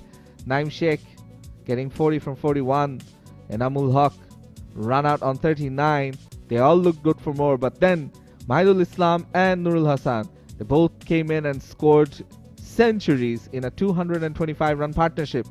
And then finally Mosaddeq Hossain Shoykot coming in and getting some quick runs in the end, as 344 for 5 was posted by Bangladesh A, and yes, 27 extras for New Zealand A bowlers. Perhaps cost them a bit. Some drop catches in there as well. Zach Folkes and Christian Clark, both of them had moments where they bowled well, but in the end proving to be expensive. Lots of wides and no balls from them. Josh Clarkson, Jaden Lennox all tried to keep things quiet, but to no avail. Adi Ashok, the leg spinner, getting 1 wicket as well, along with Dale Phillips bowling just the 3 overs. And look at those partnerships, wickets being lost on 12, 85, 97, 322 and 347. So big partnerships there for the 4th and 2nd wicket. As not much to write home about as far as the New Zealand A bowlers are concerned, despite winning the toss and choosing to bowl first. So this is where we are. New Zealand A will need 345 from exactly 300 legal deliveries when they come up to bat in a bit. In the first match, Bangladesh A won by comfort with 7 wickets to spare, and their bowlers really did the job. New Zealand A over there in that match also won the toss, but there they decided to bowl first. And now we are getting ready for the second innings. This is what happened in the first innings though. Bangladesh started off with the early wicket of Imon being lost, but then some good shots being played by Naim, punishing the bad balls down the leg side. Enamul continued with what he was doing in the first match as well. Some glorious cover drives, and then punishing the free hits. Naim finding the gap with ease. This was perhaps the best shot by Enamul, and they formed a 72-run partnership. Before this happened, a mix-up where there was never a run, and Enamul had to depart. Naim continued, but then Adi Ashok taking his wicket off quite a loose delivery as Ongkon came on to bat along with his captain Nurul-Hasan Chauhan, and they put on a show, dealing with the short ball and the fuller length deliveries. Nurul-Hasan, they really manipulated the bowling and made sure Ongkon, he also got time to free his hands whenever he could. And some good power hitting by the two, mixed with some deft touches and some improvisation. All together really meant for a big partnership, and a game-changing one perhaps. The slower balls were dealt with in the end, and that was an opportunity that could have been a wicket but was dropped. In the end, Nurul-Hasan Chauhan reached his century before getting out. But a well-played knock, and then Mahidul Islam Ongkon, he reached his 100. Shoykot finished things off with a 6 in the final over, and now they are back in the middle with the 2 openers for New Zealand A also out. Should be a daunting task for them. They managed to score 147 in the first match, where the captain won the toss and elected to bat first. Over here they once again won the toss, electing to bowl first, but are once again on the back foot. For Bangladesh, They've made only one change. Rizal Rahman Raja coming into the attack. As far as the bowlers are concerned, with Ibadat Hussain making way. And perhaps the pick of the bowlers, Khalid Ahmed. In the first match, he was also the player of the match. He was back, and luckily for him and Bangladesh, he's fit. This is Dale Phillips. He's in the middle. Over 1,000 runs early in his List A career. A slip in place with a gully as well.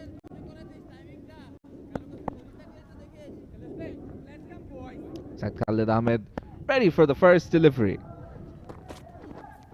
Down the leg side. It's a wide. We'll have to bowl it again. Him and Shoriful really set the tone with the ball in the first match. They'll look to try and do the same. As I'm joined by Alif in commentary. Welcome back, Alif. Thank you so much, Yahanur. It's a mammoth total posted by Bangladesh A, and it's going to be an uphill task for New Zealand A to chase down 𝗃𝗃𝗃, partnering with Phillips and opening the batting for New Zealand.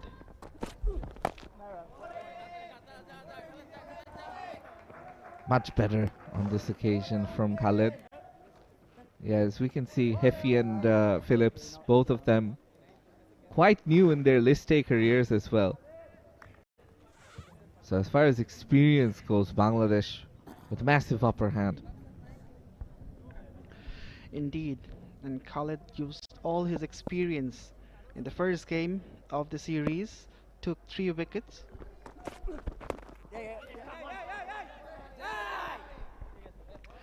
And he really set the tone, as you rightly mentioned, Shahnur. Completely broke the backbone of the New Zealand A batting lineup.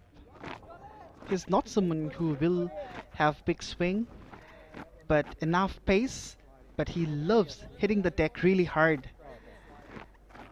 And consistency is one of his strengths to bowl. Syed Khalid Ahmed, right arm fast bowler for Bangladesh A. Interesting to see Mossaddeq Hossain Shokat, who's fielding at mid-off, having a word with Khalid before this delivery. And yeah, generally he likes to hit the deck hard. Bowls length, slightly back over length. Looks to get purchase off the surface that way. This time he bowled it a bit fuller. And as far as experience goes, plenty of captaincy material as well in domestic cricket. We see the likes of Enamul, Shoikot, all of them captaining different clubs from time to time. And they're all part of this A team, with Nurul Hassan Chauhan, the captain. That's the sort of delivery we associate with Khalid Ahmed. He'd want this length, but perhaps bowl it at the 4th stump channel. He's having a good form, is Khalid. Was the 2nd highest wicket taker among the Bangladeshi bowlers in the last Bangladesh Premier League.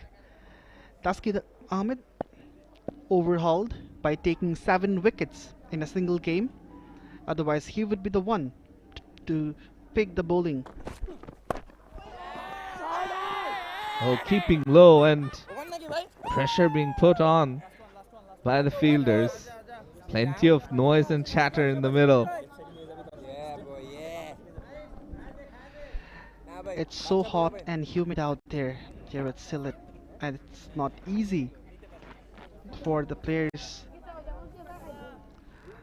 from New Zealand to adapt with this condition. It's turning out to be a good over. Only a couple of runs. Another good delivery. Squaring him up. Oh boy. Plenty of chatter, telling them to show some energy. New Zealand 2 without loss after the first over.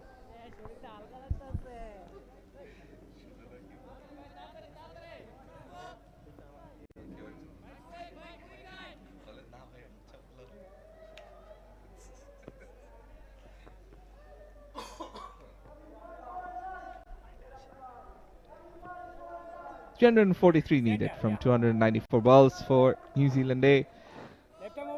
Very good over early by Khalid Ahmed.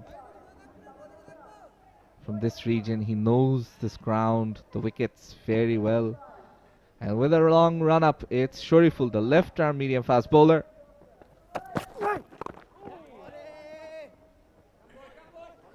This time Phillips once again gets a single early on. Moves on to 2, and 𝗵𝗄𝗃 back again. shorturl and Khalid, they formed a good partnership early on in the first match. We'll look to continue that in this game as well. Change of ends. shorturl started off in the first one day against New Zealand A, but today it's Khalid who bowled the first over. shorturl with the new cherry from the other end, and the way shorturl moved the new ball in the first one day, that was certainly treat for eyes. They moved the ball in both ways and made the life for the batter so difficult. Oh, down the leg once again. There is protection at the deep. The movement was there, but the line could be slightly better. It was sliding down the leg. He just needs to shift the line slightly outside. And if you can pitch the ball outside off and sharply swing back in, that can be really lethal for the batters. The first slip in place now. And this time the line is better.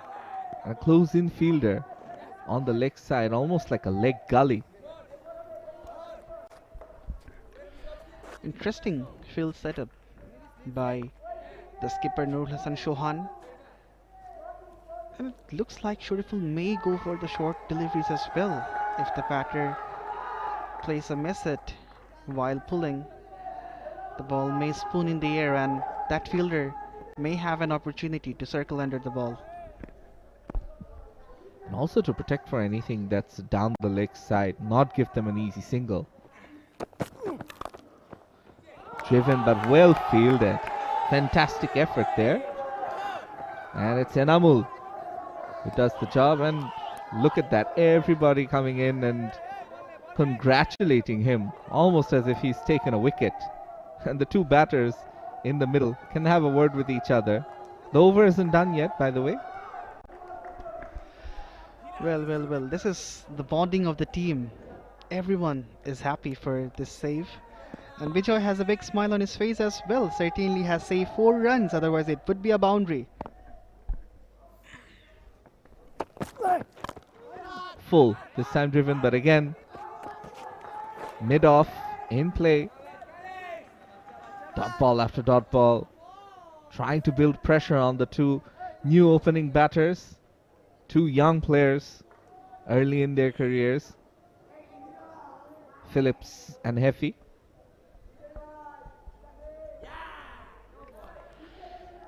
Dale Phillips is the younger brother of Glenn, who is a regular face of New Zealand senior side.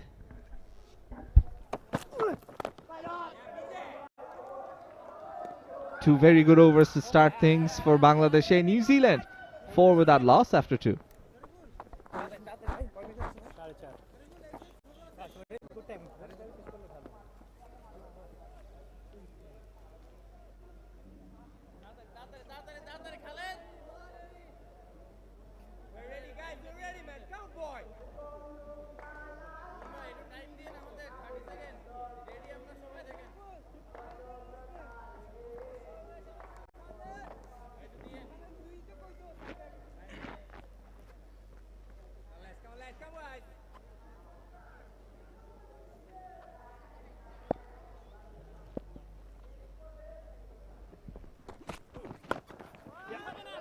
This time it's a bit down leg side, and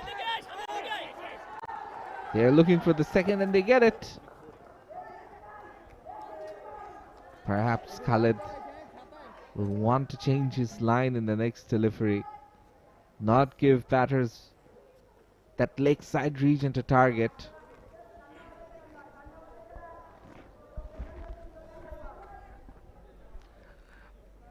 The consistency in this game for Khalid is visible as well, just like the previous one.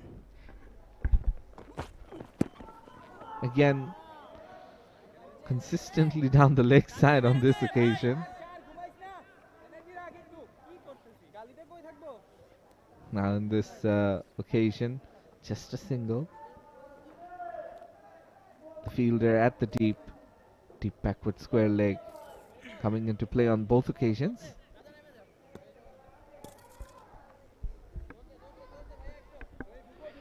One change in this game for Bangladesh A. Ibadat Hussain has been opted out and Rajaur Rahman Raja is replacing him. So Bangladesh A are going with 3 seamers, just like the first one there. Oh, that could have been trouble for Phillips had he gotten some bat on that. Luckily for him, it didn't touch. Not a bad ploy, but the ball swung, and it swung so big. Just look how Nurul Hasan Chauhan had to dive. Since the line of the ball changed after pitching, Phillips missed out on that occasion. Looking for that quick single, and they do get it. Good running between the wickets on this occasion. And this is what New Zealand A should be focusing on. If they keep the scoreboard ticking over, that will certainly give them confidence. At the same time, the scoreboard a push. And that's the way to go. From the get-go, it's better to play with singles, push and nudge, and understand the situation.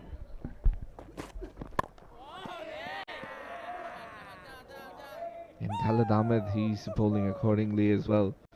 Started the over off with a few balls down the leg side and immediately changed his line.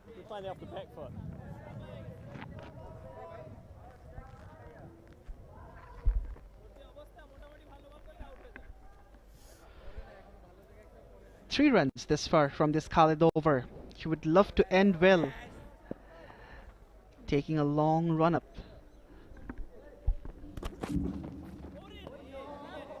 Dot ball to finish. Just 4 runs coming from this over. New Zealand 8 without loss.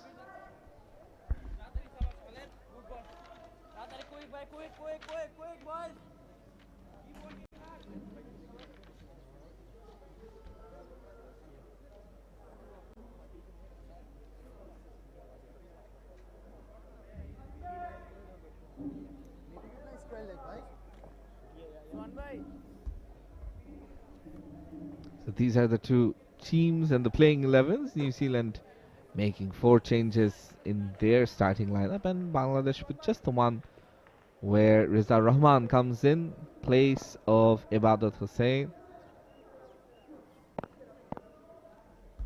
Shoriful to continue. That's driven nicely. Finds the gap, and Phillips will get his first boundary. The opening boundary of New Zealand A innings, and that one comes from the will of Dale Phillips. Drives it down the ground. Beautiful shot, and that one came from the middle part of the bat. No chance for mid-off, and now there is a short cover. Yeah, the short cover, perhaps too short to be a short cover, even a silly cover, you could say. And that's really to stop Phillips from playing the shot that got him a boundary earlier on in the over. If it's slightly more back of a length, if the ball bounces a bit too much, gets big on the batter, it could pop up to that fielder. 𝗵𝗡 Hussain won the fielder there.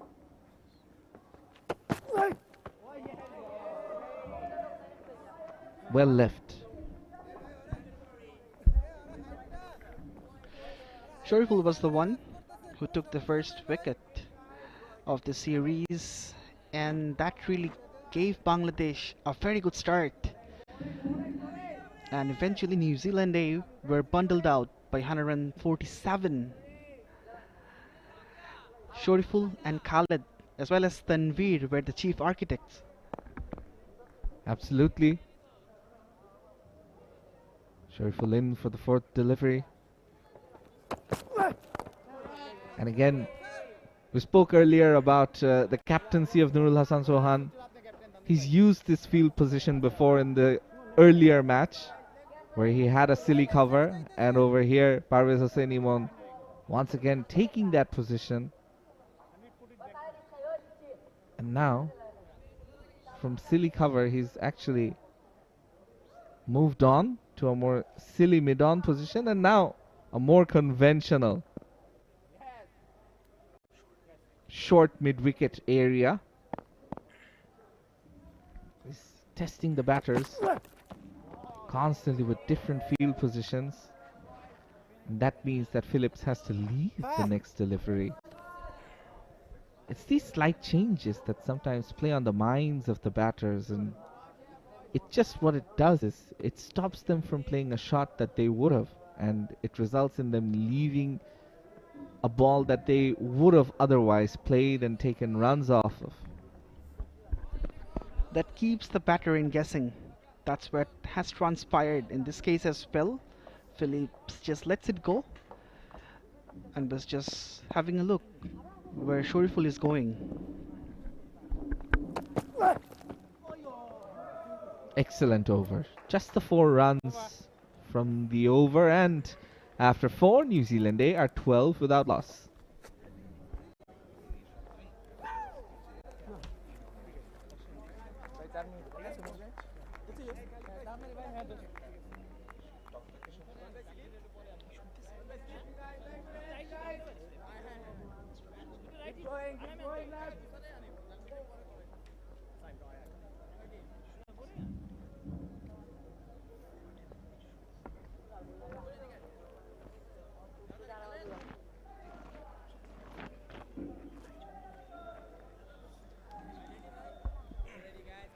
Khalid Ahmed to continue was the player of the match in the first one-dayer. Again, proving a plenty for the batter with his different variations, especially with how he's getting the ball to bounce off the surface. You can see constantly the batters trying to protect their stumps, and those were his bowling figures in the first match.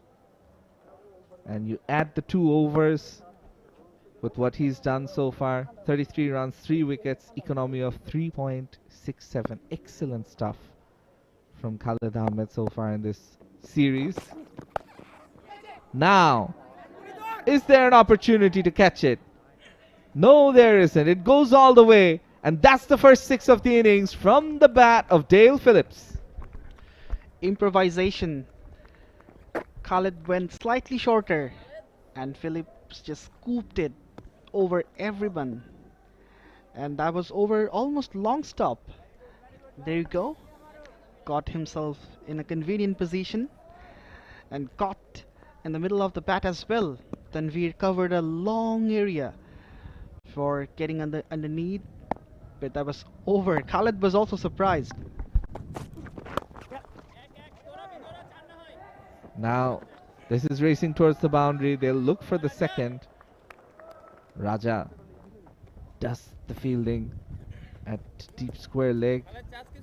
We were just talking about Khalid being very, very good, and Sohan just saying that Khalid, continue bowling the way you are, because they're taking risks and this could bring about a wicket.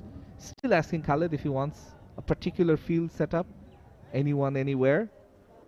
With the power plays in mind, there is a deep backward square leg and a deep third, and the rest of the field is pretty much what you would see as a conventional field. Over the top. This time It finds the gap through the covers. Dale Phillips gets his second boundary. That was a juicy half volley for someone like Dale Phillips, and he took the full toll of it. Beautifully pierced the offside field, and no chance for any fielder whatsoever. See how beautifully he timed it. As soon as he hit it, he knew it's gonna go all the way. Don't bother running. And see how he walked down the wicket to get to the pitch of the ball and create that momentum. This time on the leg side, it's timed brilliantly. Will race away to the fence. Back-to-back fours for Phillips. He's dealing in boundaries in this point in time. And that was timed so well once again. Wrist of steel from Dale Phillips, and it was quick enough to beat Raja on this occasion. This time around, he can't get there. This has turned into an expensive over. 17 runs already. Still a ball to go. Even the diving effort couldn't save the ball from going for a boundary. Partnership 29 from 29 deliveries, and yes, it has been expensive. You really can't say Khalid has bowled poorly. It's just been some really good batting by Phillips. Finishes with a dot ball after 5 overs. New Zealand they are 29 without loss.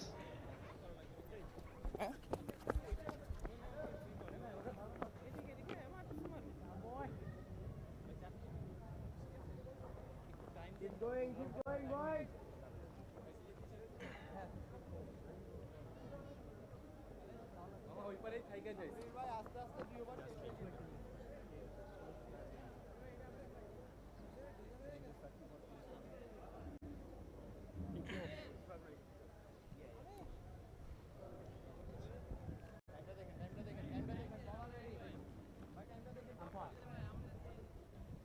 Now one leg.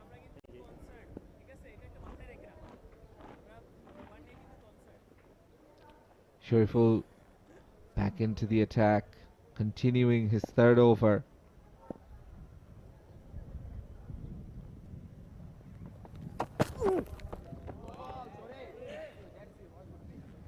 Just putting the effort in. You can hear by his grunting. He's bowling with a lot of heart and effort.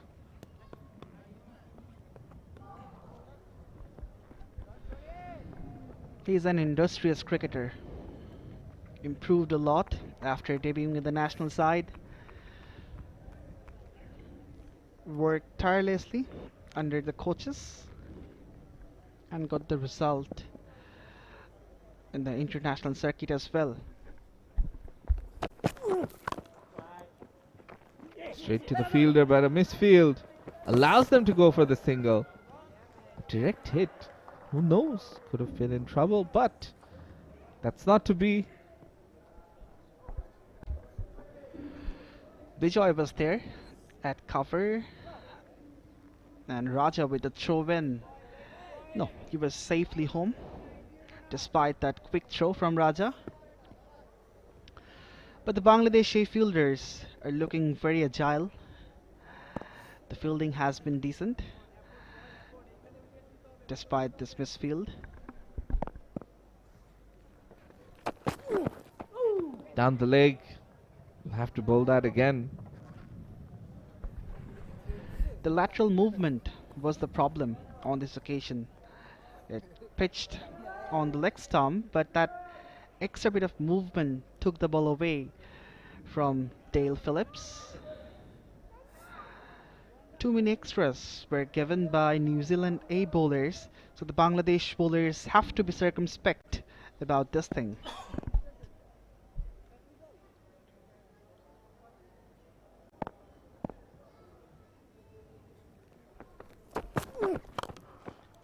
Wow, that's a glorious shot by Phillips. One bounce to the boundary. He's very good with that shot, driving on the up. Once again, bit of width from Shoriful, and he pounces on that. Since the power plays are on, no fielder stationed at deep cover or deep extra cover. He just lifted it over 30 yards ring. And it almost went for a 6, just a bounce before the rope. It was timed so well. And yes, played on the up, hitting almost the splice of the bat, but still enough to go all the way for a bounce and a boundary. Pulled with authority, with disdain. And another boundary. Back-to-back fours from Phillips. He looks to win some touch. Shorturl opted for a short delivery after being hit for a boundary, but Phillips says I was sitting back for it. Firmly pulled, square of wicket, and no protection out there in the deep as well, so the short delivery doesn't work in Shorturl's favor. Immediately you see a deep square leg being put in place for that sort of a delivery, that sort of a ball. There's a deep third. Saw earlier on how things are with both fielders behind the V outside the inner ring. So far 10 runs have come from this over. 2 legal deliveries left.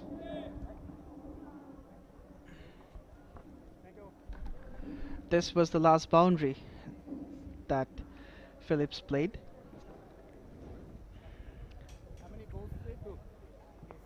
31 from 22. This is starting into be a good innings if he continues. With the run rate being 6.88. Bangladesh badly needs a wicket. The first breakthrough can change the complexion in their favor. 10 runs from this Shorturl over, still a couple of deliveries to go.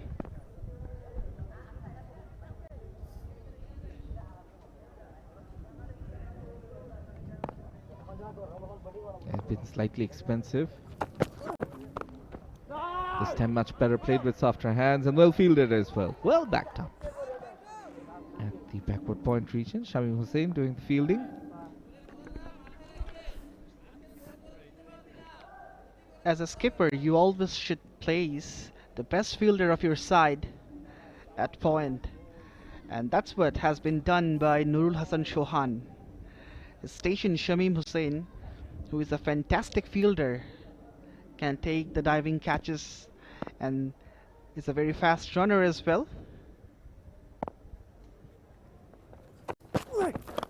Oh, beautiful. Some swing in the air from Shorturl. A single will be fetched. So that ends these over number 6. New Zealand A are off to a good start. 40 for none.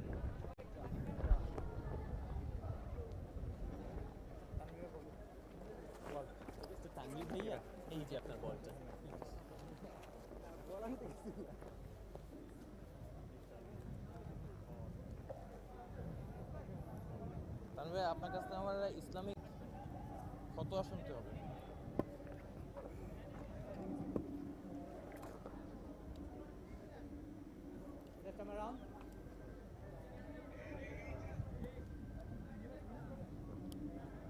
এই slip নিবি একটা slip নিতে চাস একটা আয় আয় আয় ইমন আয় তো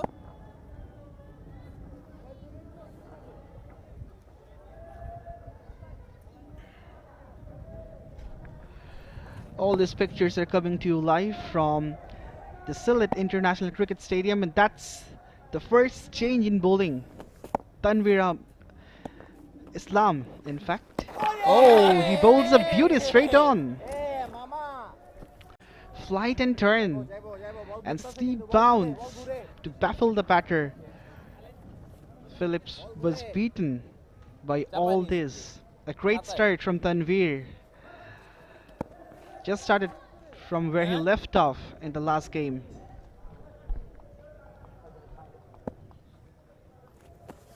Immediately you see the captain Sohan being proactive. A misfield. And that will mean that's another boundary for Dale Phillips. He moves on to 40. That's the first instance of poor fielding from Bangladesh A fielders. That must have been stopped. Come And boys, come Philip boys, come gets guys. another boundary. It was Onkon who leaked 4 runs. Tanvir ভালো আছে, হ্যাঁ ভালো হচ্ছে।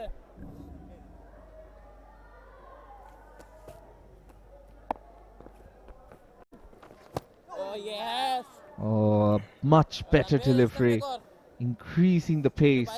44-run partnership from 39 deliveries, and Phillips with the majority of the runs scored, 36 so far.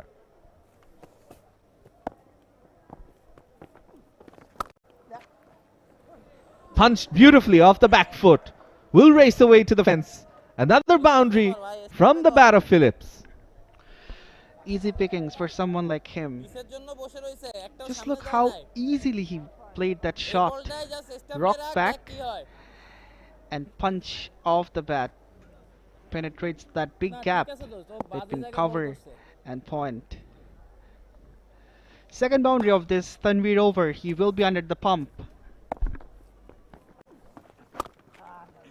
This time straight to the fielder, and some very good advice coming from behind the stumps.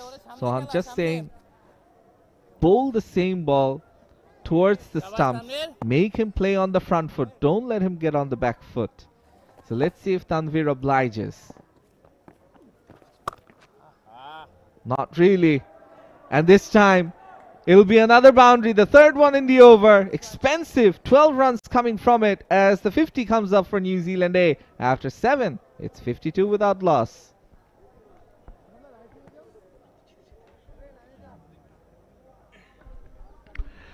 Once again, a beautiful shot through the covers from the Villa of Phillips. He looks to be on song. After 7, it's 52 for none. New Zealand A.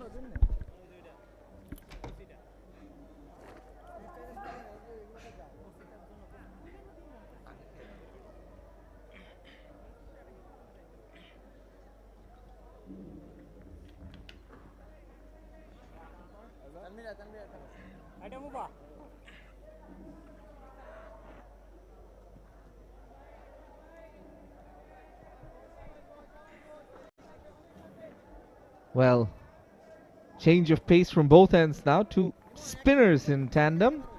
Mosaddek Hossain coming in, replacing Shoriful. And that's the length. That's the line that the captain Nurul Hassan has been asking for. Dale Phillips from one end has been batting beautifully. This is Curtis Heffy on 5. Looking to play the reverse. Really not on. Beaten for pace on both occasions by Mosaddek. Mosaddek has a record of bowling in the recently concluded Dhaka Premier Division Cricket League as well. Once again, a quicker beats him by the pace. Picked up 22 wickets. And that goes to show that he can be a complete all-rounder, not only a batter.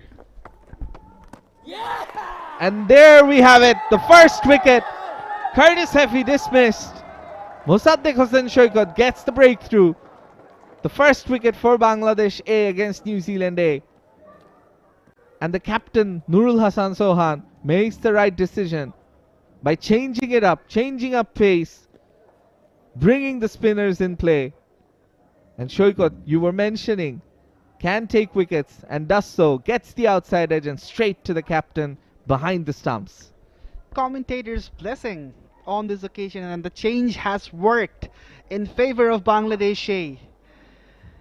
Curtis was looking shaky, goes back, scoring 5, and New Zealand A lose their first. It's 52 for 1.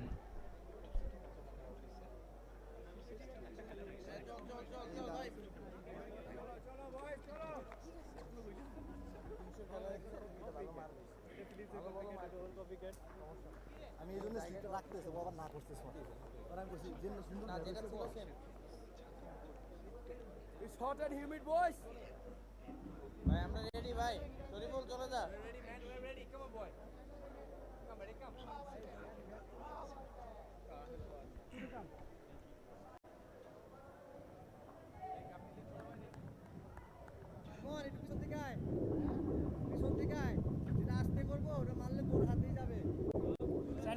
Well, 𝗬𝗏 𝗂𝗃𝗂𝗀 getting the breakthrough.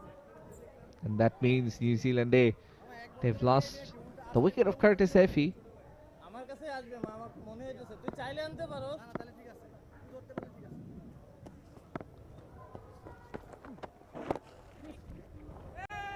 Carter, the new batter in, gets off the mark immediately. After 3 dot balls, Effie was under pressure. And the 4th ball, bringing about the wicket.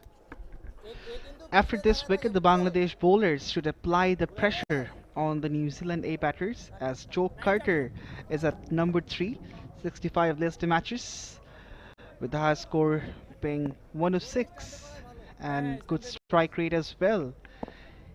You would look to form a partnership with Phillips. Very good fielding effort there. Once again, it's Enamul doing the job at the covers. A dot ball to finish. An excellent over for 𝗂𝗃𝗂𝗃. A wicket and just 1 run. It's 53 for 1.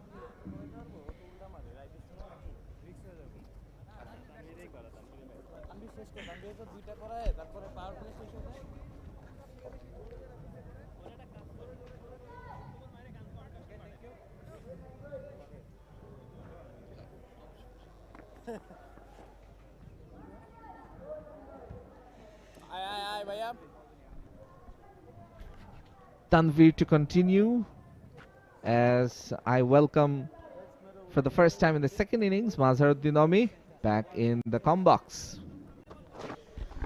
Thank you, Shanu.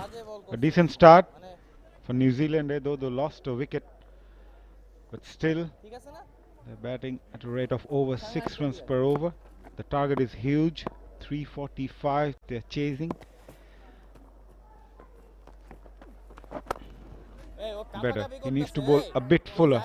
As we have seen, he's bowled a lot shorter in the previous over and was smashed for 3 boundaries. And Sohan already saying he's a new batter. He's not sure what to do with your bowling. So just to maintain that line and length, I don't think he wanted him to bowl it down the leg side for an easy single. Dale Phillips looking really good. He was voted Otago Bowls Player of the Year in 2024-25 season. Was the leading run scorer across all formats, over 1,000 runs in that particular season.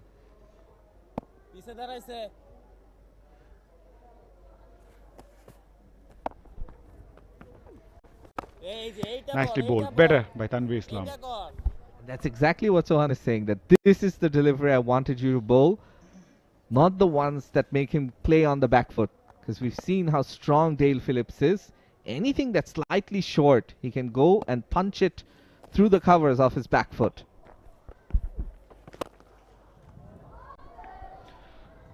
Goes for the big one. That's a huge 6 by Phillips. And with that 6, he also reaches to his 50 of just 33 deliveries. Game on. He's taking the attack to the Bangladeshi bowlers and has scored 50 out of the 60 runs that New Zealand A have put together. Just stood his ground. Despite it being full, Dale Phillips showing he's equally strong off the front foot.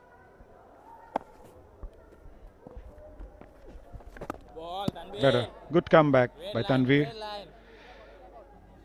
Dale Phillips, brother of Glenn Phillips. But Dale is known for his love of cars. He rebuilds classic cars as a hobby and often visits car shows. He also enjoys playing guitar with his brother. Well, that makes a lot of sense because he's racing away and batting beautifully. 9 overs done, New Zealand A 60 for 1.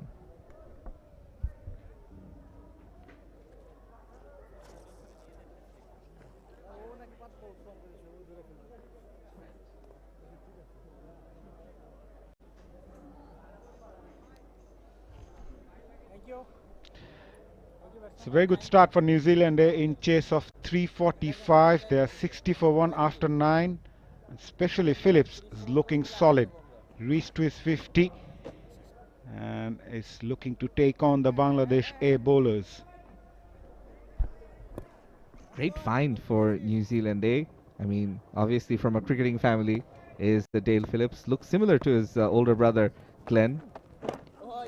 We saw him doing well when he was fielding and also the limited opportunities he got to bowl. And now we can see his true potential with the bat. He's raced away to 50 from just 35 deliveries and he looks good for more.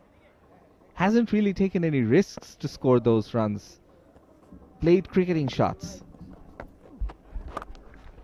Rocks on the back foot, finds the gap. Nicely played by Phillips.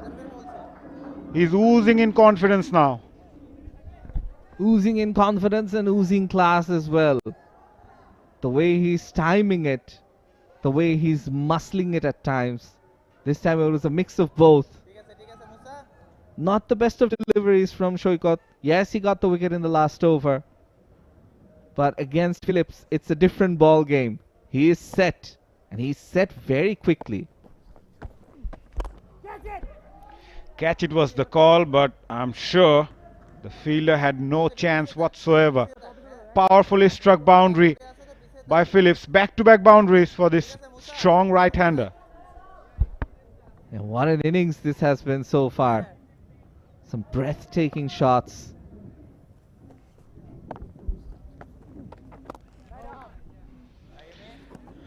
A rare dot delivery. Dale Phillips was educated at Sacred Heart College in Auckland, where he played first 11 cricket and honed his skills. Off the field, he has worked with Otago Cricket's development programs as well.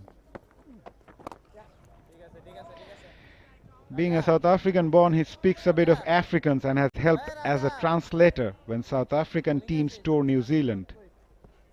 He's a versatile guy. Yeah, the South African players often switch to Afrikaans, the ones that speak it.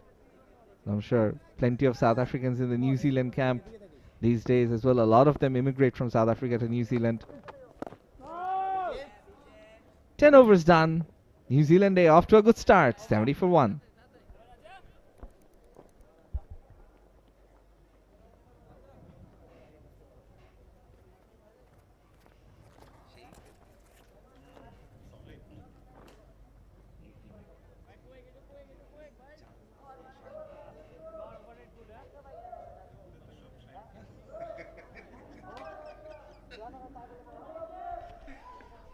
$70 for 1 after 10. It's been a very good start for New Zealand A.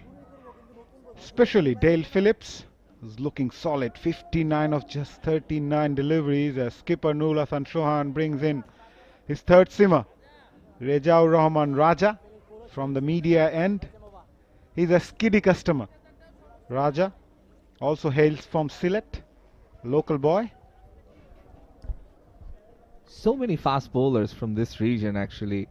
We see the likes of Syed Khalid Ahmed Ibadat Hussain, Al Fahad as well, who's part of the age level groups.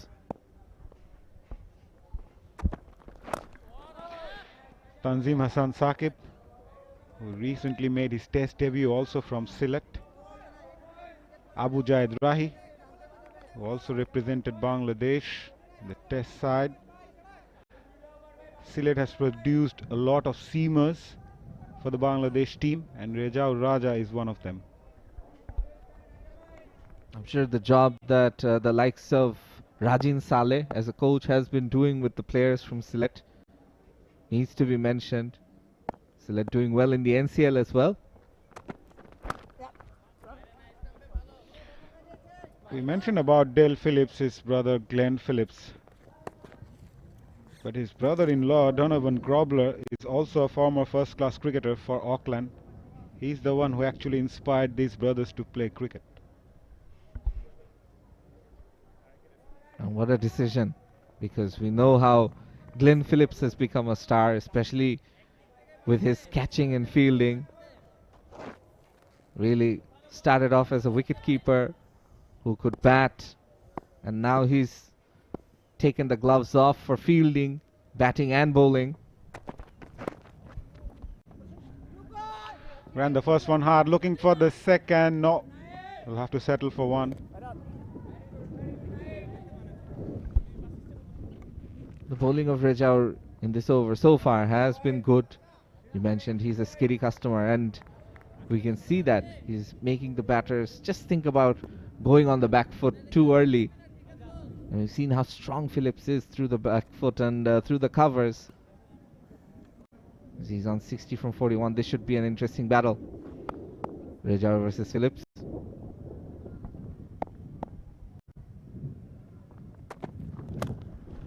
Played that on the up. That is a gorgeous shot from Phillips. Hardly any feet movement, but those hand-eye coordination was enough to hit that boundary. He is enjoying his time in the middle. Yeah, that is a shot and a half, because he just stood and delivered. Tells you how set he is and what a wicket this is to bat on as well. So my pitch report was not that bad, Shanur. Inside edge, straight to the keeper. No run. A slow delivery by Raja. Yeah, absolutely on point there, Mazhar. And I think the last delivery that we just saw, the slower ball, gripping a bit, keeping low, that could help. But look at that. 43 balls, 64 runs, 11 fours and 2 sixes. That strike rate of 148, that is a T20 strike rate. And that has helped New Zealand stay in line with the required run rate, because they are chasing 345 in 50 overs. So this is the perfect start for them.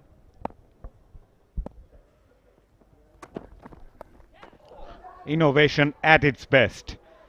When you are growing in confidence, you can play those shots easily. So does Phillips. A boundary to end the over. 9-10 coming from it. After 11, New Zealand A are cruising along. 80 for 1.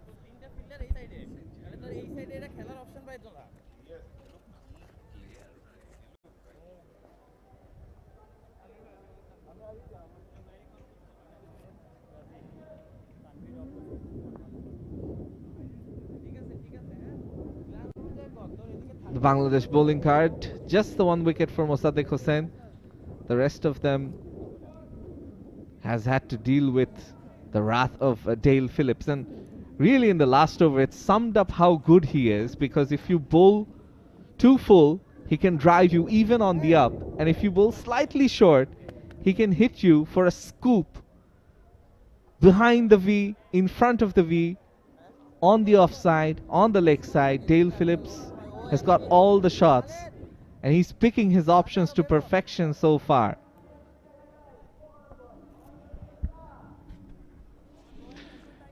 In modern day cricket, these are now regular features. And Phillips is someone who is enjoying his time in the middle. Joe Carter is the red ball captain of the New Zealand A side. Born in Hemel Hempstead, England, he moved to New Zealand and was raised in Tauranga, attending Tauranga Boys College. Carter holds a Leicester record for most runs of a single over, 43 runs that he achieved in a 2018 Ford Trophy match, hitting 6 sixes. That's a boundary. That's what I was talking about. This guy is capable of hitting 6s and 4s as well, but certainly he's overshadowed by the likes of Phillips at the moment.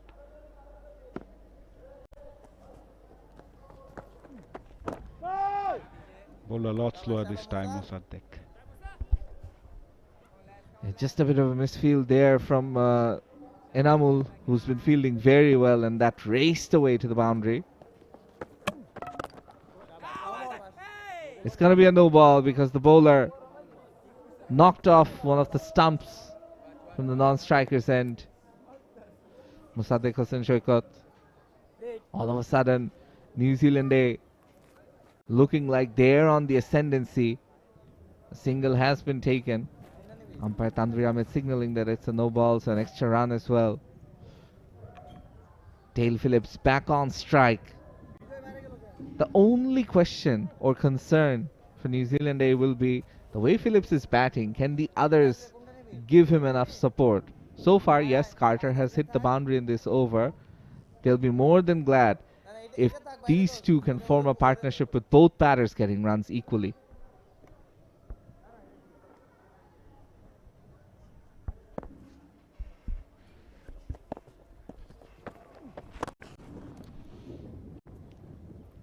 He's connecting the ball so well today. Glenn Phillips, whatever he's hitting, it's getting right from the meaty part of the bat. Yeah, he's resembling his brother Glenn, as you mentioned just a while ago, Dale Phillips. They kind of look similar. And it's great for New Zealand cricket to be producing such talents. And this A-team series, whether they win or lose this match, they'll be very happy to see that a player like Dale has gone on to perform this way. That can help the national team. But I'm sure Phillips would love to win a game for his side. End of the over. After 12, New Zealand 87 for 1.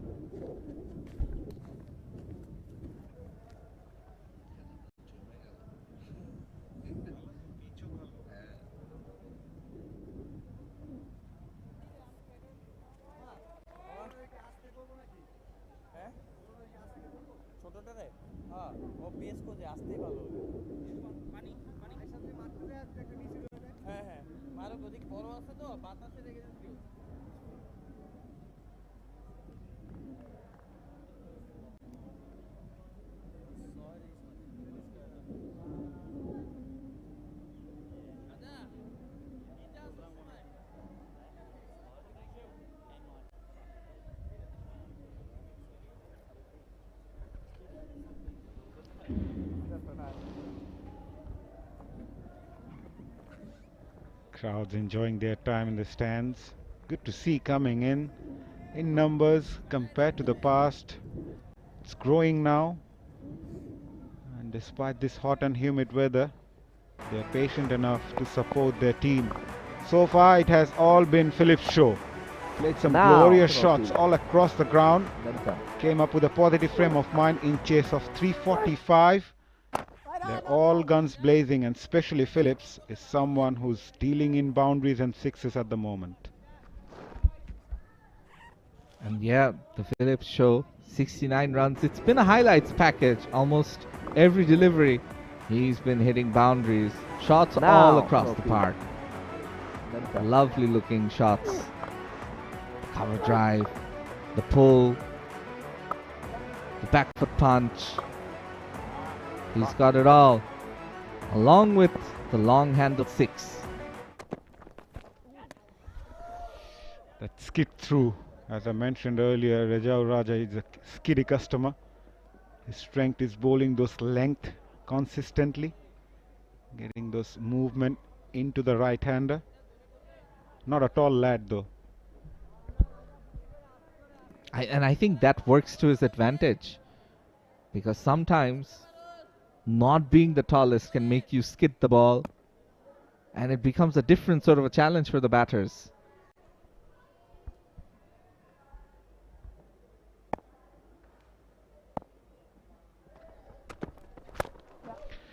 Slightly fuller this time. What a shot, nicely driven, timed to perfection. Whatever he's touching is turning into gold today, Phillips. Yeah, the man with the Midas touch for sure. Moves on to 73 from 48. Racing towards that three-figure mark. And nothing seems to be bothering him. Every shot he's playing. Keep in mind that the power play overs are done. And still he's finding the boundaries with ease.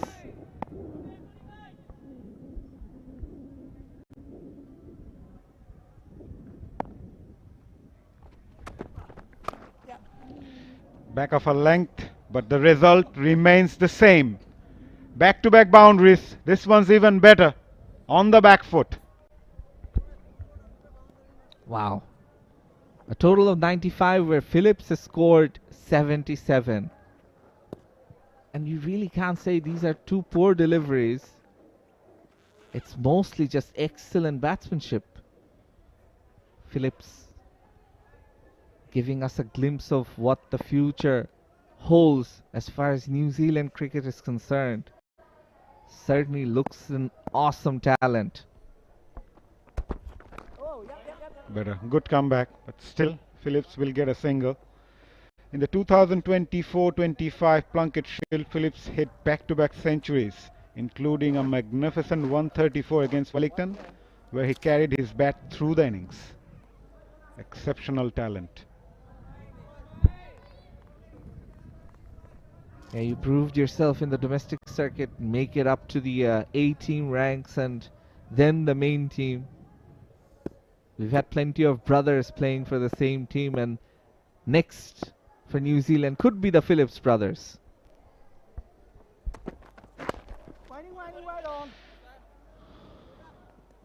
Another good over for New Zealand A. 9 coming from it. After 13, New Zealand 96 for 1.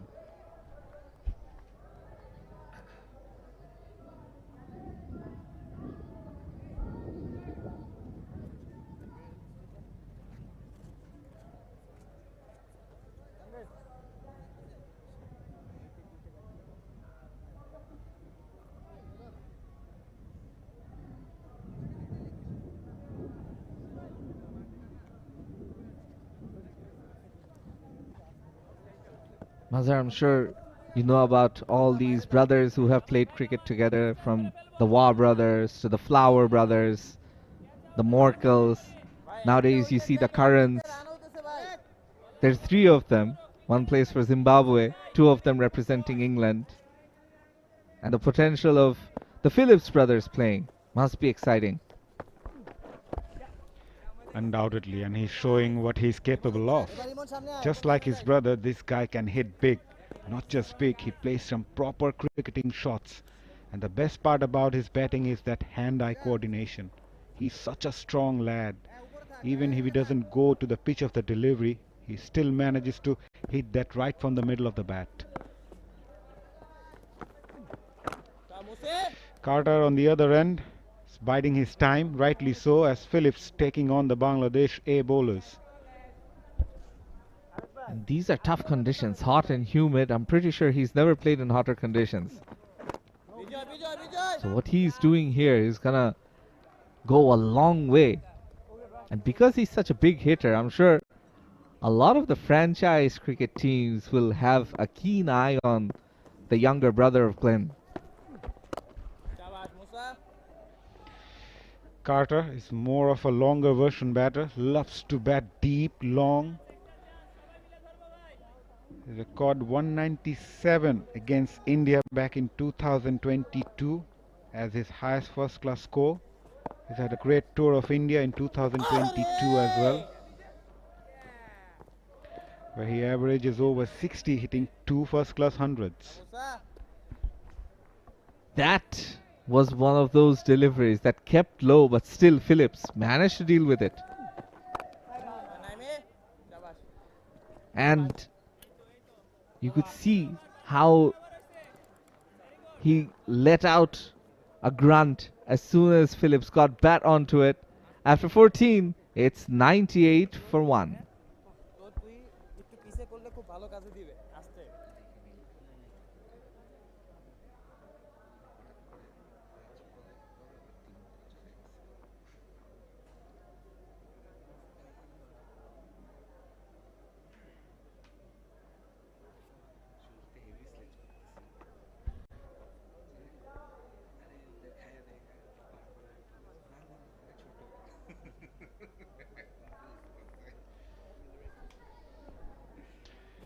New Zealand replying strongly, riding on Dale Phillips' blistering hitting.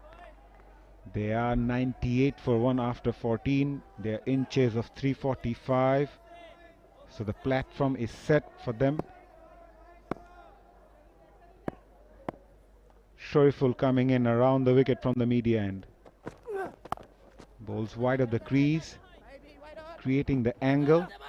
Guides that towards deep third. Rajau Raja does well to limit for just a single. Just one short of the 3-figure mark is New Zealand A, and Phillips scoring 80% of the runs, 79 out of 99. And this partnership as well, he scored most of the runs of this 47-run partnership from 40 deliveries. Carter, we spoke about how he's the red ball A-team captain, taking his time, biding his time, and he can afford to do that. Catch it is the call, straight to the fielder. Khalid Ahmed makes no mistake. And shorturl picked up the big wicket of Tail Phillips, who was looking dangerous, but eventually has to depart after scoring 79 of 53 deliveries. Great comeback from Bangladesh A. It's that back of a length delivery. We've seen how strong Phillips is off the back foot on the offside. This time, he's crammed for room, decides to take on the fielders on the leg side boundary, doesn't get the proper connection, and shorturl does the trick. His celebration, a bit of frustration as well, because Dale Phillips was really dominating the rest of the bowlers. He's gone for 79 from 54. New Zealand A lose their second wicket at 99.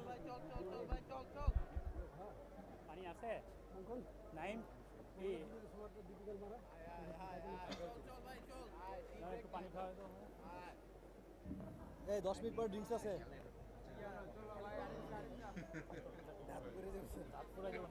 আজকে কি অবস্থা 15 ওভারের মধ্যে এই আছে আরেকটা আছে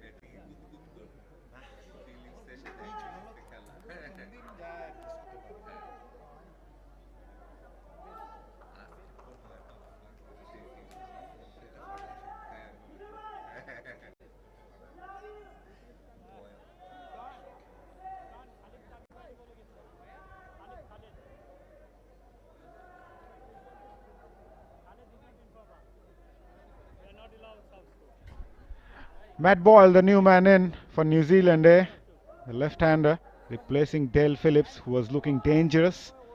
The best of 131, scored 100 with a strike rate of over 84.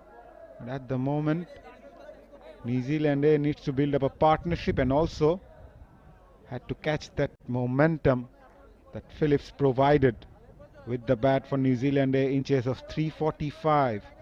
Shoriful Islam bowled really well to undone Phillips, bowling wide of the crease, creating that angle and forced Phillips to play on the onside. But he was undone, as it was not the best of length to play that shot, and Khalid Ahmed making no mistake at mid-on. He's got a short mid-wicket, deep square leg, deep fine leg, and a sweeper in place for the left-hander Boyle. Wonder if he can afford to put in a slip as well, because he is new.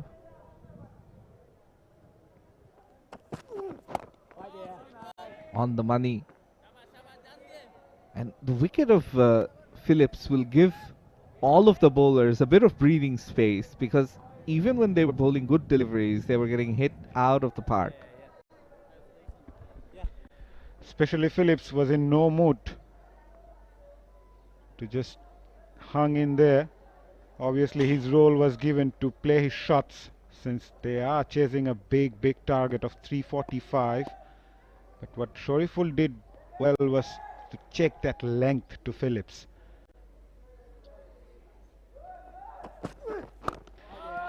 Matt Boyle was named Canterbury Men's Player of the Year in 2024-25 season after scoring over 1,000 runs across formats. He excelled particularly in white ball cricket, finishing as the leading run scorer in the same season for Super Smash T20, scoring 377 runs at the average of 37. So this guy can bat really well. That's why he's made it to the A team. This is a great opportunity to showcase his skills. Both these batters now slightly new at the crease, and they'll have to do a bit of a rebuilding job. We've seen what Phillips can do. We've seen what Chauhan and the other batters can also do once they get set. It's about getting set in this surface. Runs can be made. It's a good wicket to bat on. The outfield is lightning, and it's tough for the fielders with the heat and humid conditions.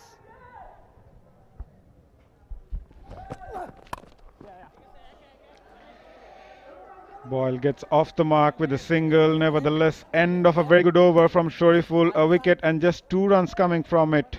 After 15, New Zealand are 100 for 2. থাক ফাঁকা রাখ clock sweep মারা আর পিছে থাক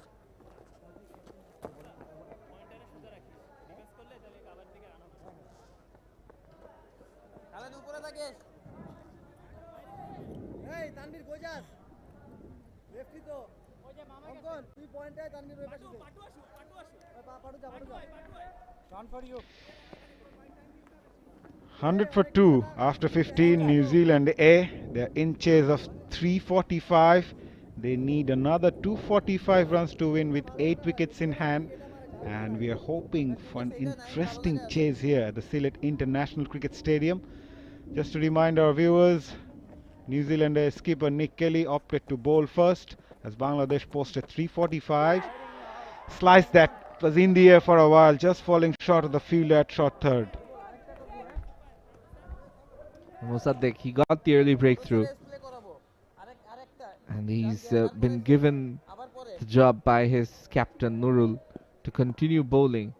He's improved his bowling quite a bit over the years, and that's why he's continuing, because he gets the wicket, and Boyle, who was the new man in the crease, has to depart.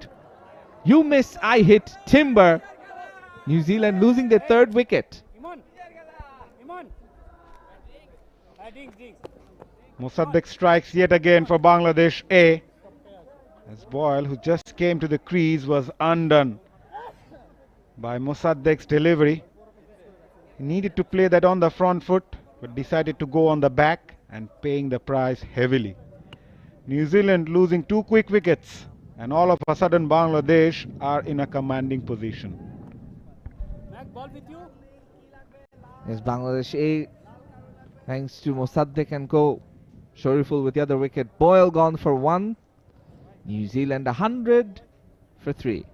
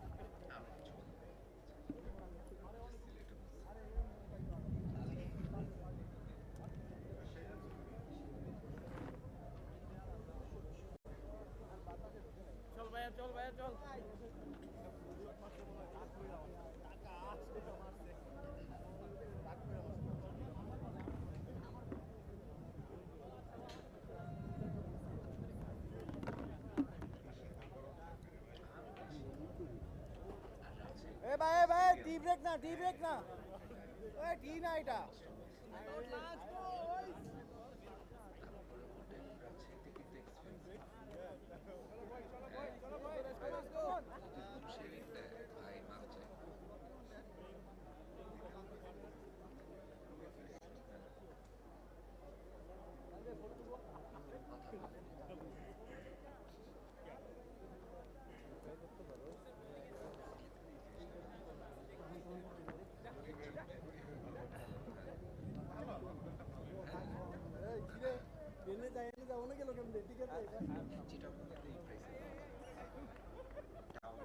Cholo boys, one more boys.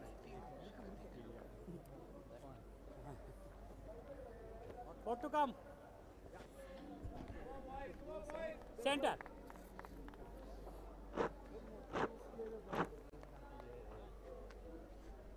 Little bit New Zealand losing 2 wickets in quick succession as Mossadegh strikes. Nick Kelly, the skipper, comes into the middle with the best of 120, and his team surely needs his best today if New Zealand wants to chase the target of 345. It's gonna be tough.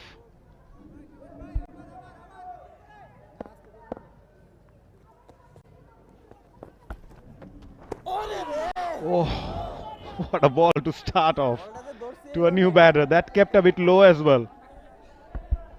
And Sohan saying that the fact that I got the ball is quite a bit, because it was keeping so low. Shoykot and Sohan, plenty of experience between them, both captains in different formats and in domestic cricket. So they know these conditions very well and what to do with the ball and what to expect from the foreign batters, how to get their wickets.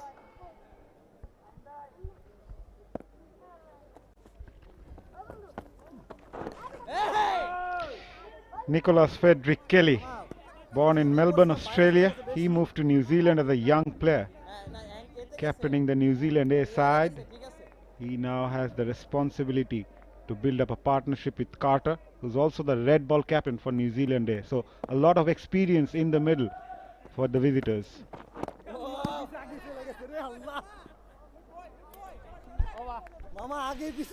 End of a very good over. A wicket maiden from Mossadegh. 100 for 3 after 16. New Zealand A.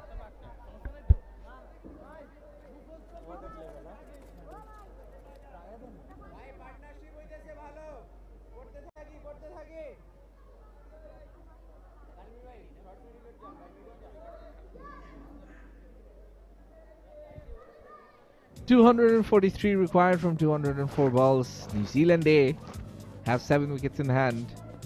They were going very well when Dale Phillips was batting. After his wicket, they've lost another one. Shoriful, who took the wicket of Dale, continuing and is coming around the wicket. The left arm pacer.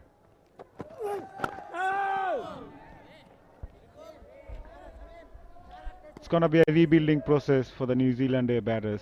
They need to take some time.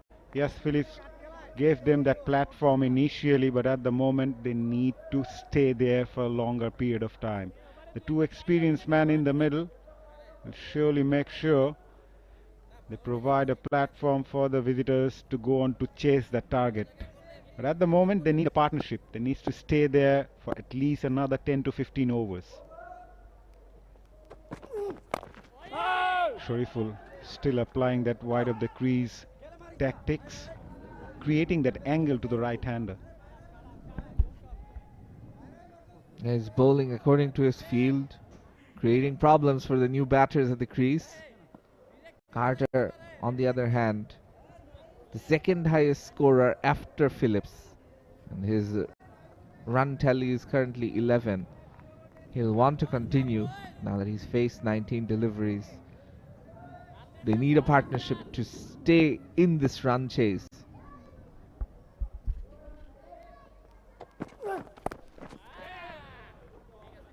Guides that towards third man for a single. They need to rotate the strike. But Bangladesh, in the meantime, can dry up those singles and boundaries, putting pressure on the New Zealand A batters as the required run rate is slowly creeping up. Yeah, Kelly, the left-handed batter. Kelly and Carter will want to form a partnership. As far as Shoriful is concerned, sees the left-hander and wants to change up the angle. And he decides to come over the wicket instead of around the wicket for the left-handed batter. Again, Mazhar, I'm not sure, but there's no slip in place. Do you think that's the right decision?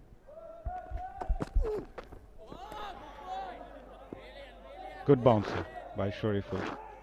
Yeah, nice point, Shanu. With two new batters in the crease, especially someone like Kelly who just came to the crease, Nurul Hassan Chauhan, might think of a slip fielder, as he will remain tentative initially. Kelly. And 𝗂𝗧𝗧 has got his tails up. Yeah. We saw plenty of good bouncers from the New Zealand quicks in the first innings. That's a good one from 𝗂𝗧𝗧.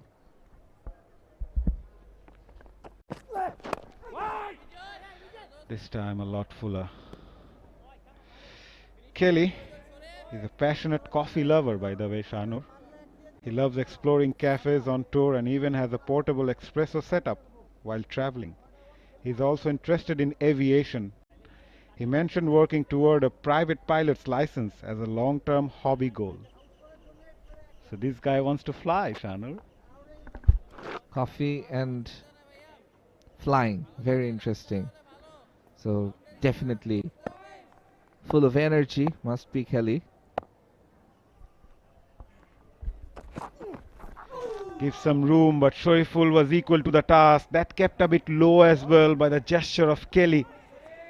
At end of a very good over again, just one coming from it. After 17, New Zealand A 101 for 3. Very good, 𝗂𝗧𝗧𝗧.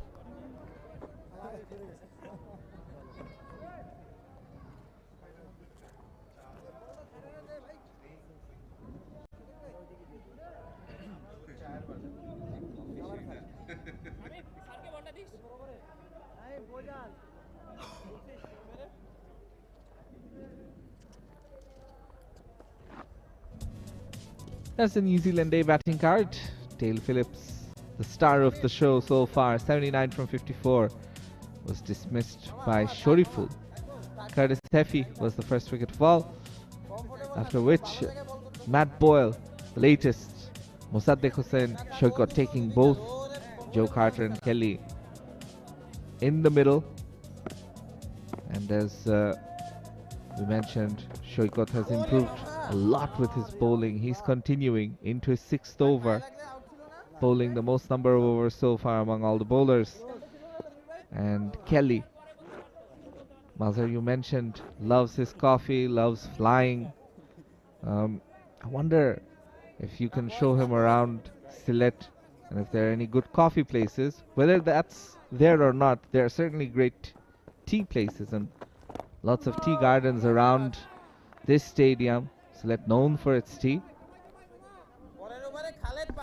Not a bad idea, Shanur. Sylhet is known for tea gardens. Can you suggest me a few? I'm not sure if I can name any brands here, but yeah, for sure, plenty of places where you get some specialty around Sylhet. This time into the gap, and it goes all the way. The diving effort in vain, and that's a welcome boundary from the bat of Kelly. With that boundary, Nick Kelly also gets off the mark. That was a glorious shot. Made some room and finds the gap. There was a fielder at sweeper region, but he made sure it goes past him. A valiant effort in the end by the fielder. But this boundary will surely give some confidence to the New Zealand A skipper. Bowled a lot slower this time. If you bowl slow, there is a possibility to get some turn from the surface. And he's mixing it up now, is Shoykot. Generally bowls it fast and into the stumps. Comes down the track, over the top, goes all the way. That's the maximum. Kelly and Carter, they are getting going. It's a 6 to finish the over. New Zealand A 112 for 3 after 18.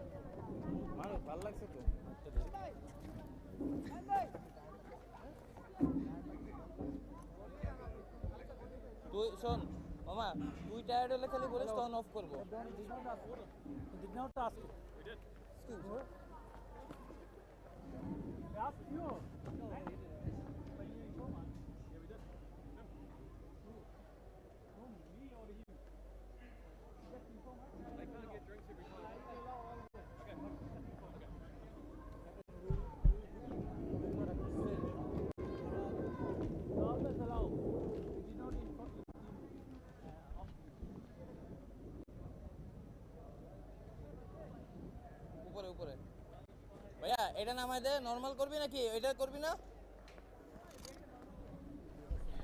New Zealand A are going over 6 runs per over at the moment. They're in chase of 345 with two experienced batters in the middle. Kelly and Carter making sure New Zealand A build up a big partnership that they needed badly. We've seen how 𝗏𝗏𝗂𝗏𝗏 and Nurulhasan Chauhan adding over 200 runs, making sure Bangladesh go past the 300 mark. Skipper Nurulhasan Chauhan bringing in Shamim Hussain, the part-time off-spinner from the media end. Carter on strike.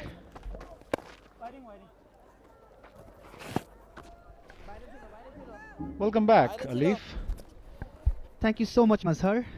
It's a very good reply from New Zealand A as well. They're fighting neck to neck against Bangladesh A. Chopped it onto the stump. Unlucky. But Mossadegh Shoykot is hugging Shamim Hussain because he picked up another wicket for Bangladesh A. And this change really helped Bangladesh to pick another wicket. The change has been working for Bangladesh. When they were in a dire need of breakthrough, Mossadegh came and gave that. Once again, it's Shamim. It was quicker and it took the inside edge and dislodged the bails. He's over the moon. He should be, because he's just come and picked up a wicket. Carter departs scoring 13. New Zealand, they lose their fourth. It's 112 for 4.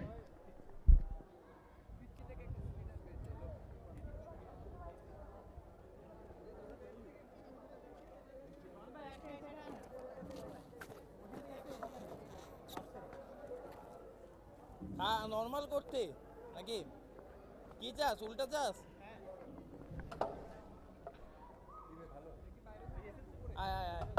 New Zealand A are in desperate search of a partnership, but Bangladesh on the other hand making sure they pick up wickets at regular intervals, halting the proceedings of New Zealand A innings as Josh Clarkson walks into the middle with the best of 111 not out, scored 300s and 950 so far, and at the moment his side needs a big knock from him. Shamim Hussain, the man with the golden arm, providing the breakthrough for Bangladesh A. Oh.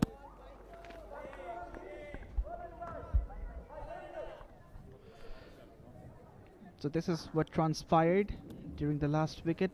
Can consider himself unlucky because that one kept a tad low, and then from the toe part of the willow that went to the stumps. Once again, good bowling from Shamim.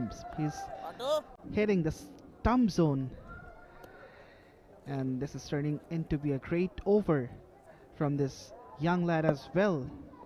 4 deliveries, no run and a wicket. Drifting down the leg side, that was a lot quicker from Shamim. Never easy for the new batter coming in and face the music right away. He's mixing it up. The last delivery wasn't the fastest, but this time around this was the quickest in this over, I reckon.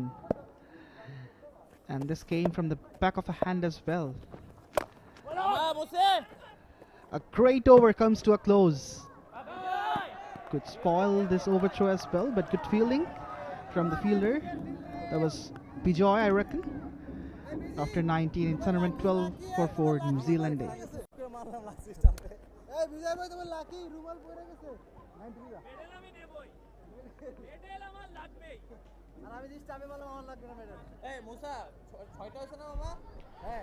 So this is how the bowling card looks like. 6 bowlers have been used by the skipper Chauhan. 2 wickets for Mossadegh Shoykot. He's certainly the pick of the bowlers. 1 for Shoriful, 1 for Shamim, and he broke through in the last over with only 4 extras from 19 overs. Much better compared to New Zealand Day. They gave away around 30 runs through extra. Mossadegh to continue, picked up 2 wickets onto his 7th over, conceding 31 runs so far. And all of a sudden New Zealand A lost a couple of wickets in quick succession. Skipper Nick Kelly plays that fine late and will find the boundary as well, using the pace of the bowler. I'm not sure whether he intended to play that, but he will take it. Streaky, but effective. And not rolling. That was not deliberate, however, he got a good nick and the ball rolls over. But a welcome boundary for New Zealand A. After losing that wicket, they were under so much pressure, and this boundary will help them to remove that. Good comeback by Mossadegh. Spin will play a big part in this innings, for sure. During the pitch report, I did mention the fact that there are visible cracks in the surface. So as the day progresses with the sun beating in, those cracks will open up a bit, allowing the spinners to get some extra purchase from the surface. And gone! Waited for the ball to turn, but it held its line and hits the timber. Mossadegh picked up his third wicket as he dismisses the New Zealand A skipper Nick Kelly. Boy, oh boy, what have you done? This is complete harakiri. Ball, please. It was on the line. He thought the ball would turn away, but no, it held its line, and he is completely bamboozled. That's wicket number 5, and New Zealand A are under a lot of pressure after losing their skipper. Kelly departs, scoring 14. It's 116 for 5.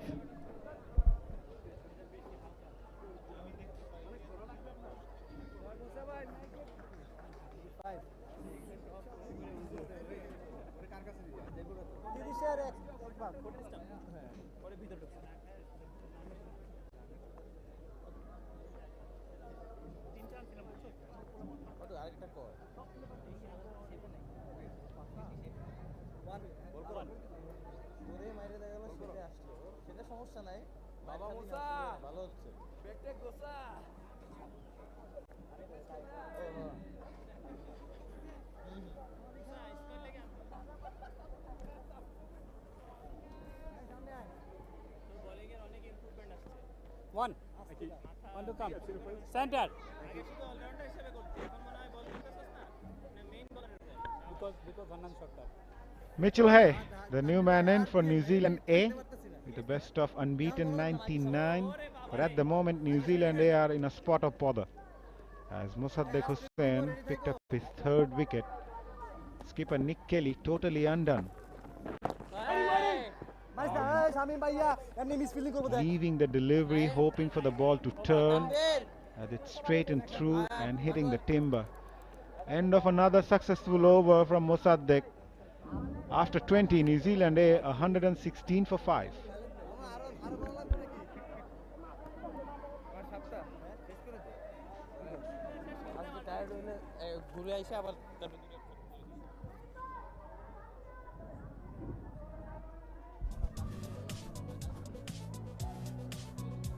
So 20 overs are done. From the last 30, New Zealand A require 229. 4 changes for the visitors, and interestingly, their top performer Foxcroft is missing out as Shamim comes for his second over. Oh.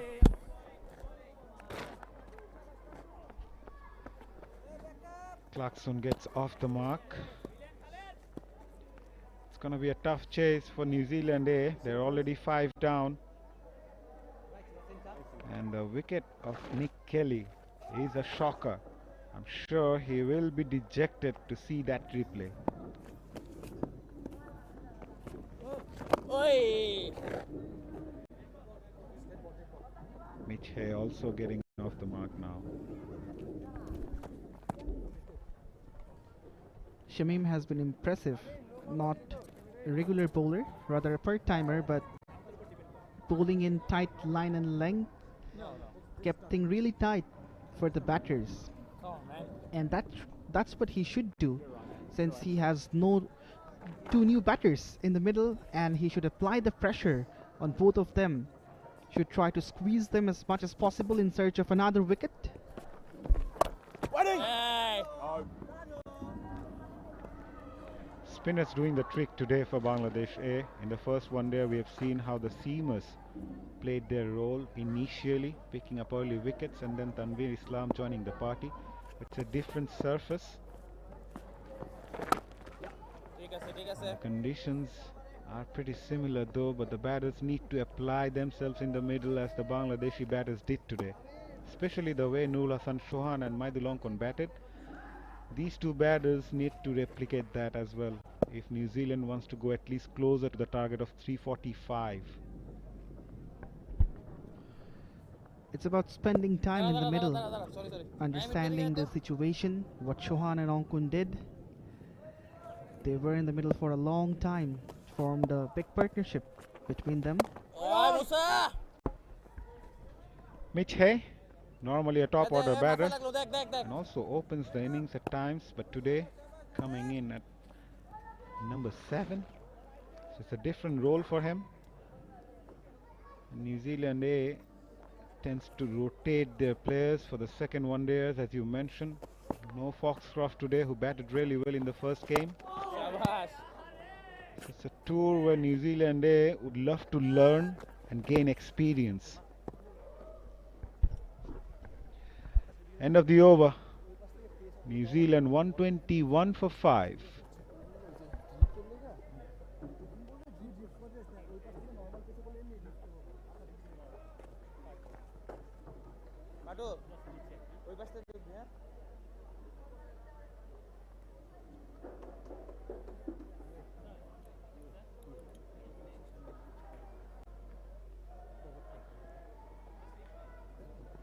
Tanvir মামা এটা লইবি নাকি না না মামা দরকার নাই ওকে এমনি ভালো হইতেছে সমস্যা নাই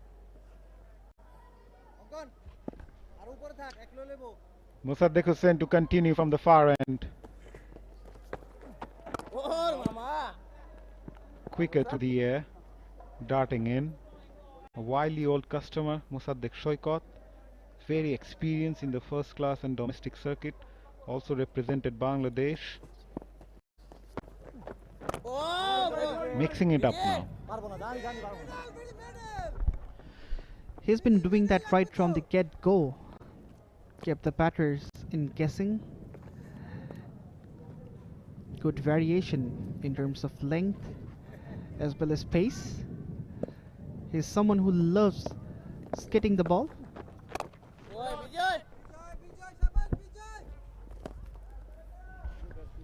What the Bangladeshi bowlers are doing well at the moment is not just picking up wickets, but at the same time trying up those singles and doubles. We haven't seen a boundary being scored for a while, and that adds up the pressure to the batters in the middle. Slight turn from Mossaddeq. He's not someone who relies on his turns a lot. All these pictures are coming to you live from Sylhet International Cricket Stadium, the second one-dayer between Bangladesh A and New Zealand A. 𝗵𝗺𝗃 comes from a sports-oriented family in Canterbury. His older brother Jeremy Hay has played first-class cricket for Canterbury. Their father is a local school principal and club cricketer. Rushes through the over, Mossaddeq. End of another very tight over. New Zealand 123 for 5.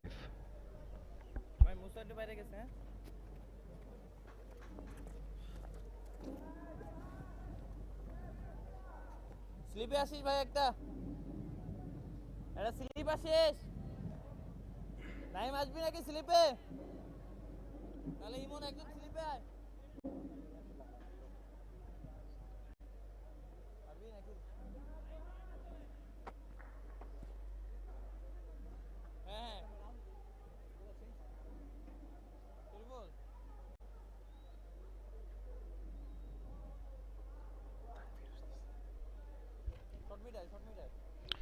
Change of bowling from the media end. Tanveer Islam replacing Shamim Hussain. The left-arm spinner picked up 3 wickets in the first one-dayer. He's got a slip in place for the right-hander. A sweeper and a deep square leg as well, and long off and long on.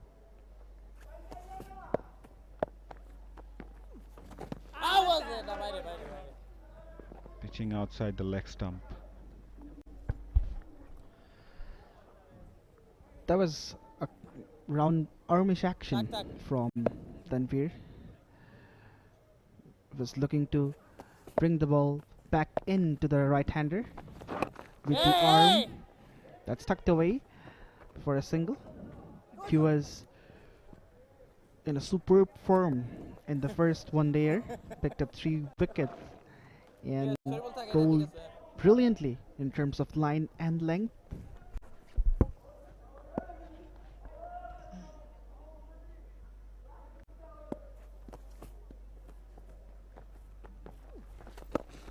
Nicely bowled. 𝗵𝗺 enjoys cycling and often goes on long rides around Christchurch. He's also a music fan and plays the drums. Teammates recall him carrying a practice pad on tours. To unwind, he's known to be a movie buff, often organizing team movie nights. Another character in the team.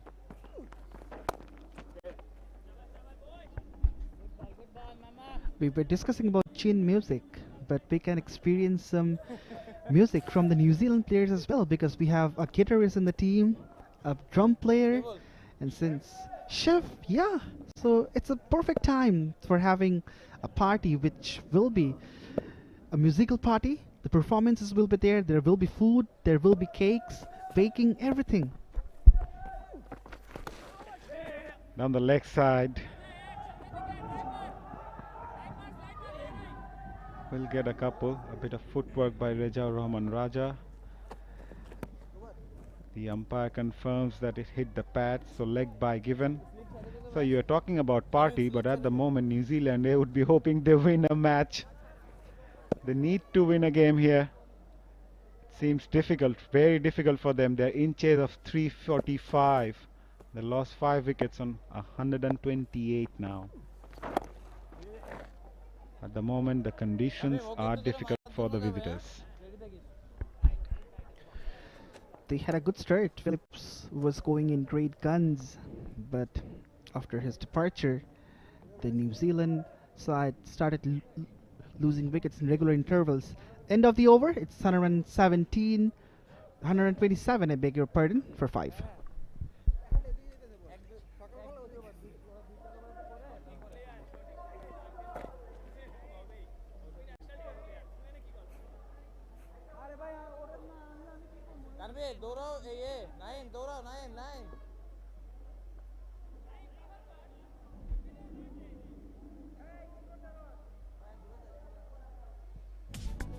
New Zealand need 218 runs to win of 162 deliveries.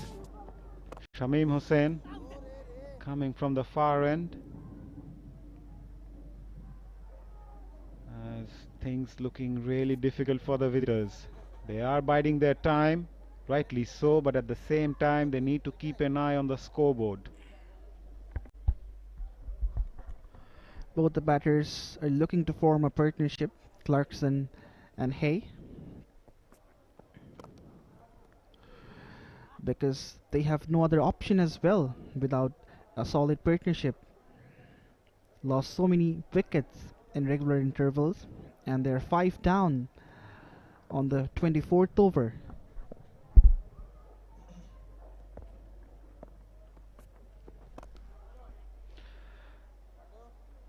It's a learning curve for the visitors. Coming in this part of the world, never easy adapting to the conditions right away. They will be playing 2 4-day matches as well, so they have time to adapt and adjust, but in order to stay alive in this series, they need to win this game.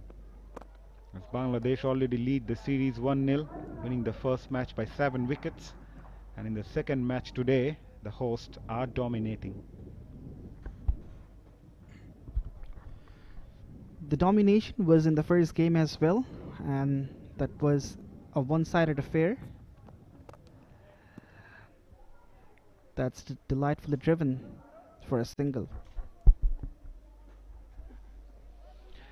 Yeah, first up, these two batters needs to make sure they rotate the strike, as the required run rate is now going upwards.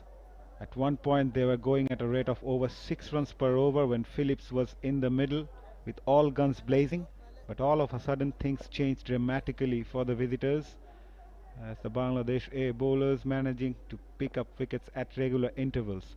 Change of field for the right-hander. Short fine leg goes to deep square leg. 𝗃𝗓𝗄𝗃𝗍𝗂 comes into short fine leg now, so only one fielder on the onside inside the ring at short fine leg. There is a deep mid-wicket long on and deep square leg. A flighted delivery, teasing Clarkson to go big on him, but he remains calm. End of the over, 5 singles coming from it after 24. New Zealand A 1-3-2 for 5.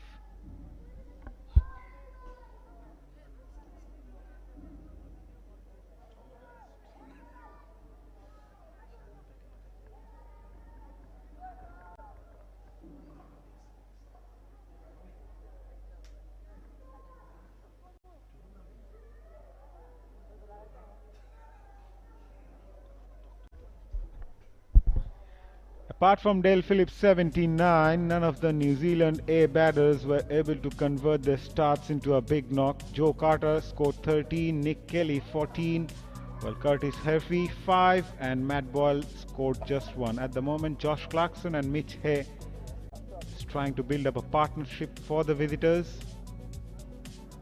And skipper Noor Hassan Chauhan brings in his seamer Khalid Ahmed from the media end. So he's expecting to pick up a wicket. He's looking to break this partnership again. Very aggressive captaincy from Chauhan. Came in sharply, waiting for the ball to play on the up. Length has been the key for Khalid. Went slightly expensive compared to the first game, but starts off with a very good delivery. This one seamed back into the right-hander and kept a little low as well. Clarkson misses out when he went to play.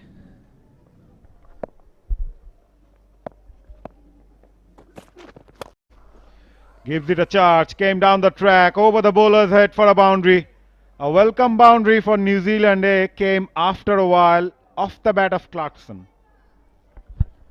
Straight as an arrow, and Clarkson decides to break the shackles. Used his feet, came down the pitch, and it was heaved over the head of the bowler. A boundary, a welcome boundary for New Zealand A, and they were desperately needing this. Clarkson was a key part of Central Stag's limited over success in 2022-23 Super Smash season. He was among the top 6 hitters and helped Central win the title. But at the moment he's got a different role to play. Yes, he can hit those hard, but at the same time he needs to build up a partnership and stay longer. With Mitch Hay at the other end, 6 of 13, Clarkson 12 of 18. Long on in place for Clarkson. Just drag back the length this time, Khalid Ahmed.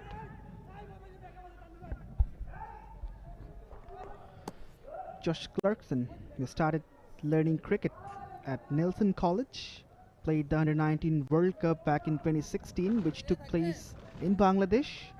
So he's got the experience of playing in this very country.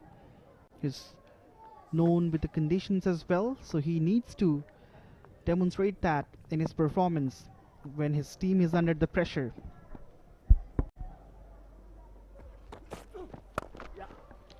Slow delivery. Took it on the full. Yeah, they're trying to build up a partnership here.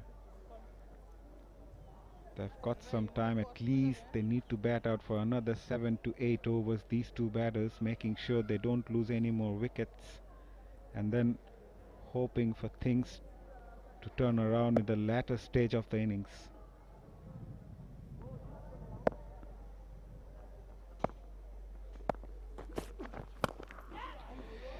Pulled it away. Clarkson. He's had a rare domestic feature in 2019, scoring a century and also picking up 5-wicket haul in the same first-class match for Central Districts. He's a genuine all-rounder, Clarkson. He's also known for his powerful batting, and for this he was picked by St. Kitts and Nevis Patriot in CPL as a replacement of Sikandar Raza, who was injured.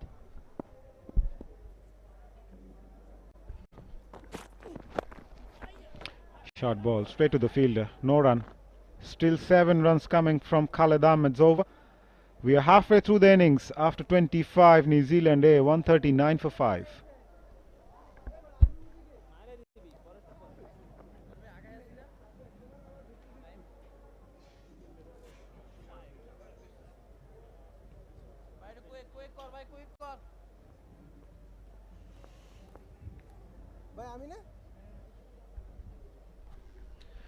Six bowlers used so far by Nurul Hassan Chauhan, with Mossaddeq Hossain the most successful of the lot, 3 for 37 from his 8 overs, a wicket each for Shariful and Shamim Hussain. After 25, New Zealand A 139 for 5. They are in chase of a big target of 345 posted by Bangladesh A, courtesy of 2 centuries from Nurul Hassan Chauhan and Maidul Islam Onkon. The Kiwis are in a spot of bother now. They are hoping to build up a partnership. It's hot, it's humid, it's tough out there for the visitors. And the Bangladesh A side bowlers making sure things get more tougher for the visitors, as Tanveer Islam coming in from the far end. Oh, what a delivery! What a delivery! A classical left-arm spinner's delivery. That was absolutely a peach from Tanveer. It had everything: the flight, the turn, the bounce, and just look from where the Chauhan carried it.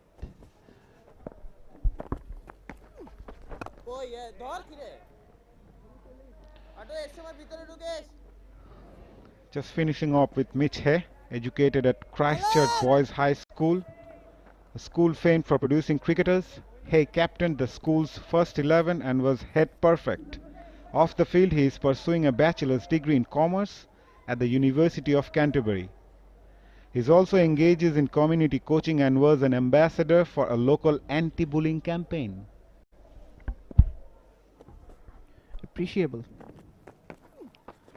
especially when the cricket players, they engage themselves with this kind of activities.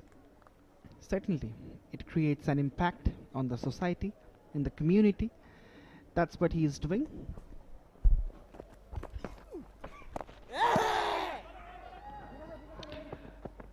Most of the New Zealand players are engaged in so many off-the-field activities. It actually helps you to grow as a human as well.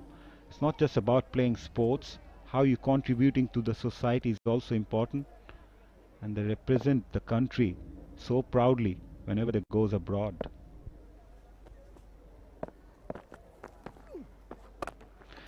There is a saying that cricket creates character, Alif. And so many interesting characters in the visitors camp. We discussed about a lot of them.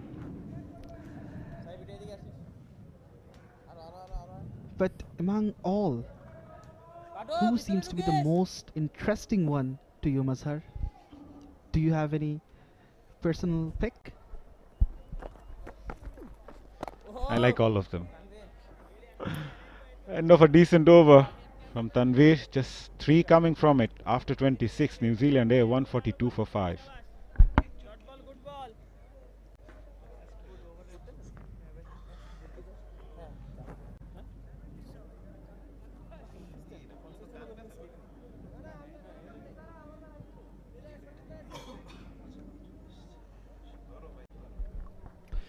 The opening partnership has been the highest this far, 52 from 46, and then Joe Carter and Dale Phillips were also going well, but after that it's a regular interval among which the wickets have been fall in New Zealand A. are under trouble now after losing 5 wickets. They're in search of partnership and they need a big one to make a comeback in this game. Gives it a charge. Finds the gap in front of square. Clarkson taking on Khalid Ahmed in the very first ball of the over and gets a boundary. He's dealing Khalid with a lot of confidence. Khalid was hit for a boundary by Clarkson in the last over as well, and this time around through mid-wicket. Such a positive start for New Zealand Day to the over, and from the get-go Khalid will be under the pump.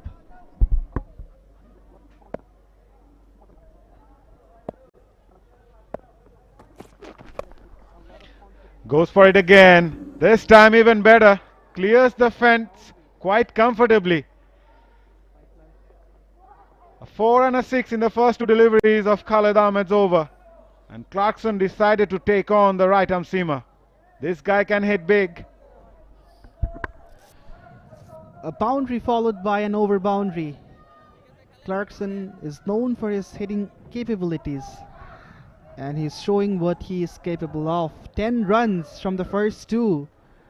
Khalid is proving to be slightly expensive in this game. 39 from his 4.2 overs. He's still in search of a wicket.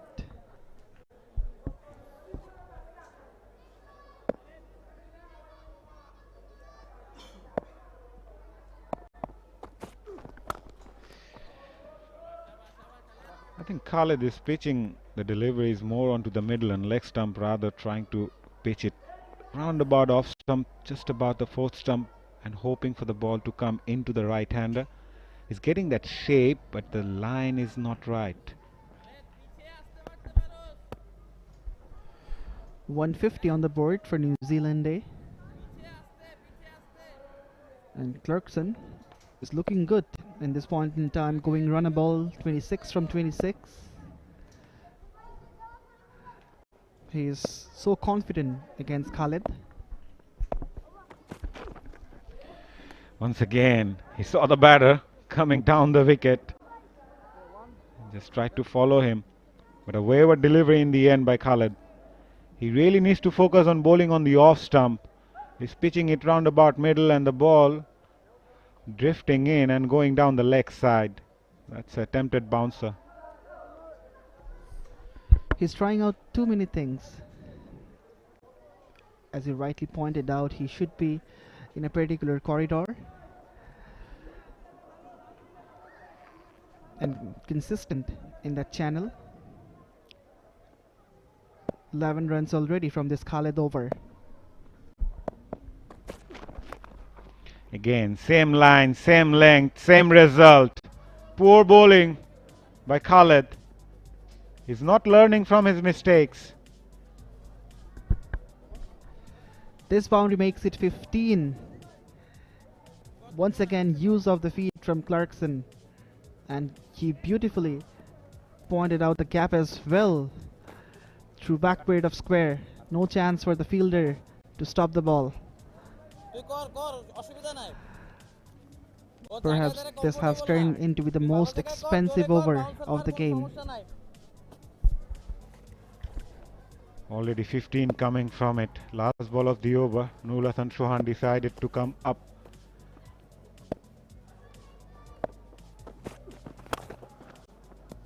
Nicely driven. A boundary to end the over. 19 coming from it. An expensive over. Still one more ball to go. Beg your pardon. Clarkson taking on Khalid Ahmed. Decided to bowl a lot fuller this time, but with mid-off up inside the circle, it was easy picking for him. Nothing is going in Khalid's favor. Wherever he is going, Clarkson is taking him on. It was pitched up outside the off stump, but he drove beautifully down the ground, and the long off fielder was up in the circle as well, so no one was there to stop it. Oh yes, that's it. dot ball to end the over, but nevertheless an expensive over from Khalid Ahmed. 19 coming from it after 27. New Zealand A 161 for 5.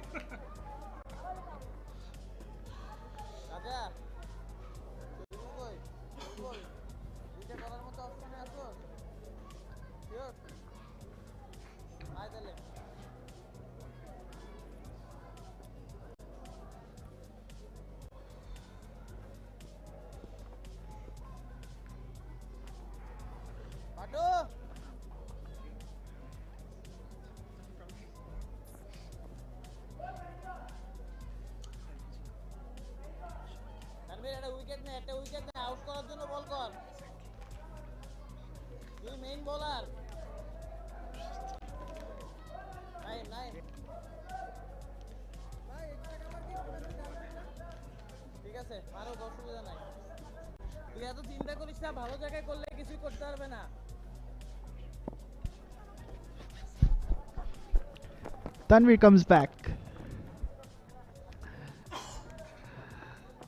𝗵𝗂𝗃𝗍 just drives it downtown and picks up a single. And now the partnership is 46, which is the second highest of this game, as I welcome Shahnur Rabbani to the comm box. Welcome, Shahnur. Thank you, Alif. And at this moment, New Zealand A, they're quite a bit behind the 8 ball.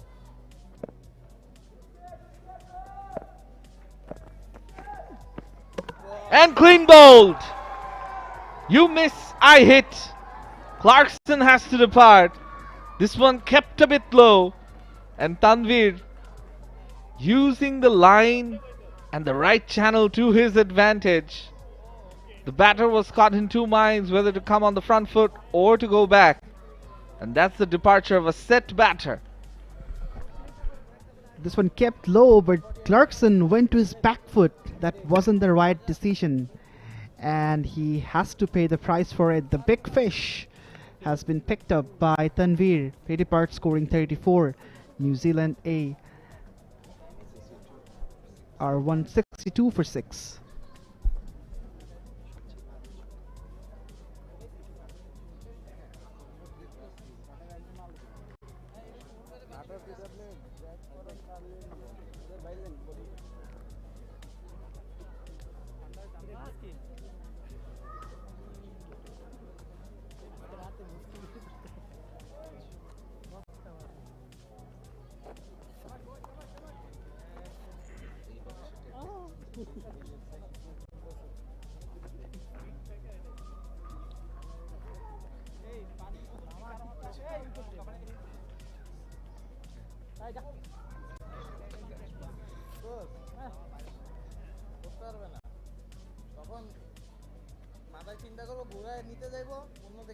Center.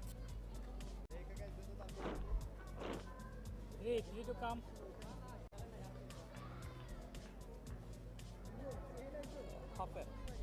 The new batter in is Zach Folks, his 26th list A match.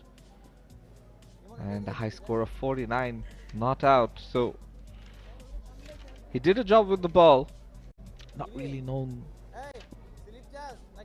if he can do it with the bat, but it remains to be seen as Bangladesh A creep into the lower middle order of the New Zealand A team.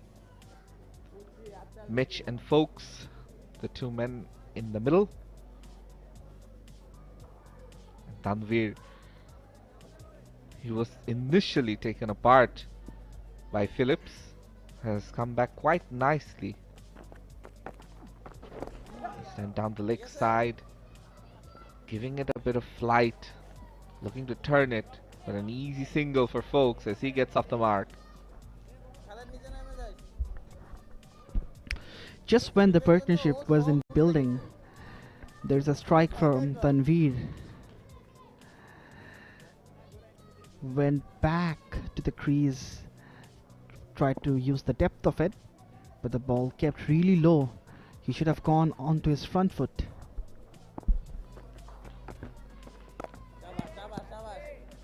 And Mitch doing the right thing, playing on the front foot. It's a matter of survival for the New Zealand A team as well. They might want to bat out the full 50 overs. Still plenty of time left to do that.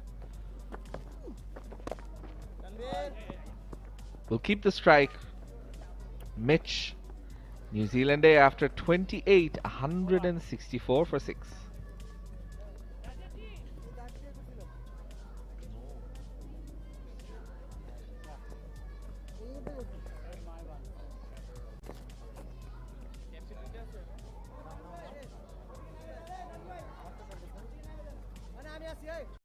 ভাই আমার cap টাকার কাছে এই যে আমার কাছে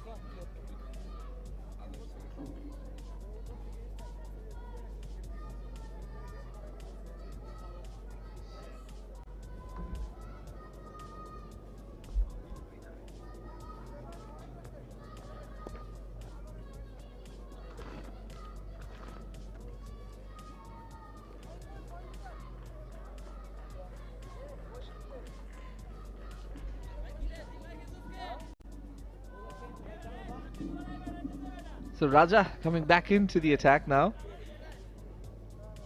Good captaincy by Chauhan, just bringing in the newer bowler, giving him an opportunity to get his confidence back. Earlier on it was against Phillips, when Dale Phillips was going all guns blazing.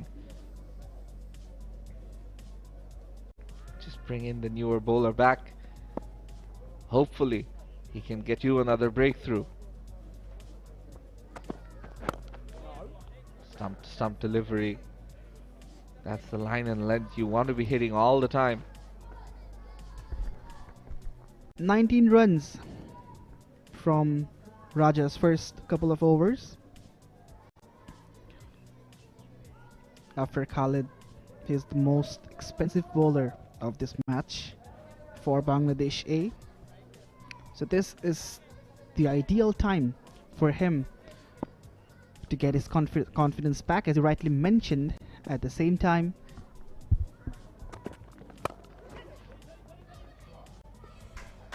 tremendous. Mitch gets another boundary, moves on to 14. Wasn't really the worst delivery, but just look at how nicely he latched onto it. beautiful shot. He played that on the up. And we were talking about the confidence.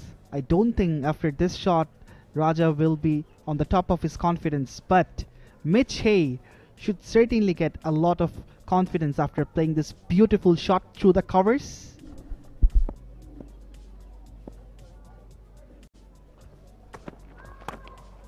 Pulled away now, into the gap. Will be another boundary. Back-to-back fours from Mitch. First on the offside, now through the onside.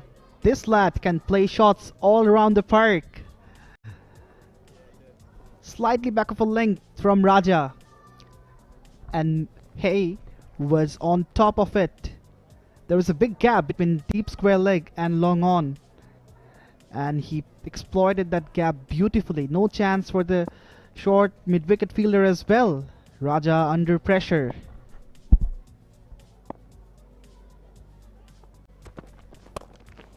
Driven once again, and they take the single quickly.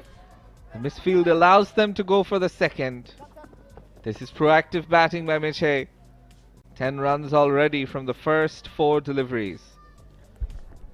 A little fumble from Shoriful. He's a tall lad, so it's difficult for him to get low in a quick succession, and that's where he made the mistake. An extra run leaked. 10 runs from the first 4 of this over.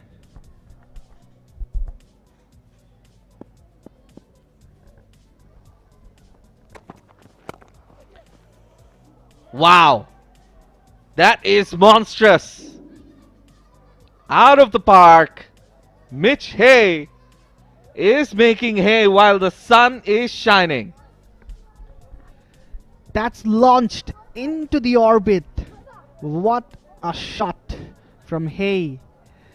Just look how sweetly he played that shot. and it went sailing over into the stands. And this is going to be the most expensive over of the game.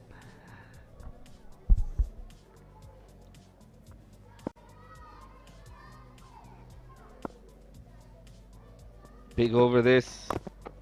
Oh, almost chopped on. Survives. It was a slower ball.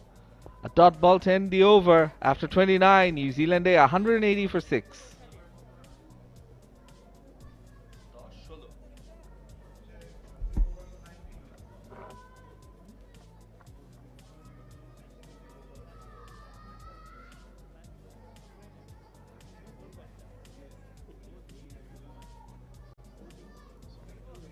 Hey,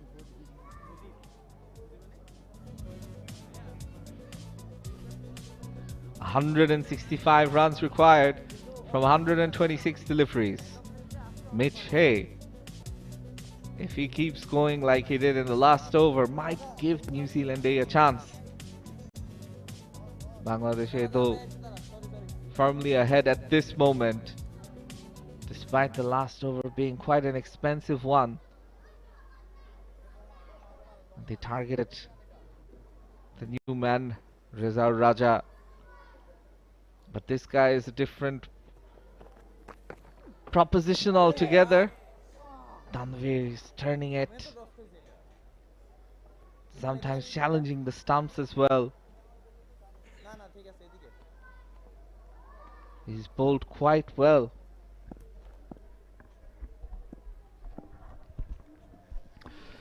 Picked up a wicket as well.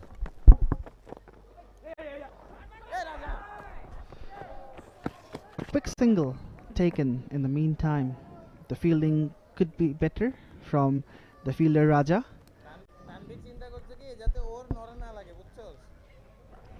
At this moment,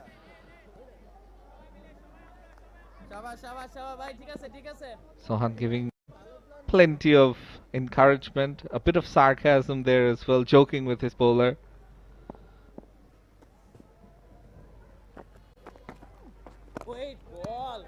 And that's the line he wants Tanvir to be bowling. That's the channel, stump to stump. If he can pitch there and extract a big turn, that can be deadly for the right-hander.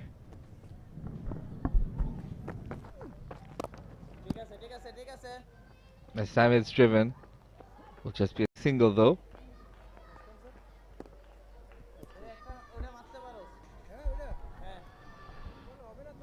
Was one of the star performers, Tanvir, in the first one-dayer. Doing well in this game as well.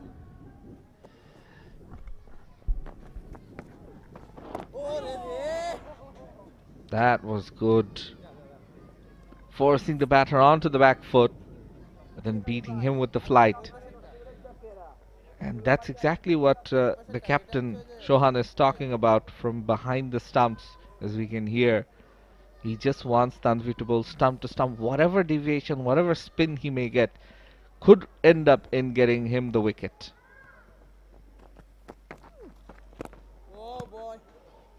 Just the 2 runs after 30. It's 182 for 6 for New Zealand A.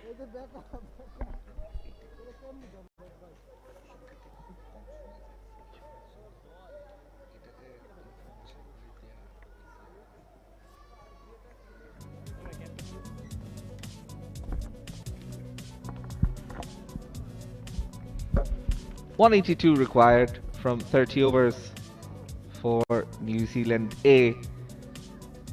163 in fact, with 4 wickets in hand from the last 120 deliveries. So, had this been a T20 match with more wickets in hand, you'd say it's gettable. But with this being just 4 wickets remaining, probably this is in favor of the home team. Indeed, Bangladesh A are bossing the game in this point in time. New Zealand A has a mountain to climb with only a few wickets in their hand.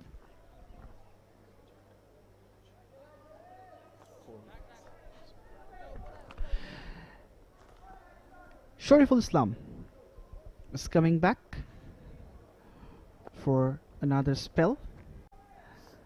Bowled really well in the first one there.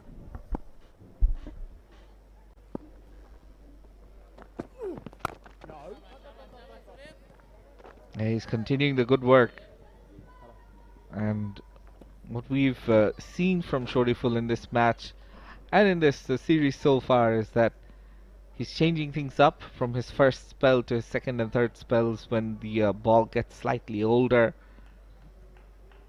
Early on, he relies more on swing and movement off the surface. As the ball gets older, he relies on some slower deliveries, perhaps some cutters as well. Lots of variation there.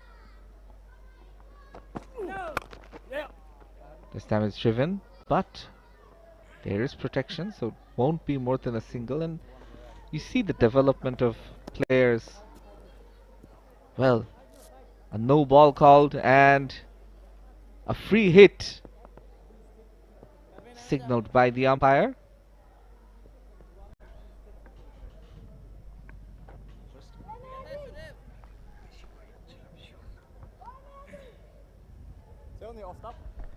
Unfortunately, Hay will be at the non-striking end. It would be better for New Zealand if he was facing the free hit delivery. Jack Folks will be on strike.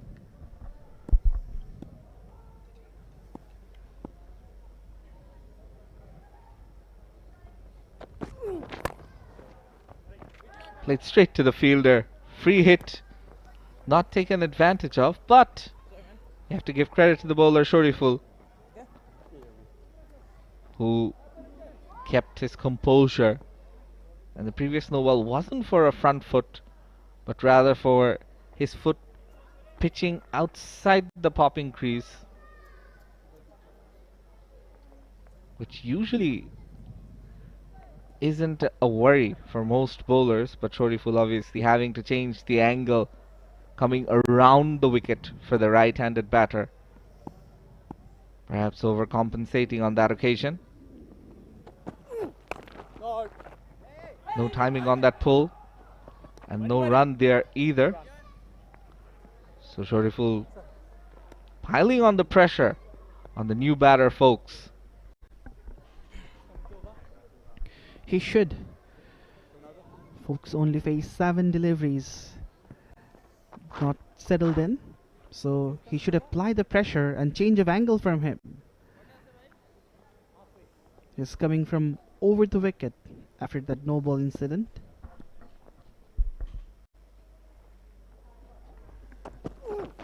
Short. Well directed short ball. Now if you're the captain, you want your bowler to be creating such angles against the right-hander. Umpire obviously signaling it's 2 bouncers for the over, so that's it. No more bouncers left. Everything else has to be on the money, fuller length. No bouncers available. And 2 balls left in this over.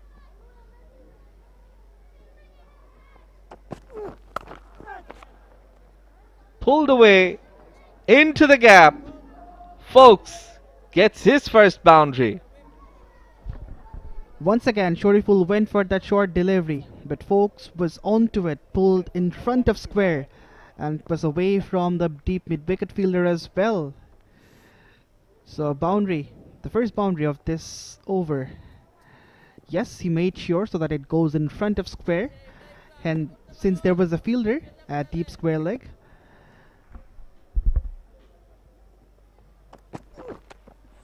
Another short ball, and this time the umpire does signal it's a wide. So he'll have to pull that again. Turning into an expensive over all of a sudden. 7 runs so far. 1 legal delivery left. This was way above head height. No chance for the batter to reach it. way too short from shorturl. He should go fuller since already 2 bouncers given. He's coming from around the wicket. Goes fuller on this occasion. Still a single taken. After 31, New Zealand are 190 for 6.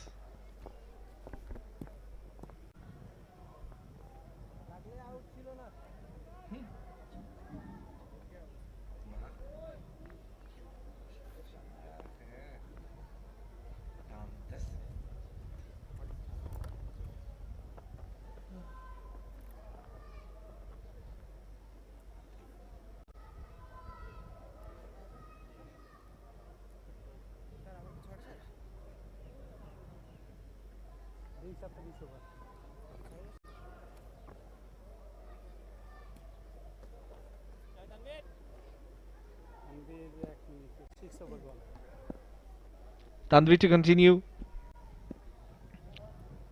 Mix of pace and spin here for the Bangladesh A team. Very close to being an LBW had it not hit the bottom edge of the bat. Then we're trying to bowl stump to stump, keeping things tight for the batters. And all of a sudden, if he turns the ball away, that can be dangerous for someone like Folks. Beautifully bowled, giving it flight, and then the turn and bounce did the rest. Exactly, this is what I was talking about. You should be persistent in this channel.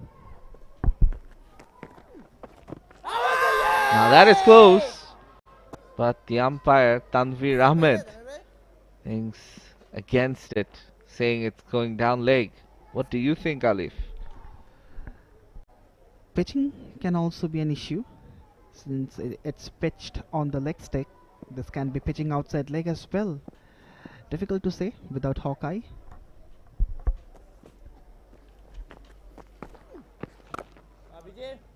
This time there is connection, but 4 dot balls in a row. Excellent work so far from Tanvir. He's kept things really tight for Folks, who struck a boundary in the previous over. Now that is hit well, very, very well. We'll get him 4 more. A beautiful sweep shot. Was down on his knees and played that through the gap. Folks moves on to 11. I was expecting it to be a stump-to-stump delivery, Folks. Took the chance and reaped the rewards.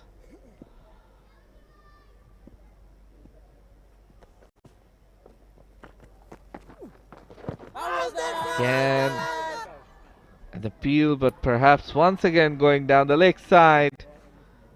Dot ball to end this over after 32. New Zealand are 194 for 6, and it's time for a drinks break.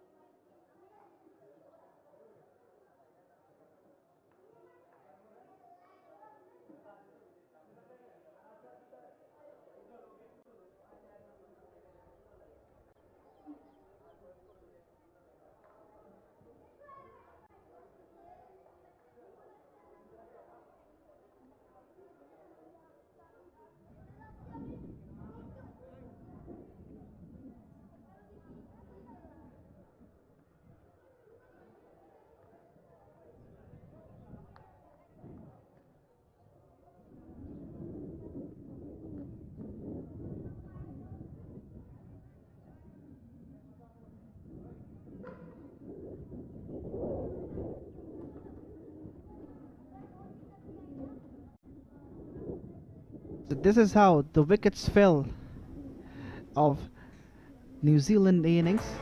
Mossadegh Shoikot drew the first blood outside edge, and that was the end of the partnership visit.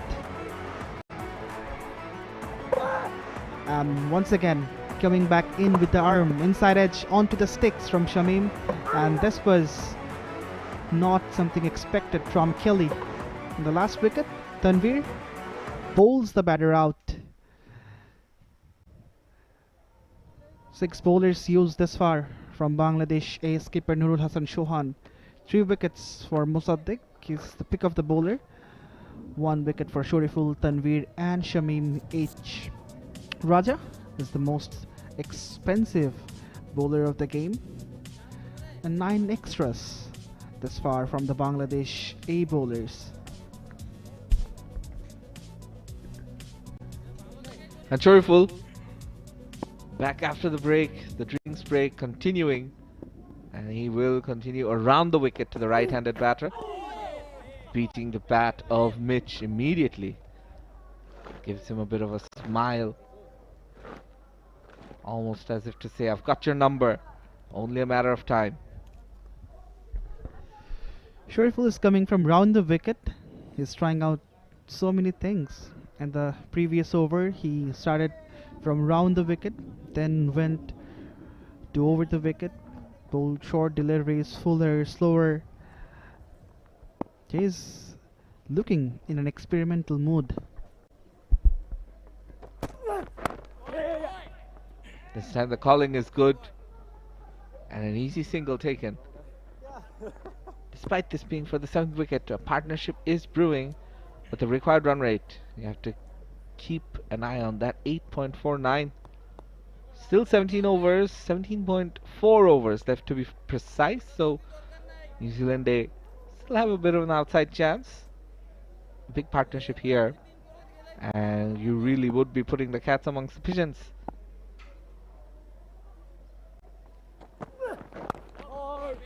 Played with soft hands.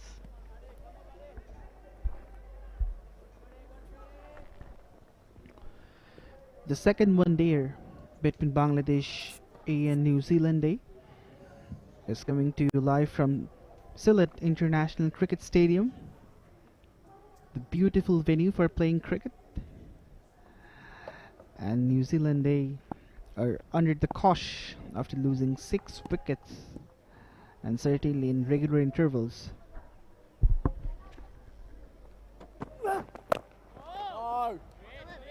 Once again, another good delivery. Not giving any easy balls. Shoriful keeping things very tight. This is a good over from Shoriful. Only a single and 3 dots. Folks are struggling to find out singles against him. This guy takes a long run up, does Shoriful. Perhaps the longest among all the Bangladesh A bowlers. Pulled and straight to the fielder at mid-on. A carbon copy of how Phillips was dismissed. That's the way Folks goes as well. Shoriful has his second. There was a series of fuller length deliveries. All of a sudden he went short, and Folks fell into that trap straight to mid-on. And easiest of the grabs for Mahidul Ongkon. Another one bites the dust for New Zealand A.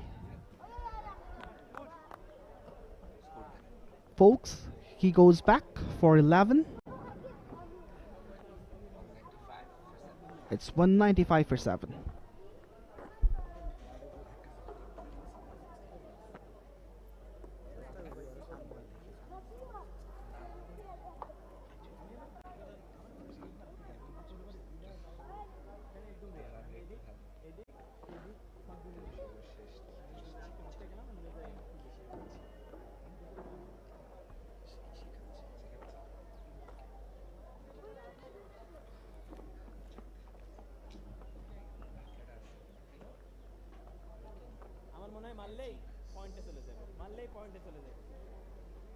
Bangladesh Cricket Board's official photographer, Ratan Gomez, there with his camera and very impressive looking lens. All the pictures you'll get on socials from this match will more or less be from that lens and that camera. Christian Clark, the new batter in, not really known for his batting, but that's what happens when you're into the tail. Bangladesh A, only 3 wickets away from a series victory over New Zealand A as shorturl continues.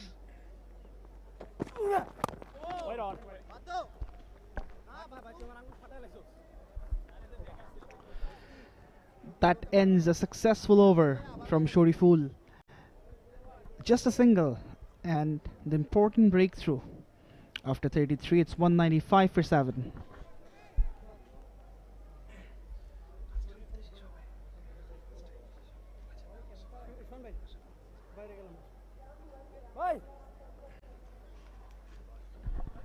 The fall of wickets, as we mentioned so many times that they lost wickets in regular intervals.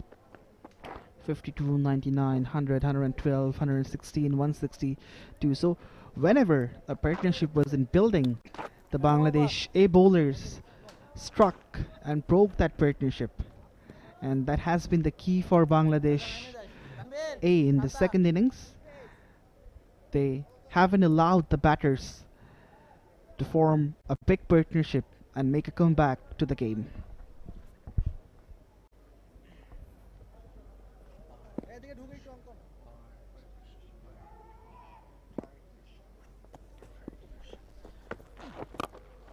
Over the top, chipped on the offside, and it goes all the way for a maximum. Mitch continuing in his merry ways. He's launched a missile to the Bangladesh A dugout. Advanced down the pitch and just timed the ball. Didn't try to overhit, just timed, middled, and it had enough wings to fly over. So I'm expecting him to now play the sweep shot. Let's see if he obliges. Well, the length certainly doesn't allow him to do that. After the 6, it's a single, and that brings the new batter on strike, Clark, as the New Zealand 200 also comes up in the 34th over. Shoykot, a wily customer, gets through his overs very quickly. So far has 3 out of the 7 wickets. His bowling has gone from strength to strength in the last few seasons. Outside edge! Unfortunately, it kept too low for the wicketkeeper Nurul Hassan Shohan to really grab it. He's a tall guy and it's difficult for him to get that low. Driven. Too long on for a single. But apart from that 6, this has been a good over from Mosaddeq. Only a couple of singles. Mitch Hay, the danger man, is back on strike.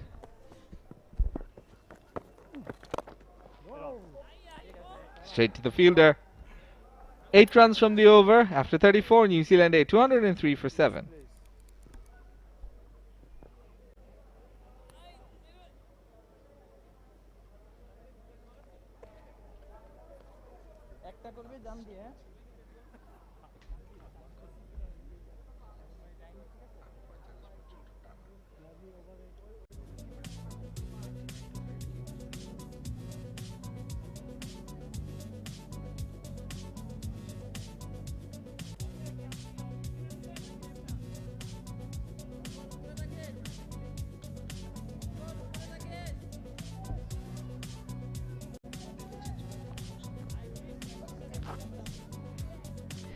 So that's the batting scorecard. Dale Phillips, the star of the show, 79 from 54.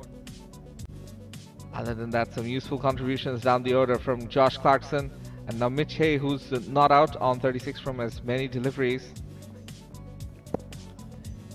New Zealand A with a better batting showing, but still quite a bit behind the 8 ball.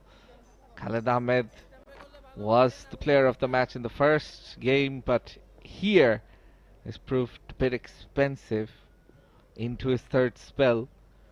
And Captain Chauhan will be hoping that he can deliver the goods. Speaking of him, that was a missed opportunity. Mitch Hay would have been dismissed on 36 had Chauhan managed to grab on to the last chance. It hit his pads.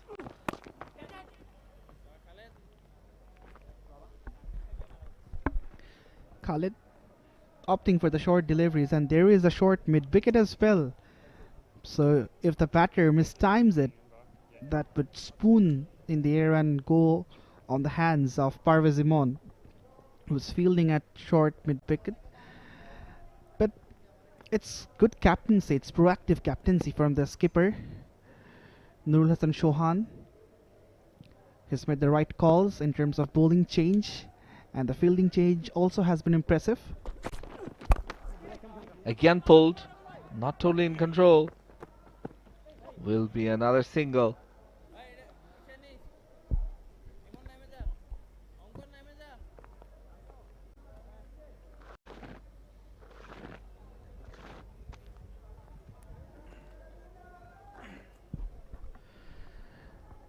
Change of field against Mitch Hay. There was a short mid-wicket and long on. Now both the fielders are going back at the edge of the boundary. He may go for the big shots, and for patrolling the boundary areas, 3 fielders on the onside.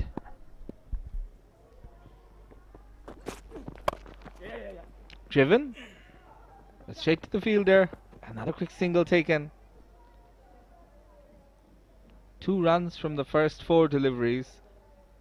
Khalid Ahmed, who proved to be more expensive earlier on, bowling with a lot more control, especially against batters more lower down the order, should be able to control things a bit better.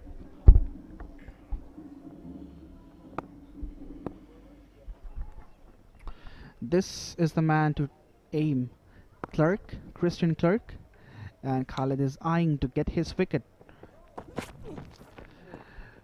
More fielders in the close-in position. Clerk went for that big heave, but missed it. But it's been a decent over, only a couple of runs. Khalid is putting the pressure, and the asking rate is also climbing. It's nearly 10.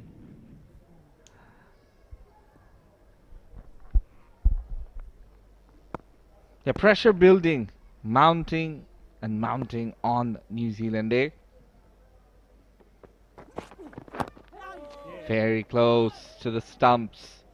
The inside edge results in a single. 3 from this over after 35. New Zealand A are 206 for 7.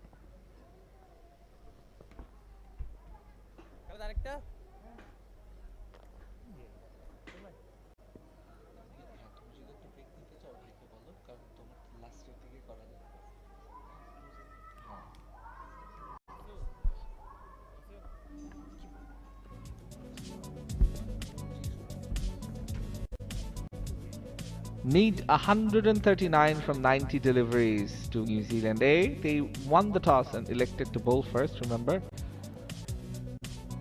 as we enter the afternoon hours, the final hours of light. 4:02 p.m. local time.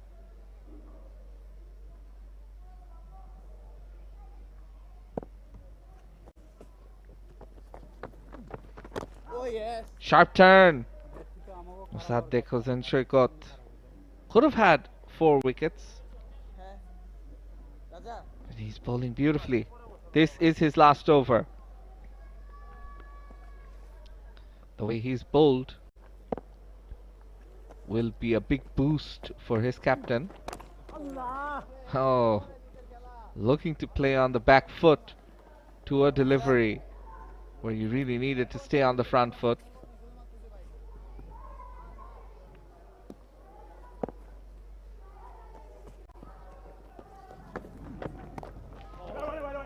Cuts it, guides it straight to the fielder.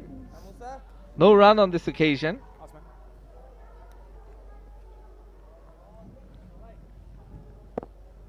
Mossadegh 3 balls away from finishing a wonderful spell, and this time it's launched. And it goes all the way. One bounce to the fence. A much needed boundary from the bat of Clark.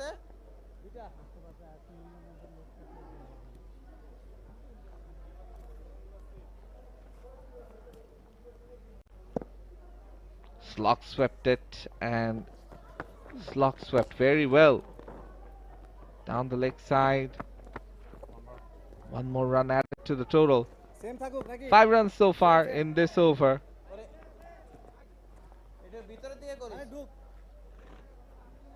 And Chauhan just giving Shoikat an idea of where to bowl, telling him to cramp the batter for room. And that should result in a wicket. The umpire suggests probably hit the bat, or else that looked quite plumb. Umpire Tanvir deciding against it. And that's the end of the over. New Zealand A 211 for 7.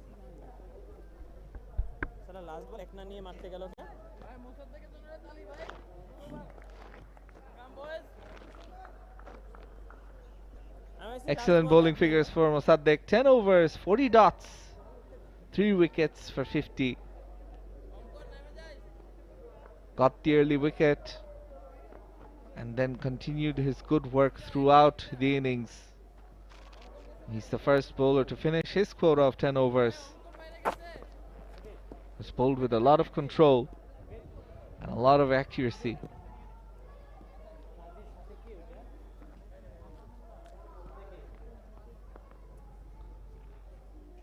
A mix of spin and pace here, as Khalid Ahmed will continue.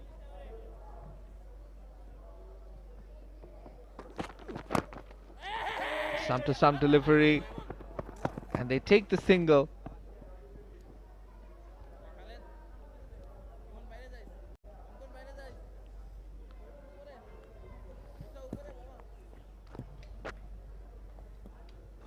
Spreading the field out.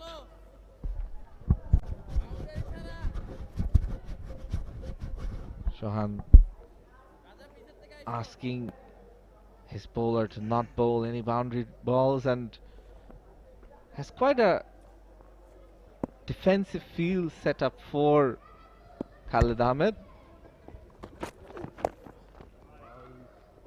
Not good enough contact with bat on ball, as I welcome back Mazhar Dinami into the comm box. A very good afternoon to you. Thank you, Shanur. Very good afternoon to all our viewers and you too as well. New Zealand A still fighting. Mitch 37 of 39, Clark 9 of 15. They are 212 for 7 in chase of 345. The run rate isn't an issue, but the wicket column is a concern for the visitors.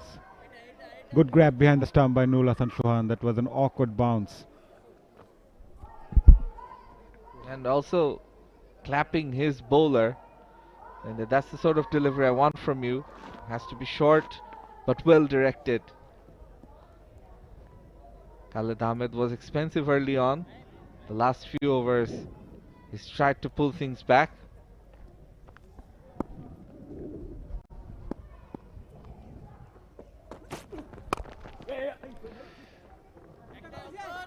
I'm very impressed with the way the surface played so far, even in the first match and also in this game. It's a proper sporting track, and this sort of surface will help the players to improve their game whenever they travel overseas And even the New Zealand captain after the first one-day did praise about the surface. He mentioned the fact that there's not much of inconsistent bounce, and this is something the Bangladeshi batters can improve their batting whenever they travel abroad, especially the conditions in New Zealand, Australia and even in South Africa. And also for the fast bowlers as well, there is something for them to extract.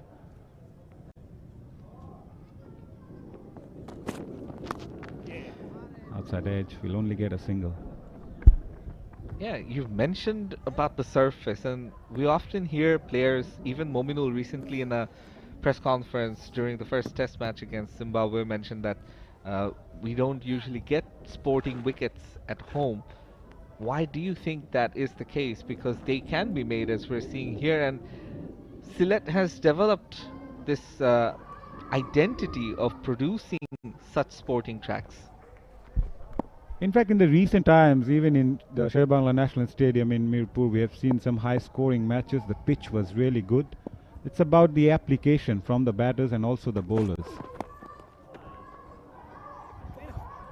Frustrated over himself, Mitch. A dot ball to end the over after 37. New Zealand 8, 214 for 7.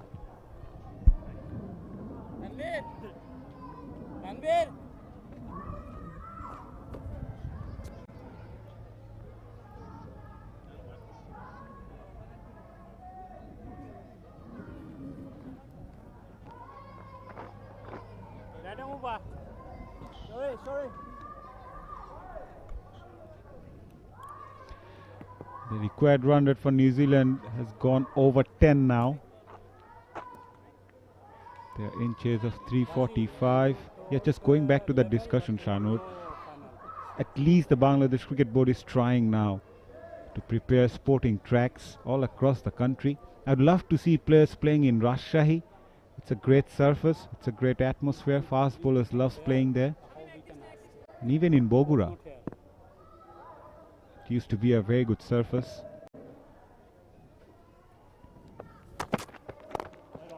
And also Khulna, it's an outstanding ground. We've seen how the players love playing in those particular venues. So you need to take the load out of this Mirpur Sherbangla National Stadium and spread the game all across the country. Match referee Niyamur Rashid Rahul alongside Abdul Razak, the former Bangladesh left-arm spinner and also the member of the selection panel. Former teammates having a chat.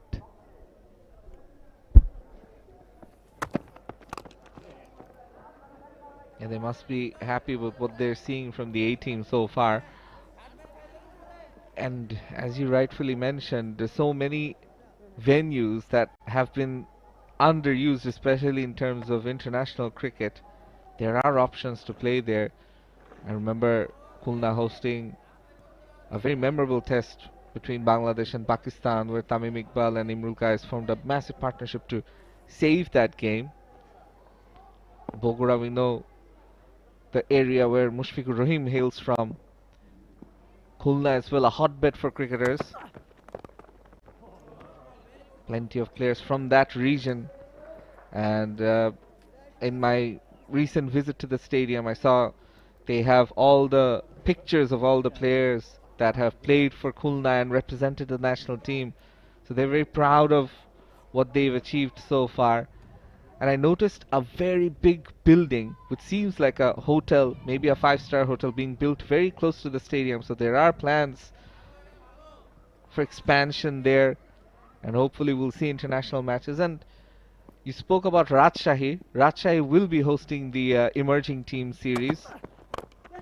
This time it's launched. A fielder getting underneath it and diving effort. In the end, gets the catch. Fantastic fielding by Enamul. Bijoy has been exemplary on the field so far today. And that's the first wicket for Rejaur in this series. New Zealand A losing their 8th wicket for 215. Covered a lot of ground and Amul Haq-Bijoy, he was standing at deep mid-wicket, had to come forward. The ball was dying in front of him, kept his composure, kept his eyes on the ball till the last moment and showed great balance as well. New Zealand losing their 8th wicket. They are 215 for 8.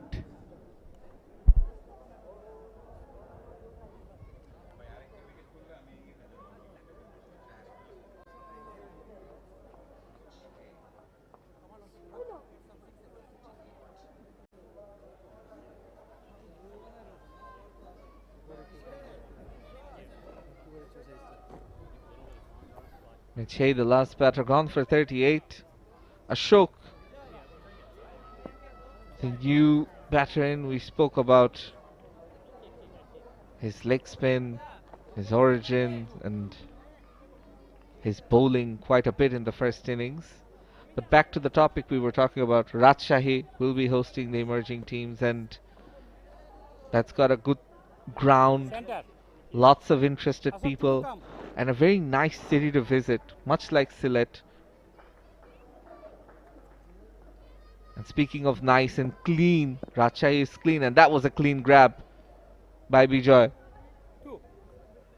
Diving and putting in the effort.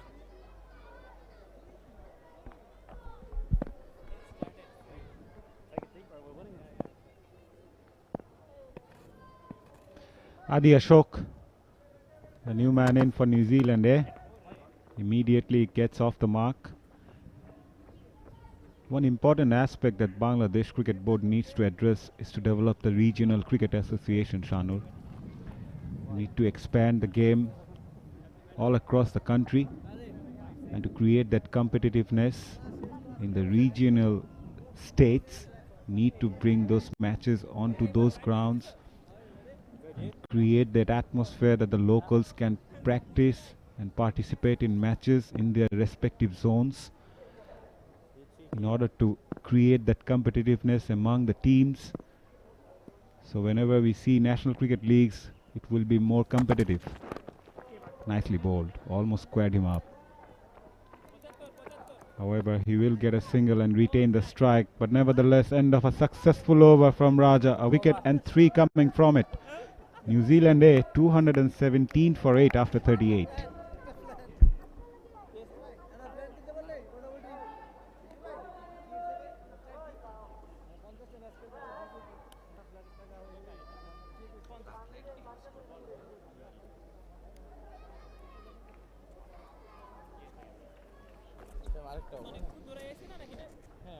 Busy scrolling social media maybe, Shanur?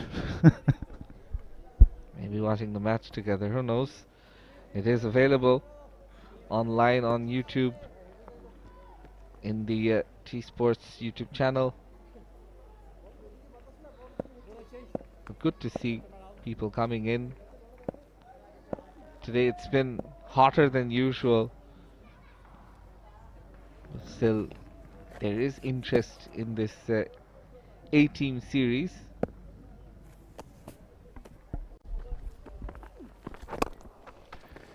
Flighted delivery to start with by Tanveer Islam.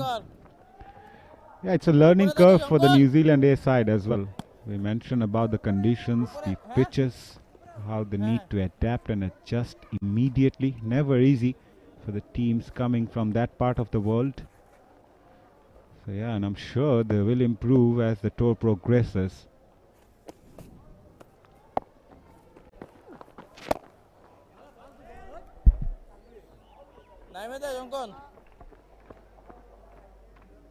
Yeah, the last rights being put in this New Zealand A innings, just 2 wickets away from victory are Bangladesh A, and at this moment Tanveer says just 1 wicket beside his name, but he's bowled better than that. Let's see if he can get himself a few more. Tanveer, pretty colorful guy, Shanur. Have you noticed? He's got a colorful watch, that sunglass on, and his earrings. We don't see that often from the Bangladeshi players. Reminds me of a Caribbean flavor from him.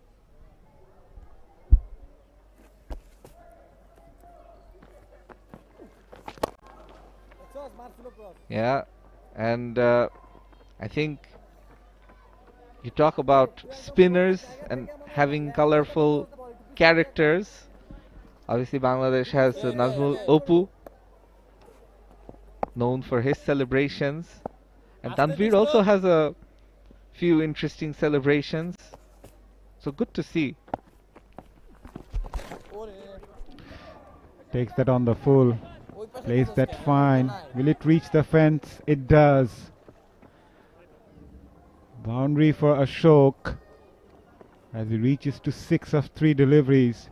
New Zealand A 224 for 8 now. Yeah, good paddle sweep there. A very, very proper paddle, you have to say, by Ashok. 7 runs so far in this over. Wow. It stays 7 after the end of the over. 224 for 8 after 39.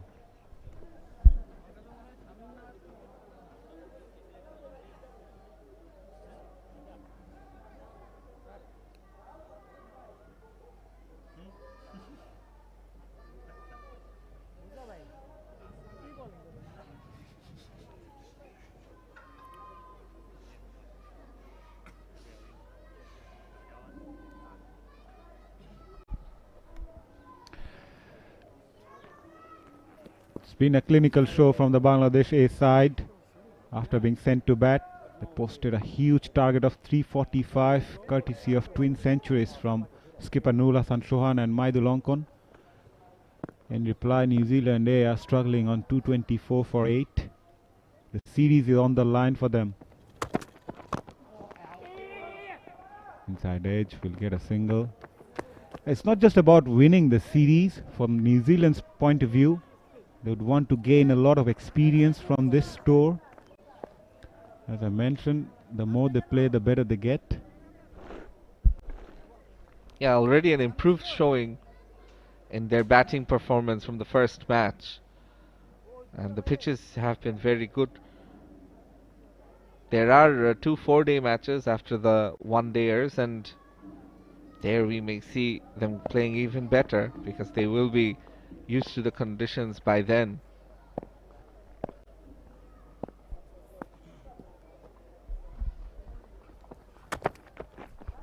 That kept low. Surprised Ashok. Brings in a smile in his face. Why not? He can smile about it because he knows how lucky he got there. Was whiskers away from the stumps and the bails.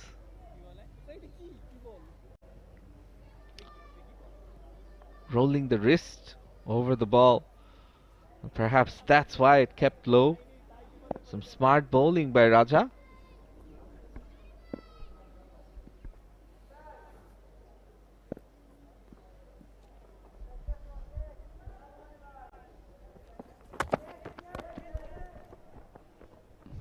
I really want to see Bangladesh playing more matches at home and abroad as well. It's the second fiddle for the Bangladesh team, so it's a great platform for those who are preparing for the national team, and also to be in the game is very important. And when you play against such oppositions quite often, you'll surely improve your game. Wonder what Shoriful is telling Ashok there. Wants to take one of the bats home, I believe. That's what he's mentioning. Probably likes Ashok's bat.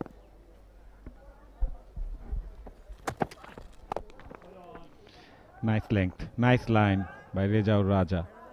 He's bowled well so far in this over. Hardly given any room to the batters. That is an expensive looking bat given the brand it's, or the maker of the bat. Now this is a guy who hasn't gotten an opportunity yet in the first 2 games. Hopefully is given an opportunity, Rabbi. Another man who hasn't really had an opportunity to bat much, although he was selected in both games.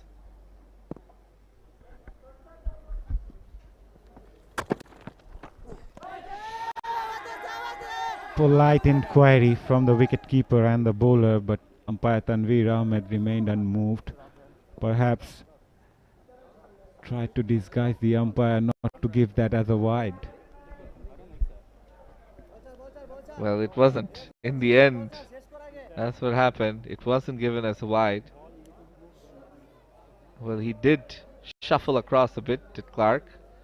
In the end, you have to say it's probably a well-directed bouncer by Raja.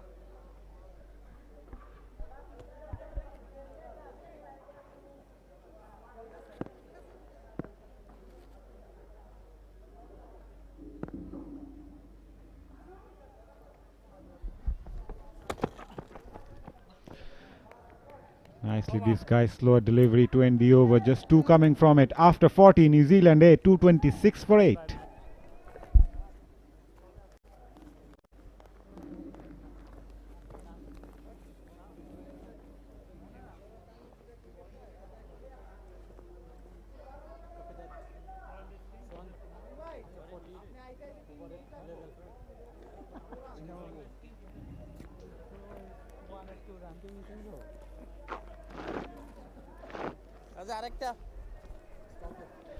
Last 10 overs of the innings for New Zealand A. As Tanveer Islam comes into the attack. 226 on the board for the loss of 8 wickets for New Zealand A. They are in chase of 345. Aditya Ashok to take the strike against the left arm spinner. Going for the reverse, exposing all the 3 stumps. Straight to the fielder at short third. Yeah, very close. Had he not hit it, would have seen his stumps being rattled. Ashok on 7 from 7.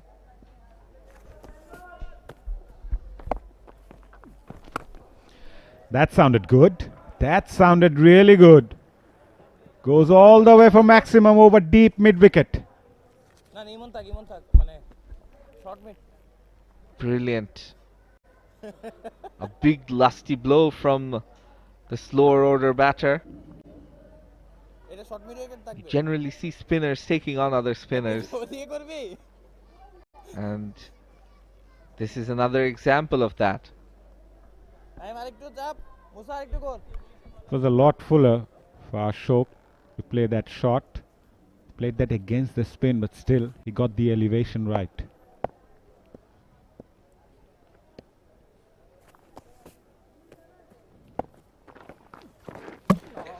Going for the reverse again, but this time hitting the timbers. Tanveer Islam picking up his 2nd wicket at Ashok. Tried his luck way too many times and eventually paying the price. Missed the timing. Tanveer just slowing it down a bit. And in the end, making sure that he held its line. The ball was aimed towards the stumps. And there you go. Another batter out. With the stumps dislodged. Ashok gone for 13 from 9. New Zealand A, 232 for 9.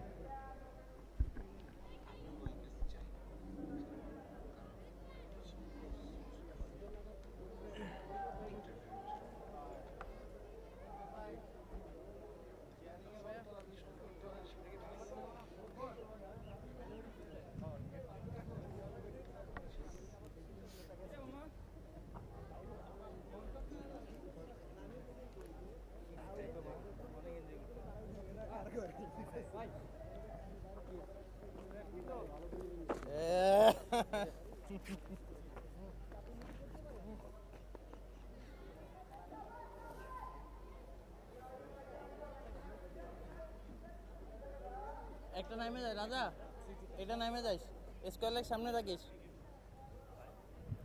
Side run please. থাক Middle and off, please. Tanvir উপরে রাখে। Stop. Middle and off. Middle and off.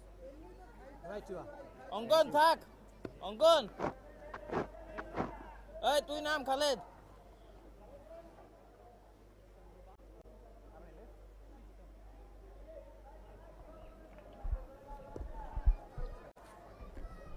Jaden Lennox, the new batter in, and not really much to write home about as far as his batting is concerned. Tanvir taking the last wicket, and we have a slight change in commentary as Alif Tasneem is back. Thank you, Shahnur. This is the last wicket partnership for New Zealand Day. Just like the first game, not good enough runs for them. Better, definitely they have done better, but not enough to chase. Loud appeal from Chauhan. No response from the umpire, Murshid Ali Khan.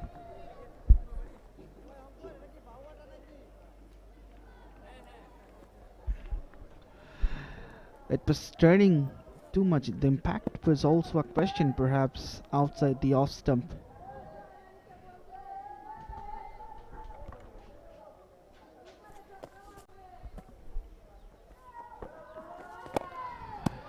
A successful over from Tanvir comes to a close after 41. It's 2:32 for 9 New Zealand Day.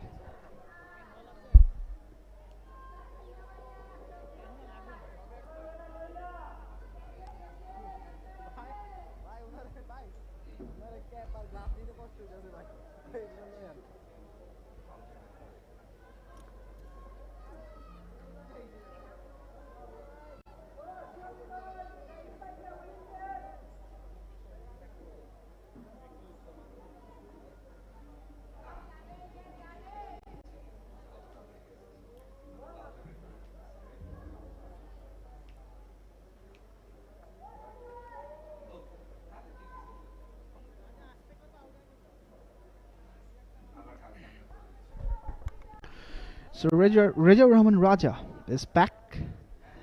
5 overs, 40 runs given away, and a wicket as well under his belt.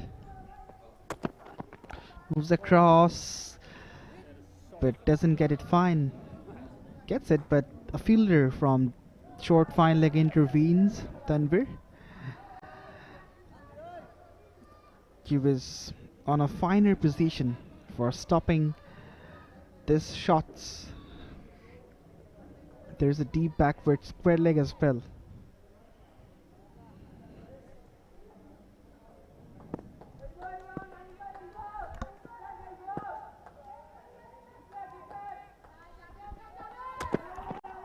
Once again, shuffles across, gets it through the gap.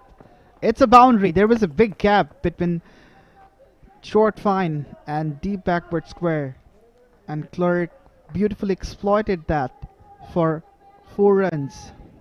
Once again, shuffled across and played it behind the square. And now the short fine leg fielder has been pushed back to deep fine.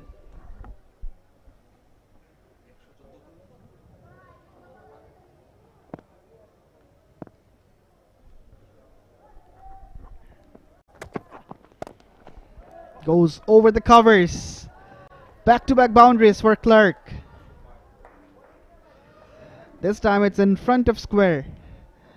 Raja is proving to be expensive.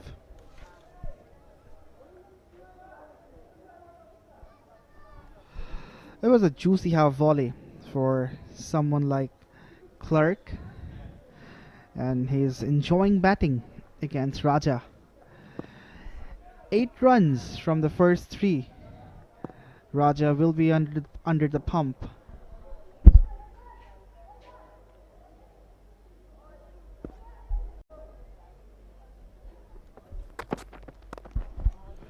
Played this beautifully. Just opened the face of the bat and got it over short third. 3 boundaries on the trot for Clark. He's dealing in boundaries. Look how beautifully he played the shot. Just opened the face of the bat and helped the ball on its way.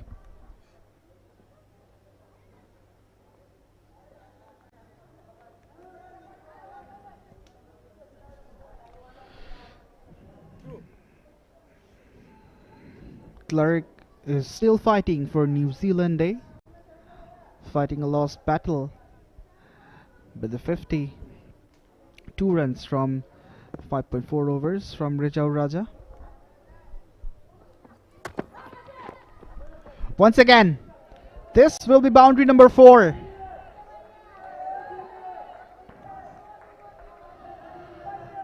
Four fours on the trot. And Clark is somehow managing to exploit the gaps. Once again, just look how easily he did that.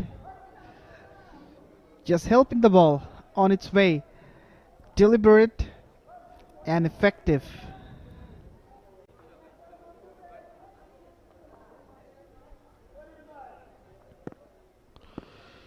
.248 for 9, New Zealand A.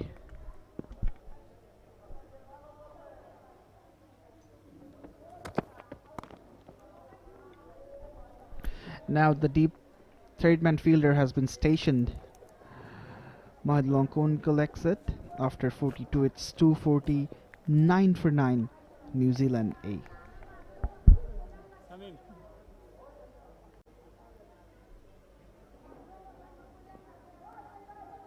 Why again keep the hand. Every time. You can't do. International cricket.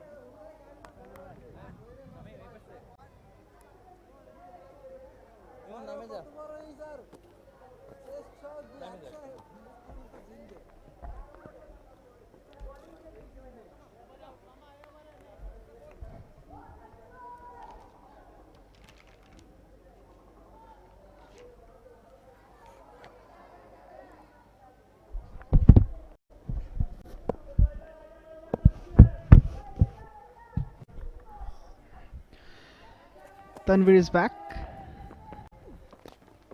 Outside edge. Runs down to short third. It will be important for Bangladesh to cut the tails because Clark is going in great guns. Although I'm doubtful whether it's going to be enough to win the match for New Zealand A with his solitary performance. Cracks it through the offside. Raja is a busy man in the deep. 2 more runs for Clark and 250 on the board for New Zealand A. It's 251 for 9.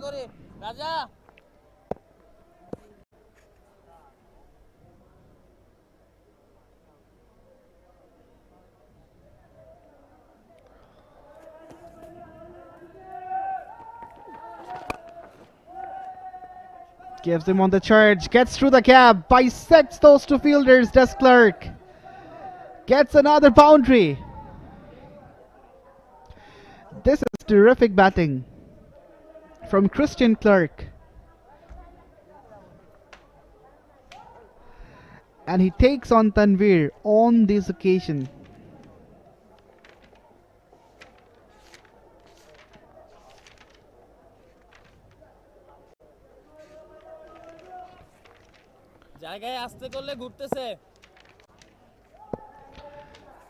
The skipper with some instructions. This one's spun away. Played away towards cover. 256 for 9, New Zealand A.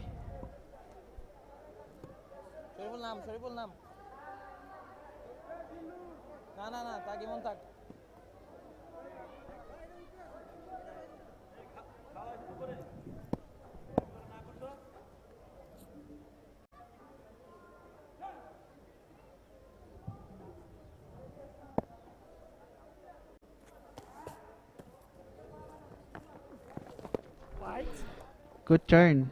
Lennox hasn't got off the mark. Phase 4 only. Tanvir should eye for his wicket. Interestingly, his glasses reminds me of the New Zealand legend Daniel Vettori. Lennox himself is a left-arm spinner. Perhaps one of his idols will be Vittori. This completes another over after 43. New Zealand are 257 for 9. Right arm round.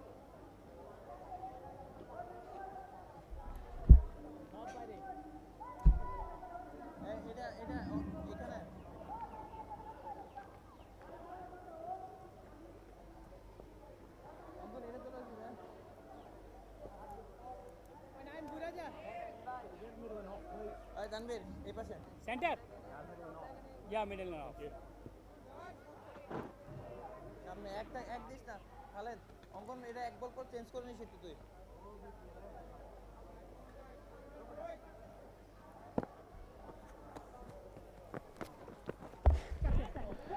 Goes for the reverse and straight into the hands. That's it. That's the victory for Bangladesh A in the second one day in the New Zealand A tour of Bangladesh, and they go on to clinch the series. Shamim with the final touch, and big smiles all around for the home side as the Peter side, which is full of enthusiasm.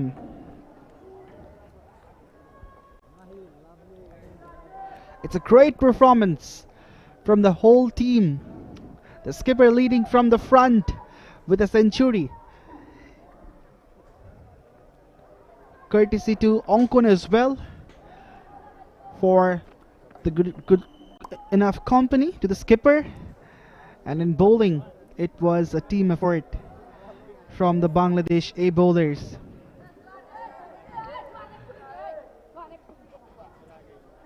They're looking joyous, and they should be, because they have claimed the series, and there will be handshakes all around.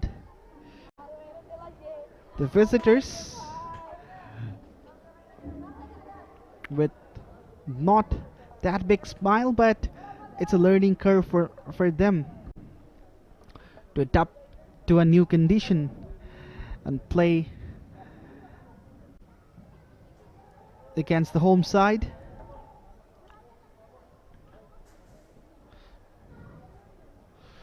Couple of wickets for Shamim Hussain, including the last one.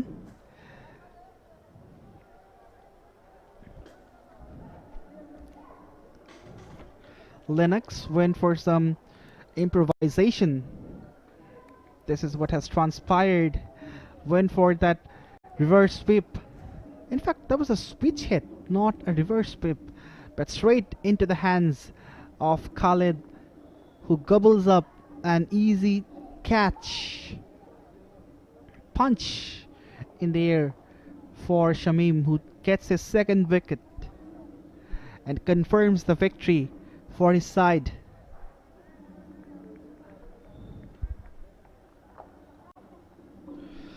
So this is how the batting card looks like. Christian Clerk was going in great guns, remained unmoved, but apart from Dale Phillips, no big numbers at all.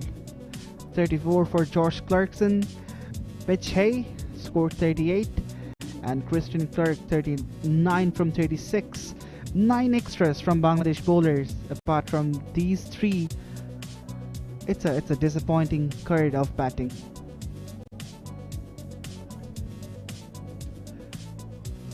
Let's go down to Shahnoor Rabbani for the flash interview.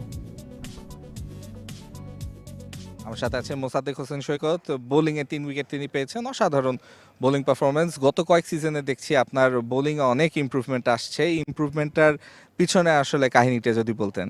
না, আমি সবসময় চেষ্টা করি যখন bowling করি as a bowler হিসাবে, এবং চেষ্টা করি ব্যাটসম্যানকে কতটুকু আমি আটকে রাখতে পারি এবং ইকোনমিক্যাল বোলিংটা করতে পারি, এবং সেটার চেষ্টাই সবসময় আমি করি, এবং সেই জায়গা থেকে যখন সাকসেস আসে, উইকেট আসে, সেটা টিমের জন্য খুবই হেল্প হয়। আপনার ওভারঅল ক্যারিয়ার শুরু করেছেন মেইনলি অ্যাজ এ ব্যাটার, এখন কি নিজেকে প্রপার একজন অলরাউন্ডার হিসাবে দেখছেন কিনা? আমি সবসময় নিজেকে ওইভাবে কাউন্ট করতাম প্রপার অলরাউন্ডার হিসাবে, বাট অনেক সময় হয়তো বা ক্লিক করতাম, অনেক সময় ক্লিক করতে পারতাম না, বাট এখন যেহেতু ভালো চলতেছে আলহামদুলিল্লাহ এটাকে কন্টিনিউ করতে চাই। সিরিজে জয়লাভ করেছেন, অবভিয়াসলি পার্সোনাল পারফরমেন্সের পাশাপাশি টিমের যে জয়টা নিউজিল্যান্ডের বিপক্ষে সেটাতে কতটুকু সন্তুষ্ট? ডেফিনেটলি দেখেন আমরা পুরো দুটা ম্যাচই আমরা খুবই ডমিনেটিং ছিলাম। লাস্ট ম্যাচ থেকে শুরু করে আজকে পর্যন্ত আমরা ব্যাটিং করেছি, প্রথমে 345 হিউজ স্কোর, এবং সেটা বোলাররা ভালোভাবে শেষ করেছে। তো অবশ্যই টিমকে কংগ্রাচুলেশন করি, এবং একই সাথে সবার যে এফোর্টটা ছিল সেটার জন্য সবাইকে congrats. Thank you and best of luck. Thank you. Right, so that was Musaddiq Hussain was having some words with Shahnoor. And the bowling card, as I was mentioning, it was a collective effort from the Bangladesh bowlers. 3 wickets for the lad Musaddiq in exchange of 50 runs with a maiden as well. 2 wickets for Shoriful and Tanveer and Shamim to wrap things up. 1 wicket for Raja Raja, who went expensive in this game, 9.5 runs. So this is what has transpired at the second innings of the game. Good start from Dale Phillips, played some eye-pleasing shots, went over the covers, clipped off legs. He was on song. Correct. Wonderful shots, one after another. Gave a tough time, but this was the first blood which was drawn by Musaddiq. And after that, once again, the Dale Phillips show. Absolutely a carnage of batting. Played shots all around the park. And see how beautifully he timed the ball.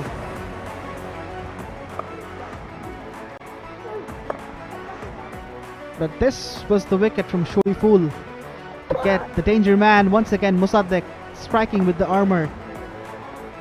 But after that, some eye-pleasing shots, and Shamim got his first wicket and breakthrough, and this was the wicket of Kelly, which was a harakiri.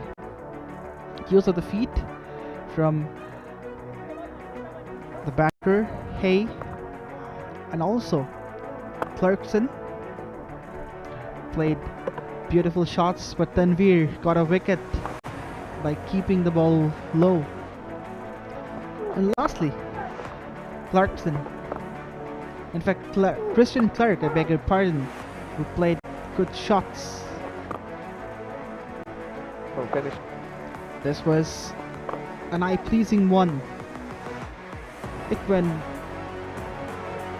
in the air, but very good grab from Bijoy. Tanveer was hit away for some boundaries, and Ashokaditya got out. But lastly, Reja conceded 4 boundaries in an over.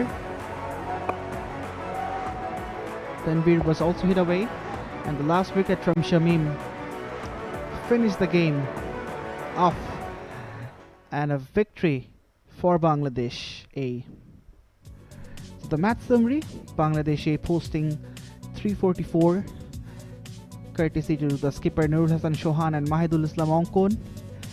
Good start by Naim Sheikh. Bijoy also was going well, unfortunately got out in a run out.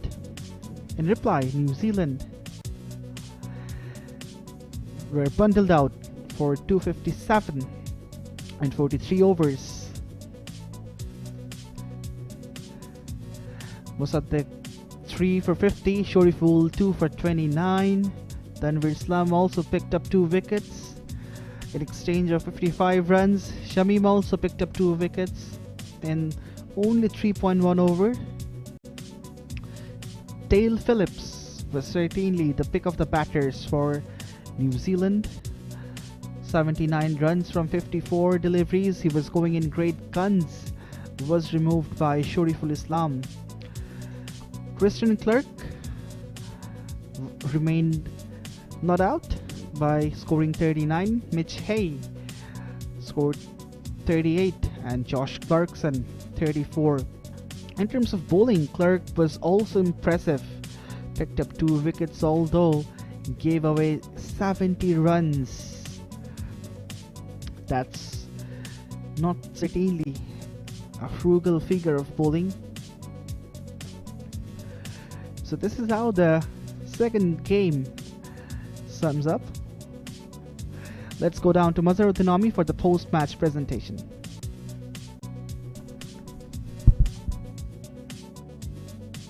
It's a high-scoring game here at the Sylhet International Cricket Stadium, where Bangladesh A eventually go on to win by 87 runs and eventually sealing the three-match series with a game in hand over New Zealand A.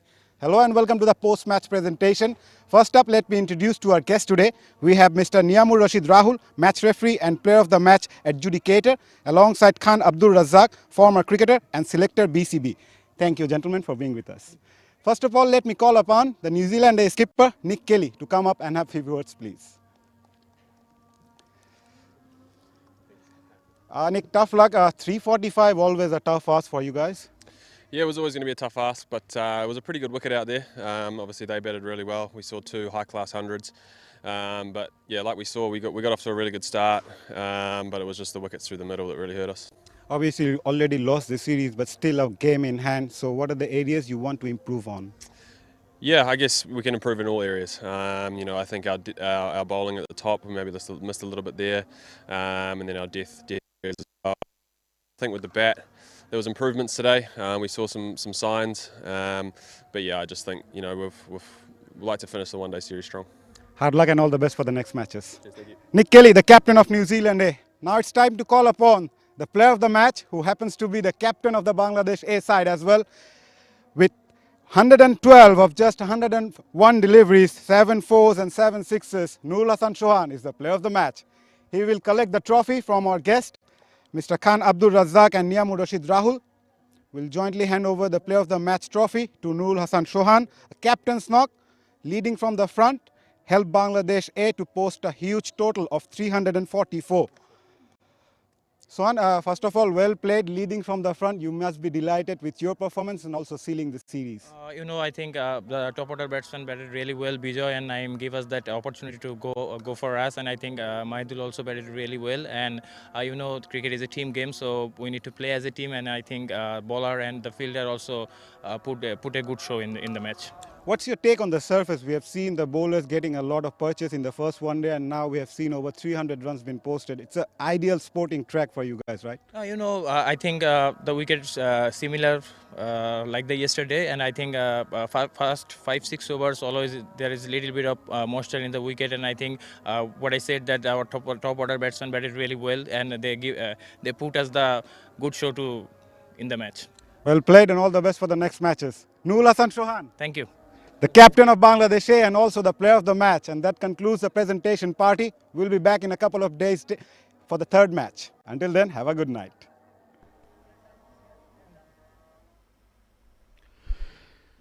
Right. So this is the summary of the game. Nurul Hasan Chauhan leading the Bangladesh side and being the player of the match by scoring 112 from 101 deliveries. 𝗵𝗫𝗠 with another century, 105. 𝗫𝗫𝗠 Sheikh, 40 runs from 41. And Bangladesh won by 87. So that's it from the one-day number 2. We will be right back with the third one-dayer between Bangladesh A and New Zealand A. Till then, stay safe. Goodbye.